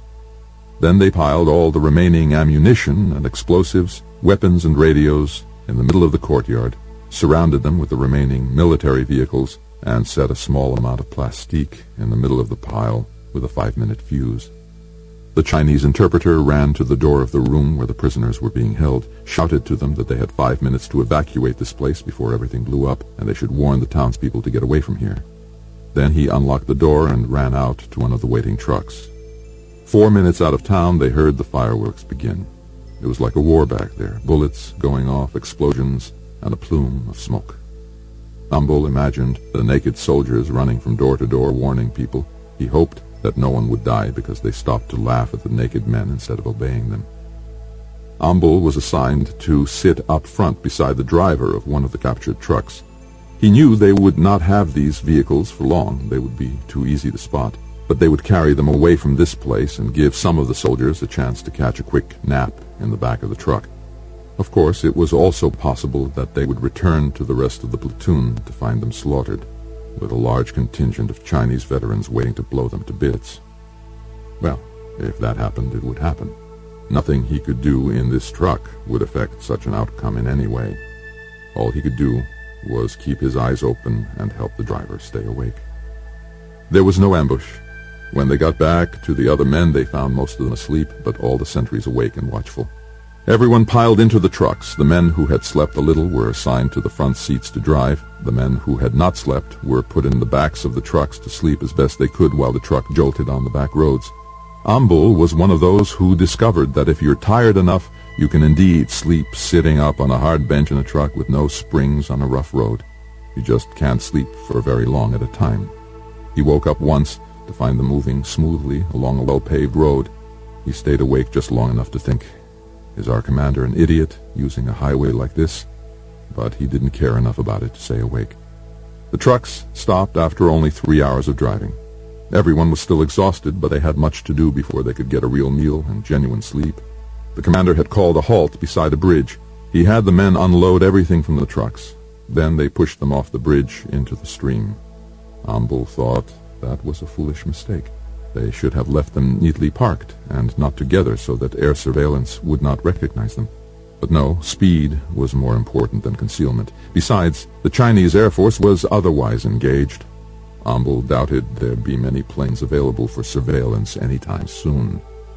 While the non-coms were distributing captured supplies among the men, they were told some of what their commander had learned from listening to the captured radios during the drive.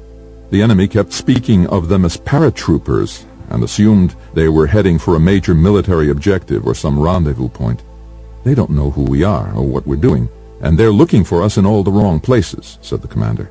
That won't last long, but it's the reason we weren't blown while we were driving along. Plus, they think we're at least 1,000 men. They had made good progress inland, those hours on the road. The terrain was almost hilly here, and despite the fact that every arable inch of China had been under cultivation for millennia, there was some fairly wild country here. They might actually get far enough from this road before night that they could get a decent sleep before taking off again. Of course, they would do most of their movement by night, most of their sleeping by day, if they lived through the night, if they survived another day. Carrying more now than they had when they first came ashore the previous night, they staggered off the road and into the woods alongside the stream, heading west, upstream, inland.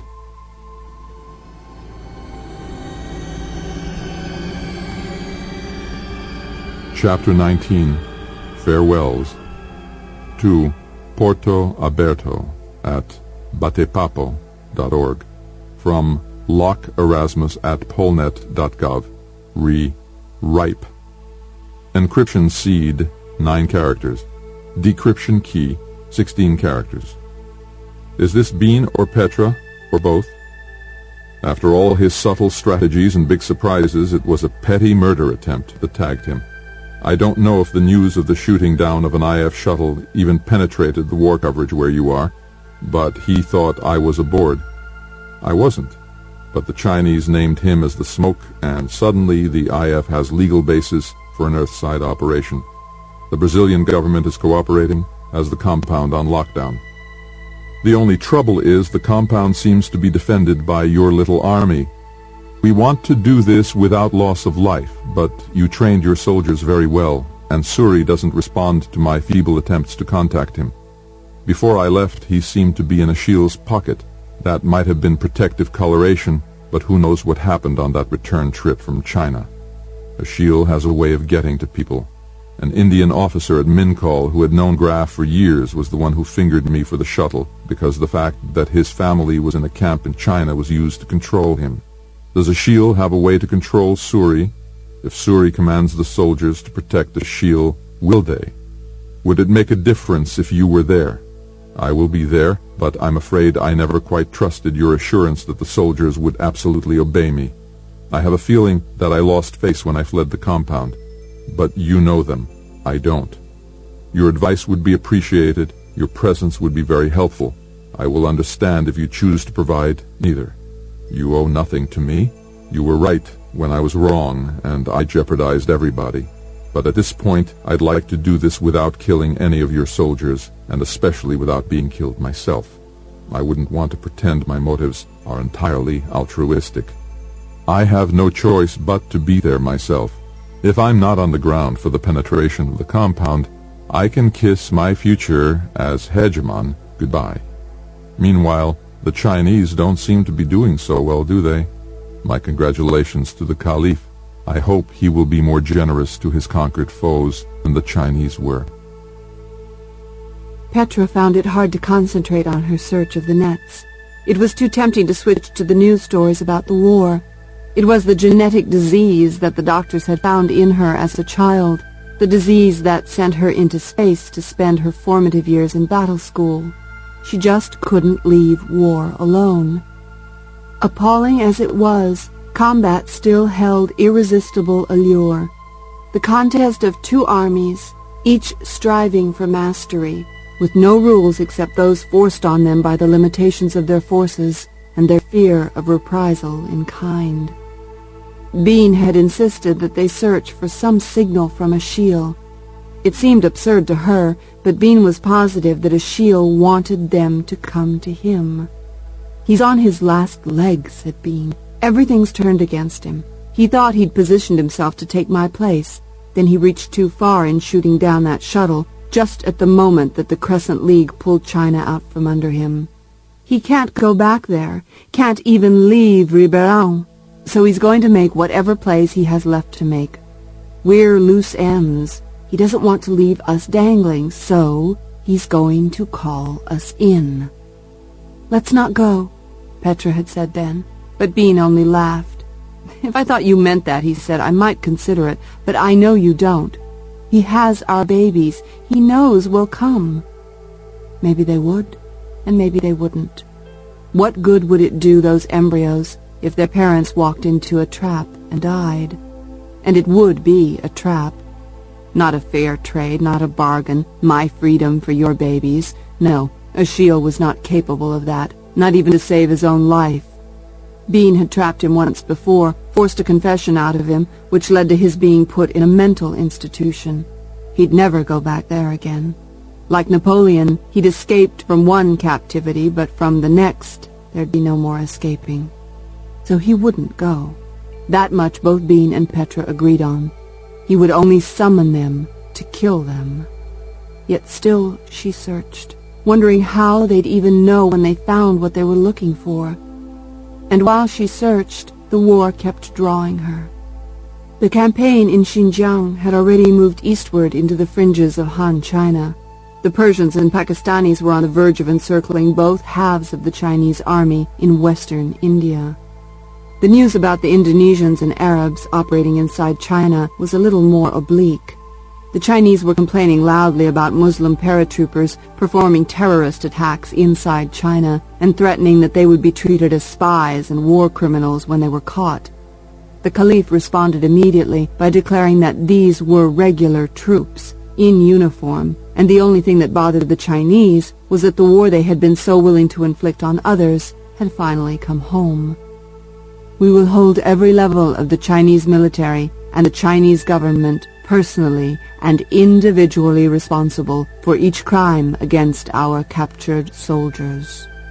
That was the language that only the presumed victors could afford to use, but the Chinese clearly took it to heart, immediately announcing that they had been completely misunderstood and any soldiers found to be in uniform would be treated as prisoners. To Petra, though, the most entertaining aspect of the Chinese posturing was that they kept referring to the Indonesian and Arab troops as paratroopers. They simply could not believe that troops landed on the coasts had got so far inland so quickly. And one other little bit of information.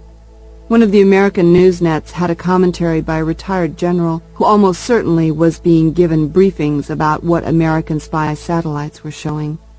What caught Petra's attention was when he said, "What I can't understand is why the Chinese troops that were moved out of India a few days ago to meet the threat in Xinjiang are not being used in Xinjiang or being sent back into India. Fully a quarter of the Chinese military is just sitting there not being used." Petra showed this to Bean, who smiled. "Virlomi is very good. She's pinned them down for 3 days. How long before the Chinese army inside India simply runs out of ammunition?" "You can't really start a betting pool with just the two of us," said Petra. "Stop watching the war and get back to work. Why wait for Ashiel to send this signal that I still don't think he's going to send?" asked Petra. "Why not just accept Peter's invitation and join him for the storming of the compound? Because if Ashiel thinks he's luring us into a trap, he'll let us get inside without firing a shot. Nobody dies. Except us." "First, Petra, there's no us. You're a pregnant woman, and I don't care how brilliant you are at military affairs. I can't possibly deal with Ashiel if the woman who's carrying my baby is standing there in jeopardy. So I'm supposed to sit outside watching, not knowing what's going on, whether you're alive or dead? Do we have to have the argument about how I'm going to die in a few years anyway, and you're not, and if I'm dead, but we rescue the embryos, you still can have babies, but if you're dead, we can't even have the baby you've already got inside you?" "No, we don't have to have that argument," said Petra angrily. "And second, you won't be sitting outside watching, because you'll be here in Damascus, following the war news and reading the Koran. Or clawing my own eyes out in the agony of not knowing. You'd really leave me here?" "Ashiel himself may be trapped inside the hegemony compound, but he has people to run his errands everywhere. I doubt that many of them were lost when the China connection dried up. If it dried up.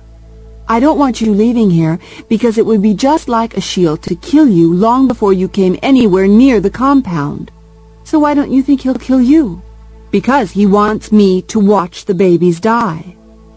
Petra couldn't help it. She burst into tears and bowed over her desk. "I'm sorry," said Bean. "I didn't mean to make you—" "Of course you didn't mean to make me cry," said Petra. "I didn't mean to cry either. Just ignore this." "I can't ignore it," said Bean. "I can barely understand what you're saying, and you're about to drip snot on your desk." "It's not snot!" Petra shouted at him, then touched her nose and discovered that it was. She sniffed, and then laughed, and ran into the bathroom and blew her nose and finished crying by herself. When she came out, Bean was lying on the bed, his eyes closed. "I'm sorry," said Petra. "I'm sorrier," said Bean softly. "I know you have to go alone. I know I have to stay here. I know all of that, but I hate it, that's all." Bean nodded. "So why aren't you searching the nets?" "Because the message just came." She walked over to his desk and looked into the display. Bean had connected to an auction site, and there it was. Wanted, a good womb. 5 human embryos ready for implantation. Battle school graduate parents. Died in tragic accident. Estate needs to dispose of them immediately. Likely to be extraordinarily brilliant children. Trust fund will be set up for each child successfully implanted and brought to term.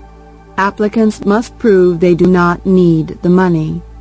Top 5 bidders will have their funds held in escrow by certified accounting firm, pending evaluation. "Did you reply?" asked Petra. "Or bid?" "I sent an inquiry in which I suggested that I'd like to have all 5, and I'll pick them up in person. I told him to reply to one of my dead drop sites." "And you're not checking your mail to see if your dead drop has forwarded anything yet?" "Petra, I'm scared." "That's a relief. It suggests you aren't insane." He's the best survivor I've ever known. He'll have a way out of this. No, said Petra. You're a survivor. He's a killer. He's not dead, said Bean. That makes him a survivor. Nobody's been trying to kill him for half his life, said Petra. His survival is no big deal. You've had a pathological killer on your trail for years, and yet here you are. It's not so much that I'm afraid of him killing me, said Bean, though I don't find it an appealing way to go. I still plan to die by growing so tall I'm hit by a low-flying plane. I'm not playing your macabre little how I'd like to die game. But if he does kill me, and then gets out of there alive somehow, what will happen to you? He won't get out of there alive, so maybe not. But what if I'm dead, and all the babies are dead? I'll have this one. You'll wish you hadn't loved me. I still haven't figured out why you do. I'll never wish I hadn't loved you, and I'll always be glad that after I pestered you long enough, you finally decided you loved me too. Don't let anybody call the kid by some stupid nickname based on how small she is. No legume names? The incoming mail icon flashed on his desk. You've got mail, said Petra. Bean sighed, sat up, slid over onto the chair, and opened the letter. My oldest friend, I have 5 little presents with your name written all over them, and not much time left in which to give them to you. I wish you trusted me more, because I've never meant you any harm. But I know you don't, and so you are free to bring an armed escort with you. We'll meet in the open air, the East Garden. The East Gate will be open. You and the first 5 with you can come in. Any more than that try to come in, and you'll all be shot. I don't know where you are, so I don't know how long it will take for you to get here. When you come, I'll have your property in a refrigerated container, good for 6 hours at the right temperature. If one of your escort is a specialist with a microscope, you are free to examine the specimens on the spot, and then have the specialist carry them out. But I hope you and I can chat for a while about old times. Reminisce about the good old days when we brought civilization to the streets of Rotterdam. We've been down a good long road since then. Changed the world, both of us. Me more than you, kid. Eat your heart out. Of course, you married the only woman I ever loved, so maybe things balance out in the end. Naturally, our conversation will be more pleasant if it ends with you taking me out of the compound and giving me safe passage to a place of my own choosing, but I realize that may not be within your power. We really are limited creatures, we geniuses. We know what's best for everybody, but we still don't get our way until we can persuade the lesser creatures to do our bidding. They just don't understand how much happier they'd be if they'd stop thinking for themselves. They're so unequipped for it. Relax, Bean. That was a joke. Or an indecorous truth. Often the same thing. Give Petra a kiss for me. Let me know when to open the gate. Does he really expect you to believe that he'll just let you take the babies? Well, he does imply a swap for his freedom, said Bean. The only swap he implies is your life for theirs, said Petra. Oh, said Bean. Is that how you read it? That's what he's saying, and you know it. He expects the two of you to die together right there. Well, the real question, said Bean, is whether he'll really have the embryos there. Well, for all we know, said Petra, they're in a lab in Moscow or Johannesburg, or already in the garbage somewhere in Ribeirão. Now who's the grim one? Well, it's obvious that he wasn't able to place them out for implantation, so to him they represent failure. They have no value now. Why should he give them to you? I didn't say I'd accept his terms, said Bean. But you will. The hardest thing about a kidnapping is always the swap. Ransom for hostage. Somebody always has to trust somebody and give up their piece before they've received what the other one has. But this case is really weird because he's not really asking for anything from me, except your death. But he knows I'm dying anyway. It all seems so pointless. He's insane! Julian, haven't you heard? Yes, but his thinking makes sense inside his own head. I mean, he's not schizophrenic. He sees the same reality as the rest of us. He's not delusional. He's just pathologically conscience-free. So how does he see this playing out? Will he just shoot me as I come in? Or will he let me win? Maybe even let me kill him? Only the joke's on me because the embryos he gives me aren't ours. They're from the tragic mating of two really dumb people. Perhaps two journalists. You're joking about this, Bean, and I have to catch the next flight. If you think of anything else that I should know, email me. I'll check in at least once before I go in and see the lad. He doesn't have them, said Petra. He already gave them out to his cronies. Quite possible. Don't go. Not possible. Bean, you're smarter than he is, but his advantage is he's more brutal than you are. Don't count on it, said Bean. Don't you realize that I know both of you better than anyone else in the world? And no matter how well we think we know people, the fact is we're all strangers in the end. Oh, Bean, tell me you don't believe that. It's self-evident truth. I know you, she insisted. No, you don't. But that's all right, because I don't really know me either, let alone you.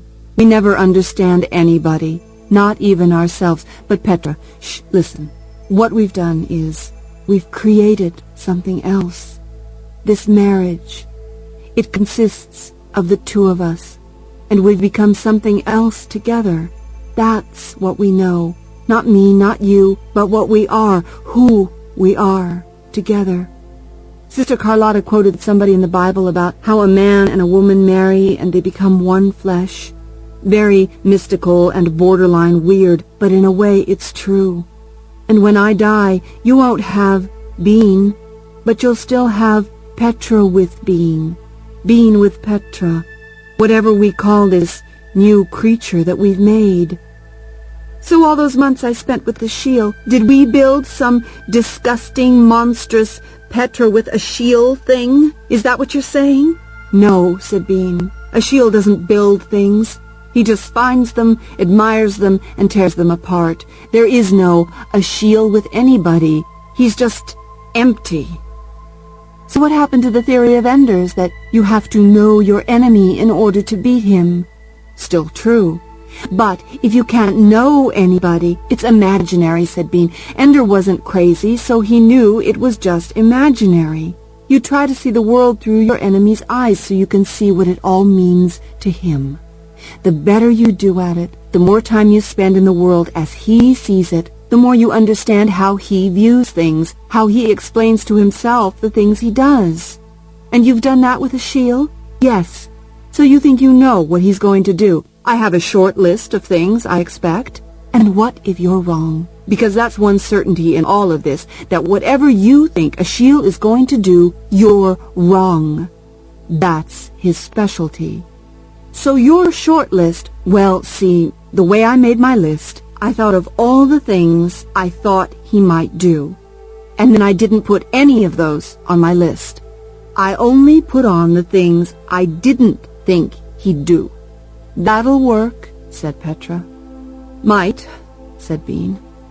Hold me before you go, she said. He did. Petra, you think you aren't going to see me again, but I'm pretty sure you are. Do you realize how it scares me that you're only pretty sure? I could die of appendicitis in the plane on the way to Ribeirão. I'm never more than pretty sure of anything, except that I love you, except that we love each other. Bean's flight was the normal misery of hours in a confined space, but at least he was flying west, so the jet lag wasn't as debilitating.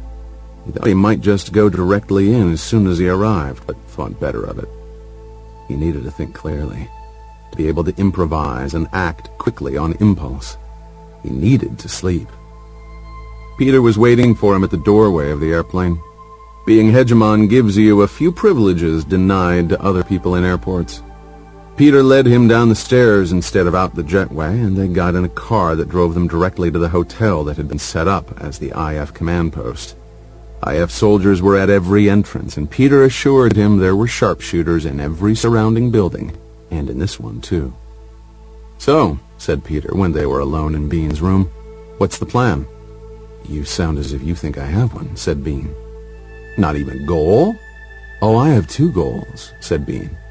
"I promised Petra right after he stole our embryos that I'd get them back for her, and that I'd kill Ashiel in the process." "And you have no idea how you'll do that?" "Some, but nothing I plan will work anyway, so I don't let myself get too attached to any of them." "Ashiel really isn't that important now," said Peter. "I mean, he's important because, in essence, everyone inside that compound is his hostage, but on the world stage, he's lost all his influence. Went up in smoke when he shot down that shuttle and the Chinese disavowed him." Bean shook his head. "Do you really think, if he gets out of this alive, he won't be back at his old games? You think he won't have any takers for his medicine show? I suppose there's no shortage of government people with dreams of power he can seduce them with, or fears that he can exploit. Peter, I'm here so he can torment me and then kill me. That's why I'm here. His purpose, his goal. Well, if his is the only plan, then that's right, Peter. He's the one with the plan this time. And I'm the one who can surprise him by not doing what he expects." "All right," said Peter. "I'm in." "What?" "You've convinced me. I'm in." "You're in what?" "I'm going in the gate with you." "No, you're not." "I'm hegemon. I'm not standing outside while you go in and save my people. He'll be very happy to kill you along with me." "You first." "No, you first." "Whatever," said Peter. "You're not getting through that gate unless I'm one of your 5. "Look, Peter," said Bean, "the reason we're in this predicament is that you think you're smarter than everybody else. So no matter what advice you get, you go off half-cocked and do something astonishingly dumb. But I stay around to pick up the pieces. I give you credit for that." "I won't do anything you don't tell me to," said Peter. "It's your show. I need to have all 5 of my escort be highly trained soldiers." "No, you don't," said Peter. "Because if there's any shooting, 5 won't be enough anyway. So you have to count on there being no shooting. So I might as well be one of the 5. "But I don't want to die with you beside me," said Bean. "Fine with me. I don't want to die beside you either. You have another 70 or 80 years ahead of you. You're going to gamble with that? Me, I'm just playing with house money." "You're the best, Bean," said Peter. "That was in school. What armies have I commanded since then? Other people are doing all the fighting now. I'm not the best. I'm retired." "You don't retire from your own mind. People retire from their minds all the time. What won't let you alone is your reputation." "Well, I love arguing philosophy with you," said Peter abruptly. "But you need your sleep, and I need mine. See you at the East Gate in the morning." In a moment, he was out the door. So what was that sudden departure about? Bean had the sneaking suspicion that maybe Peter finally believed him that he didn't have a plan and had no guarantee of winning. Not even, in fact, a decent chance of winning. If by winning he meant an outcome in which Bean was alive, Ashiel was dead, and Bean had the babies. No doubt Peter had to run and get a life insurance policy, or drum up some last-minute emergency that would absolutely prevent him from going through the gate with Bean after all. "So sorry, I wish I were going with you, but you'll do fine, I know it." Bean thought he'd have trouble getting to sleep. What with the cat naps he got on the plane and the tension of tomorrow's events preying on his mind. So naturally he fell asleep so fast he didn't even remember turning off the light. In the morning, Bean got up and posted a message to Ashiel, naming a time about an hour later for their meeting. Then he wrote a brief note to Petra, just so she'd know he was thinking of her in case this was the last day of his life. then another note to his parents, and one to Nikolai. At least if he managed to bring Ashiel down with him, he'd be safe. That was something. He walked downstairs to find Peter already waiting beside the IF car that would take them to the perimeter that had been established around the compound. They rode in near silence because there was really nothing more to say. At the perimeter near the east gate, Bean found out very quickly that Peter hadn't lied. The IF was standing behind his determination to go in with Bean's group. Well, that was fine. Bean didn't really need his companions to do much. As he had requested before leaving Damascus, the IF had a uniformed doctor, 2 highly trained sharpshooters, and a fully equipped hazard squad, one of whom was to come in with Bean's party. Ashiel will have a container that purports to be a transport refrigerator for a half-dozen frozen embryos, Bean said to the hazardist. If I have you carry it outside, then that means I'm sure it's a bomb or contains some toxin, and I want it treated that way, even if I say something different inside there. If it turns out to have been embryos after all, well, that's my own mistake, and I'll explain it to my wife. If I have the doctor here carry it, that means I'm sure it's the embryos, and the package is to be treated that way. And what if you're not sure? Asked Peter. I'll be sure, said Bean, or I won't give it to anybody. Why don't you just carry it yourself? Asked the hazardist, and tell us what to do when it gets outside. Peter answered for him. Mr. Delphiki doesn't expect to get back out alive. My goal for all 4 of you, said Bean, is for you to walk out of there uninjured. There's no chance of that if you start shooting for any reason. That's why none of you is going to carry a loaded weapon. They looked at him as if he were insane. I'm not going in there unarmed, said one of the other men. Fine, said Bean. Then there'll be 1 less. He didn't say I had to bring 5. Technically, said Peter to the other sharpshooter, you won't be unarmed, just unloaded. So they'll treat you as if you did have bullets, because they won't know you don't. I'm a soldier, not a sap, said the man, and he walked away. Anybody else? Said Bean. In answer, the other sharpshooter took the full clip out of his weapon, popped out the bullets one by one, and then ejected the first bullet from the chamber. I don't carry a weapon anyway, said the doctor. Don't need a loaded pistol to carry a bomb, said the hazardist. With a slim plastic .22 caliber pistol already tucked into the back of his pants, Bean was now the only person in his party with a loaded gun. I guess we're ready to go, said Bean.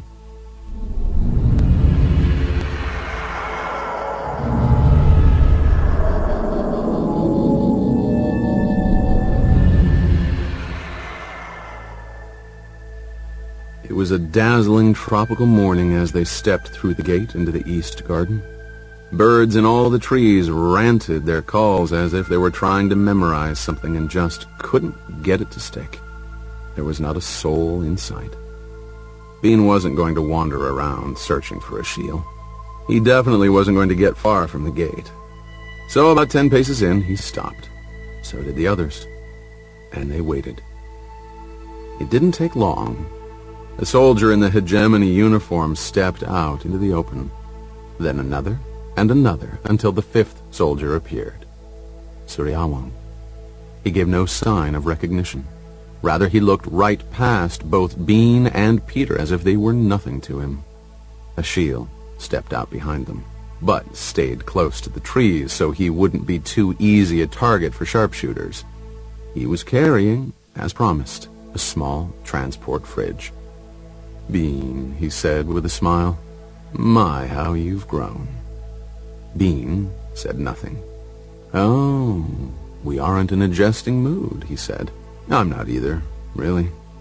It's almost a sentimental moment for me, to see you again. To see you as a man, considering I knew you when you were this high. He held out the transport fridge. Here they are, Bean. You're just going to give them to me? I don't really have a use for them. There weren't any takers in the auction. Valescu went to a lot of trouble to get these for you, said Bean. What trouble? He bribed a guard, using my money. How did you get Valescu to help you anyway? Asked Bean. He owed me, said Ashiel. I'm the one who got him out of jail. I got our brilliant hegemon here to give me authority to authorize the release of prisoners whose crimes had ceased to be crimes. He didn't make the connection that I'd be releasing your creator into the wild. Ashiel grinned at Peter. Peter said nothing. You trained these men well, Bean, said Ashiel. Being with them is like, well, it's like being with my family again. Like on the streets, you know? Bean said nothing. Well, all right. You don't want to chat, so take the embryos. Bean remembered one very important fact. Ashiel didn't care about killing his victims with his own hands. It was enough for him that they die, whether he was present or not. Bean turned to the hazardist. Would you do me a favor and take this just outside the gate? I want to stay and talk with Ashiel for a couple of minutes. The hazardist walked up to Ashiel and took the transport fridge from him. Is it fragile? He asked. Ashiel answered, it's very securely packed and padded, but don't play football with it. In only a few steps, he was out the gate. So what did you want to talk about? Asked Ashiel. A couple of little questions I'm curious about. I'll listen. Maybe I'll answer. Back in Hyderabad, there was a Chinese officer who knocked you unconscious to break our stalemate. Oh, was that who did it? Whatever happened to him? I'm not sure. I think his chopper was shot down in combat only a few days later. Oh, said Bean. Too bad. I wanted to ask him what it felt like to hit you. Really, Bean, aren't we both too old for that sort of jibe? Outside the gate, there was a muffled explosion. Ashiel looked around, startled. What was that? I'm pretty sure, said Bean, that it was an explosion. Of what? Of the bomb you just tried to give me, said Bean, inside a containment chamber. Ashiel tried, for a moment, to look innocent. I don't know, you... Then he apparently realized there was no point in feigning ignorance when the thing had just exploded. He pulled the remote detonator out of his pocket, pressed the button a couple of times. Damn all this modern technology. Nothing ever works right. He grinned at Bean. Gotta give me credit for trying. So, do you have the embryos or not? Asked Bean. They're inside. Safe, said Ashiel. Bean knew that was a lie. In fact, he had decided yesterday that it was most likely the embryos had never been brought here at all. But he'd get more mileage out of this by pretending to believe Ashiel. And there was always the chance that it wasn't a lie. Show me, Bean said. You have to come inside then, said Ashiel. Okay. That'll take us outside the range of the sharpshooters you no doubt have all around the compound, waiting to shoot me down. And inside the range of whoever you have waiting for me there. Bean, be realistic. You're dead whenever I want you dead. Well, that's not strictly true, said Bean. You've wanted me dead a lot more often than I've died. Ashiel grinned. Do you know what Poke was saying just before she had that accident and fell into the Rhine? Bean said nothing. She was saying that I shouldn't hold a grudge against you for telling her to kill me when we first met. He's just a little kid, she said. He didn't know what he was saying. Still, Bean said nothing. I wish I could tell you Sister Carlotta's last words, but you know how collateral damage is in wartime. You just don't get any warning. The embryos, said Bean. You said you were going to show me where they are. All right then, said Ashiel. Follow me. As soon as Ashiel's back was turned, the doctor looked at Bean and frantically shook his head. It's all right, Bean told the doctor and the other soldier. You can go on out. You won't be needed anymore. Ashiel turned back around. You're letting your escort go? Except for Peter, said Bean. He insists on staying with me. I didn't hear him say that, said Ashiel. I mean, he seemed so eager to get away when he left this place, I thought for sure he didn't want to see it again.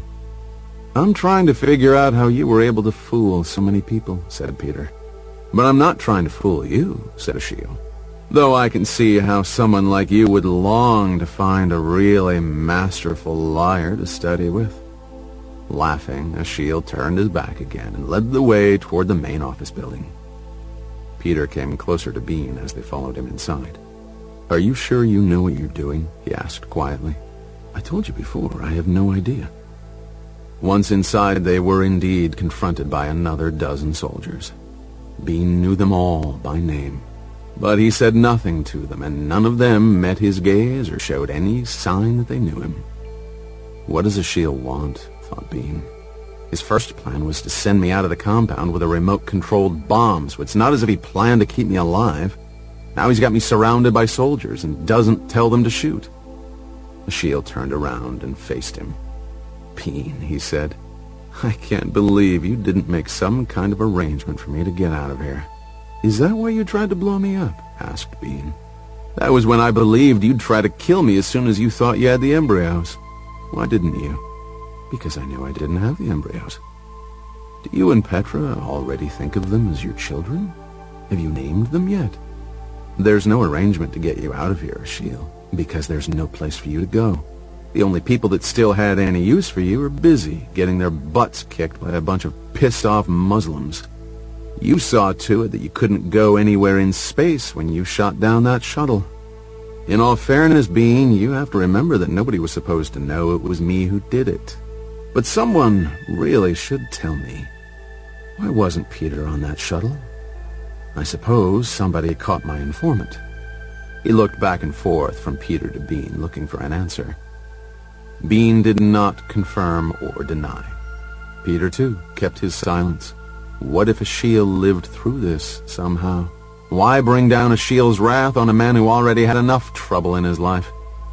"But if you caught my informant," said Ashiel, "why in the world would Shamrajnagar, or Graf if it was him, launch the shuttle anyway? Was catching me doing something naughty so important they'd risk a shuttle and its crew just to catch me? I find that quite flattering. Sort of like winning the Nobel Prize for scariest villain." "I think," said Bean, "that you don't have the embryos at all. I think you dispersed them as soon as you got them. I think you already had them implanted in surrogates." "Wrong," said Ashiel. He reached inside his pants pocket and took out a small container, exactly like the ones in which the embryos had been frozen. "I brought one along, just to show you. Of course, he's probably thawed quite a bit, my body heat and all that. What do you think? Do we still have time to get this little sucker implanted in somebody? Petra's already pregnant, I hear, so you can't use her." "I know. Peter's mother. She always likes to be so helpful, and she's used to giving birth to geniuses. Here, Peter, catch." He tossed the container toward Peter, but too hard, so it sailed over Peter's upstretched hands and hit the floor. It didn't break, but instead rolled and rolled. "Aren't you going to get it?" Ashiel asked Bean. Bean shrugged. He walked over to where the container had come to rest. The liquid inside had sloshed, fully thawed. He stepped on it, broke it, ground it under his foot. Ashiel whistled. "Wow, you are some disciplinarian. Your kids can't get away with anything with you." Bean walked toward Ashiel. "Now, Bean, I can see how you might be irritated at me, but I never claimed to be an athlete. When did I have a chance to play ball? Will you tell me that? You grew up where I did. I can't help it that I don't know how to throw accurately." He was still affecting his ironic tone of voice, but Bean could see that Ashiel was afraid now. He had been expecting Bean to beg or grieve, something that would keep him off balance and give control to Ashiel. But Bean was seeing things through Ashiel's eyes now, and he understood. You do whatever your enemy can't believe that you would even think of doing. You just do it. Bean reached into the butt holster that rode inside his pants, hanging from the waistband, and pulled out the flat .22 caliber pistol concealed there. He pointed it at Ashiel's right eye, then the left. Ashiel took a couple of steps backward. "You can't kill me," he said. "You don't know where the embryos are." I know you don't have them, said Bean, and that I'm not going to get them without letting you go. And I'm not letting you go. So I guess that means the embryos are forever lost to me. Why should you go on living? Suri, said Ashiel, are you asleep? Suri pulled his long knife from its sheath. That's not what's needed here, said Ashiel. He has a gun. Hold still, Ashiel, said Bean. Take it like a man. Besides, if I miss, you might live through it and spend the rest of your days as a brain-damaged shell of a man. We want this to be nice and clean and final, don't we? Ashiel pulled another vial out of his pockets. This is the real thing, Bean. He reached out his hand, offering it. You killed one, but there are still the other 4. Bean slapped it out of his hand. This one broke when it hit the floor. Those are your children you're killing, cried Ashiel. I know you, said Bean. I know that you would never promise me something you could actually deliver. Suriawang, shouted Ashiel. Shoot him! Sir, said Suriawang. It was the first sound he'd made since Bean came through the east gate. Suriawang knelt down, laid his knife on the smooth floor, and slid it toward Ashiel until it rested at his feet. What's this supposed to be? Demanded Ashiel. The loan of a knife, said Suriawang. But he has a gun, cried Ashiel. I expect you to solve your own problems, said Suriawang, without getting any of my men killed. Shoot him, cried Ashiel. I thought you were my friend. I told you from the start, said Suriawang. I serve the hegemon. And with that, Suriawang turned his back on Ashiel. So did all the other soldiers. Now Bean understood why Suriawang had worked so hard to earn Ashiel's trust, so that at this moment of crisis, Suri was in a position to betray him. Ashiel laughed nervously. Come on now, Bean. We've known each other a long time. He had backed up against a wall. He tried to lean against it, but his legs were a little wobbly and he started to slide down the wall. I know you, Bean, he said. You can't just kill a man in cold blood no matter how much you hate him. It's not in you to do that. Yes, it is, said Bean. He aimed the pistol down at Ashiel's right eye and pulled the trigger. The eye snapped shut from the wind of the bullet passing between the eyelids and from the obliteration of the eye itself. His head rocked just a little from the force of the little bullet entering, but not leaving. Then he slumped over and sprawled out on the floor, dead. It didn't bring back Poke, or Sister Carlotta, or any of the other people he had killed. It didn't change the nations of the world back to the way they were before Ashiel started making them his building blocks, to break apart and put together however he wanted. It didn't end the wars Ashiel had started. It didn't make Bean feel any better. There was no joy in vengeance, and precious little in justice either. But there was this. Ashiel would never kill again. That was all Bean could ask of a little 22.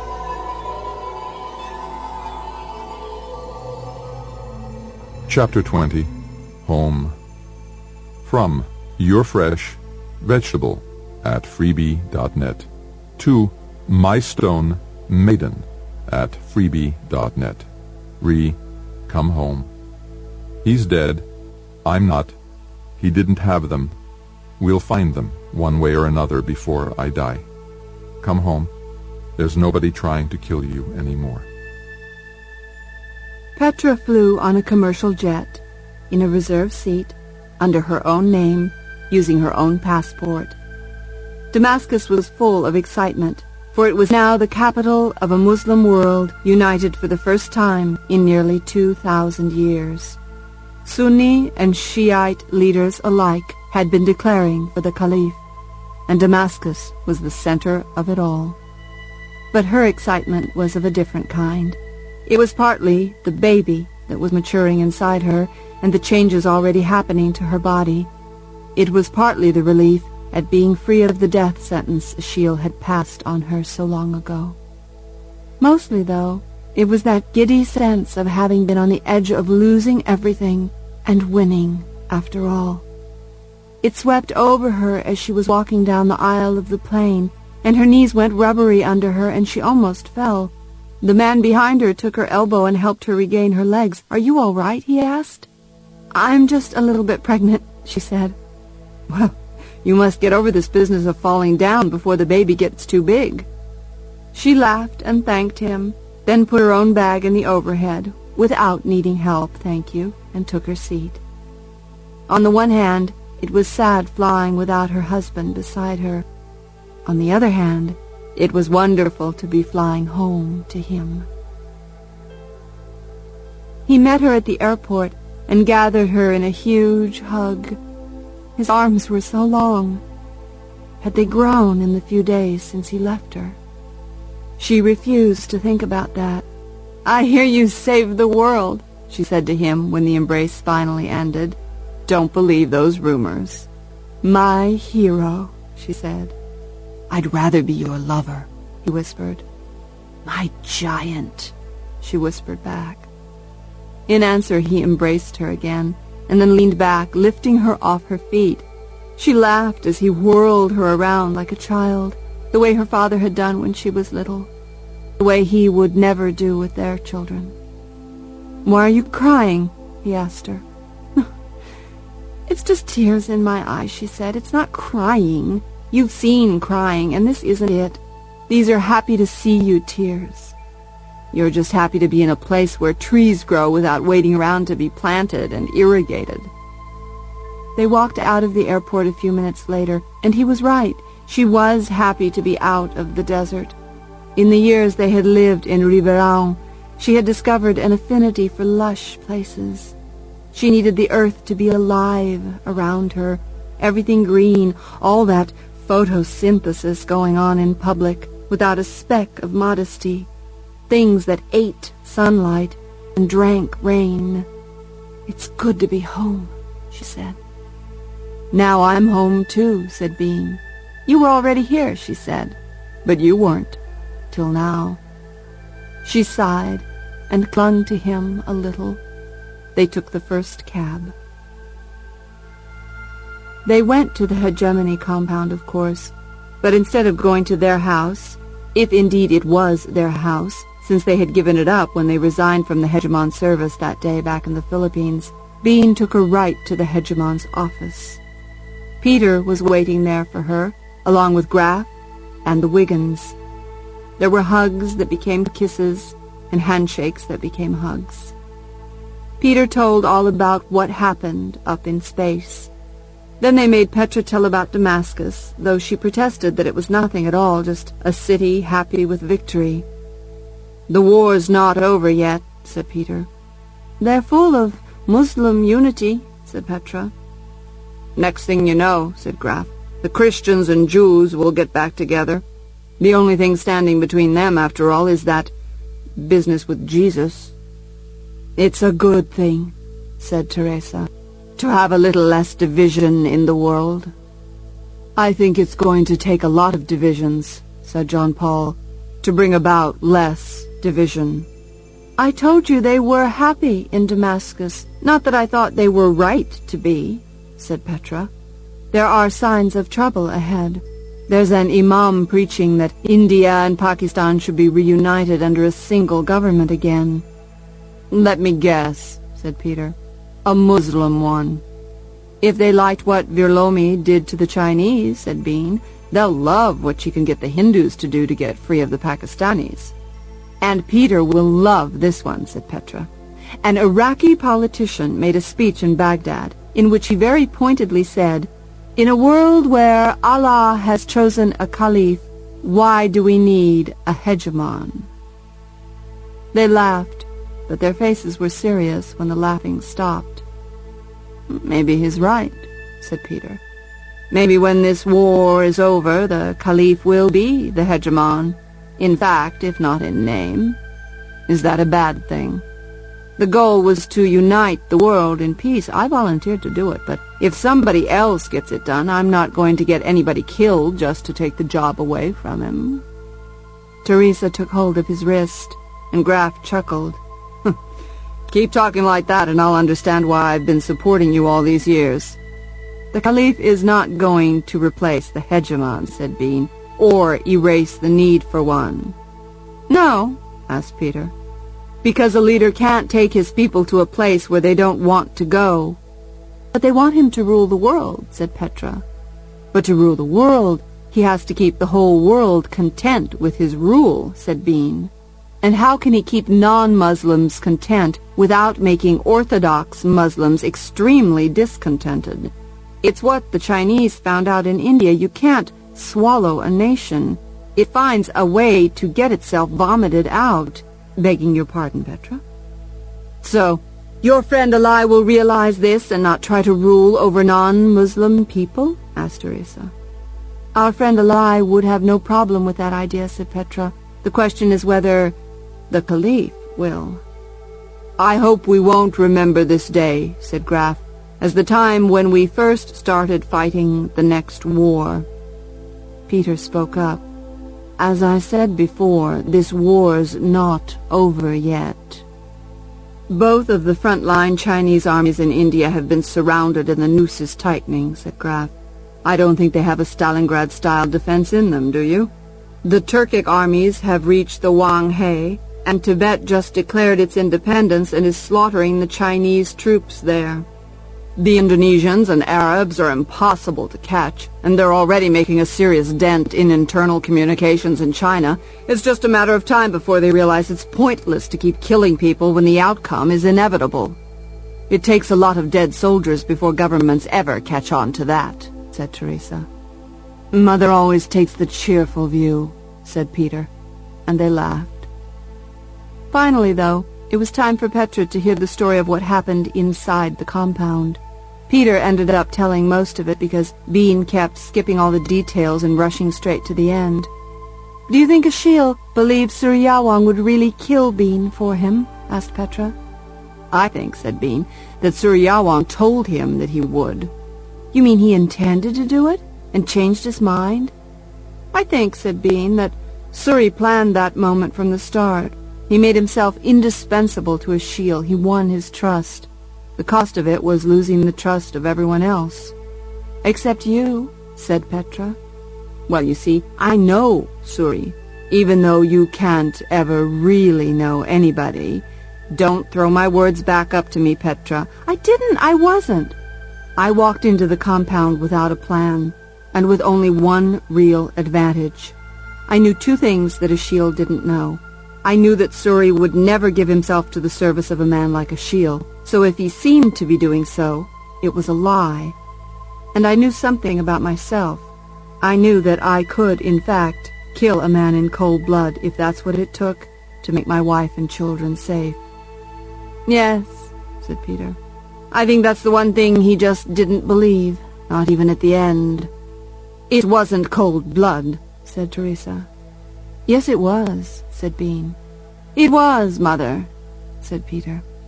It was the right thing to do, and he chose to do it, and it was done, without having to work himself up into a frenzy to do it. That's what heroes do, said Petra. Whatever's necessary for the good of their people. When we start saying words like hero, said Bean, it's time to go home.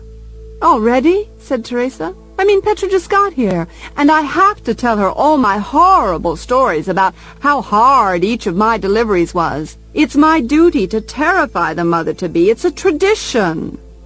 Don't worry, Mrs. Wiggins, said Bean. I'll bring her back every few days at least. It's not that far. Bring me back, said Petra. We left the hegemon's employ, remember, said Bean. We only worked for him so we'd have a legal pretext for fighting Ashiel and the Chinese, so there'd be nothing for us to do. We have enough money from our battle school pensions, so we aren't going to live in Ribeirão Preto.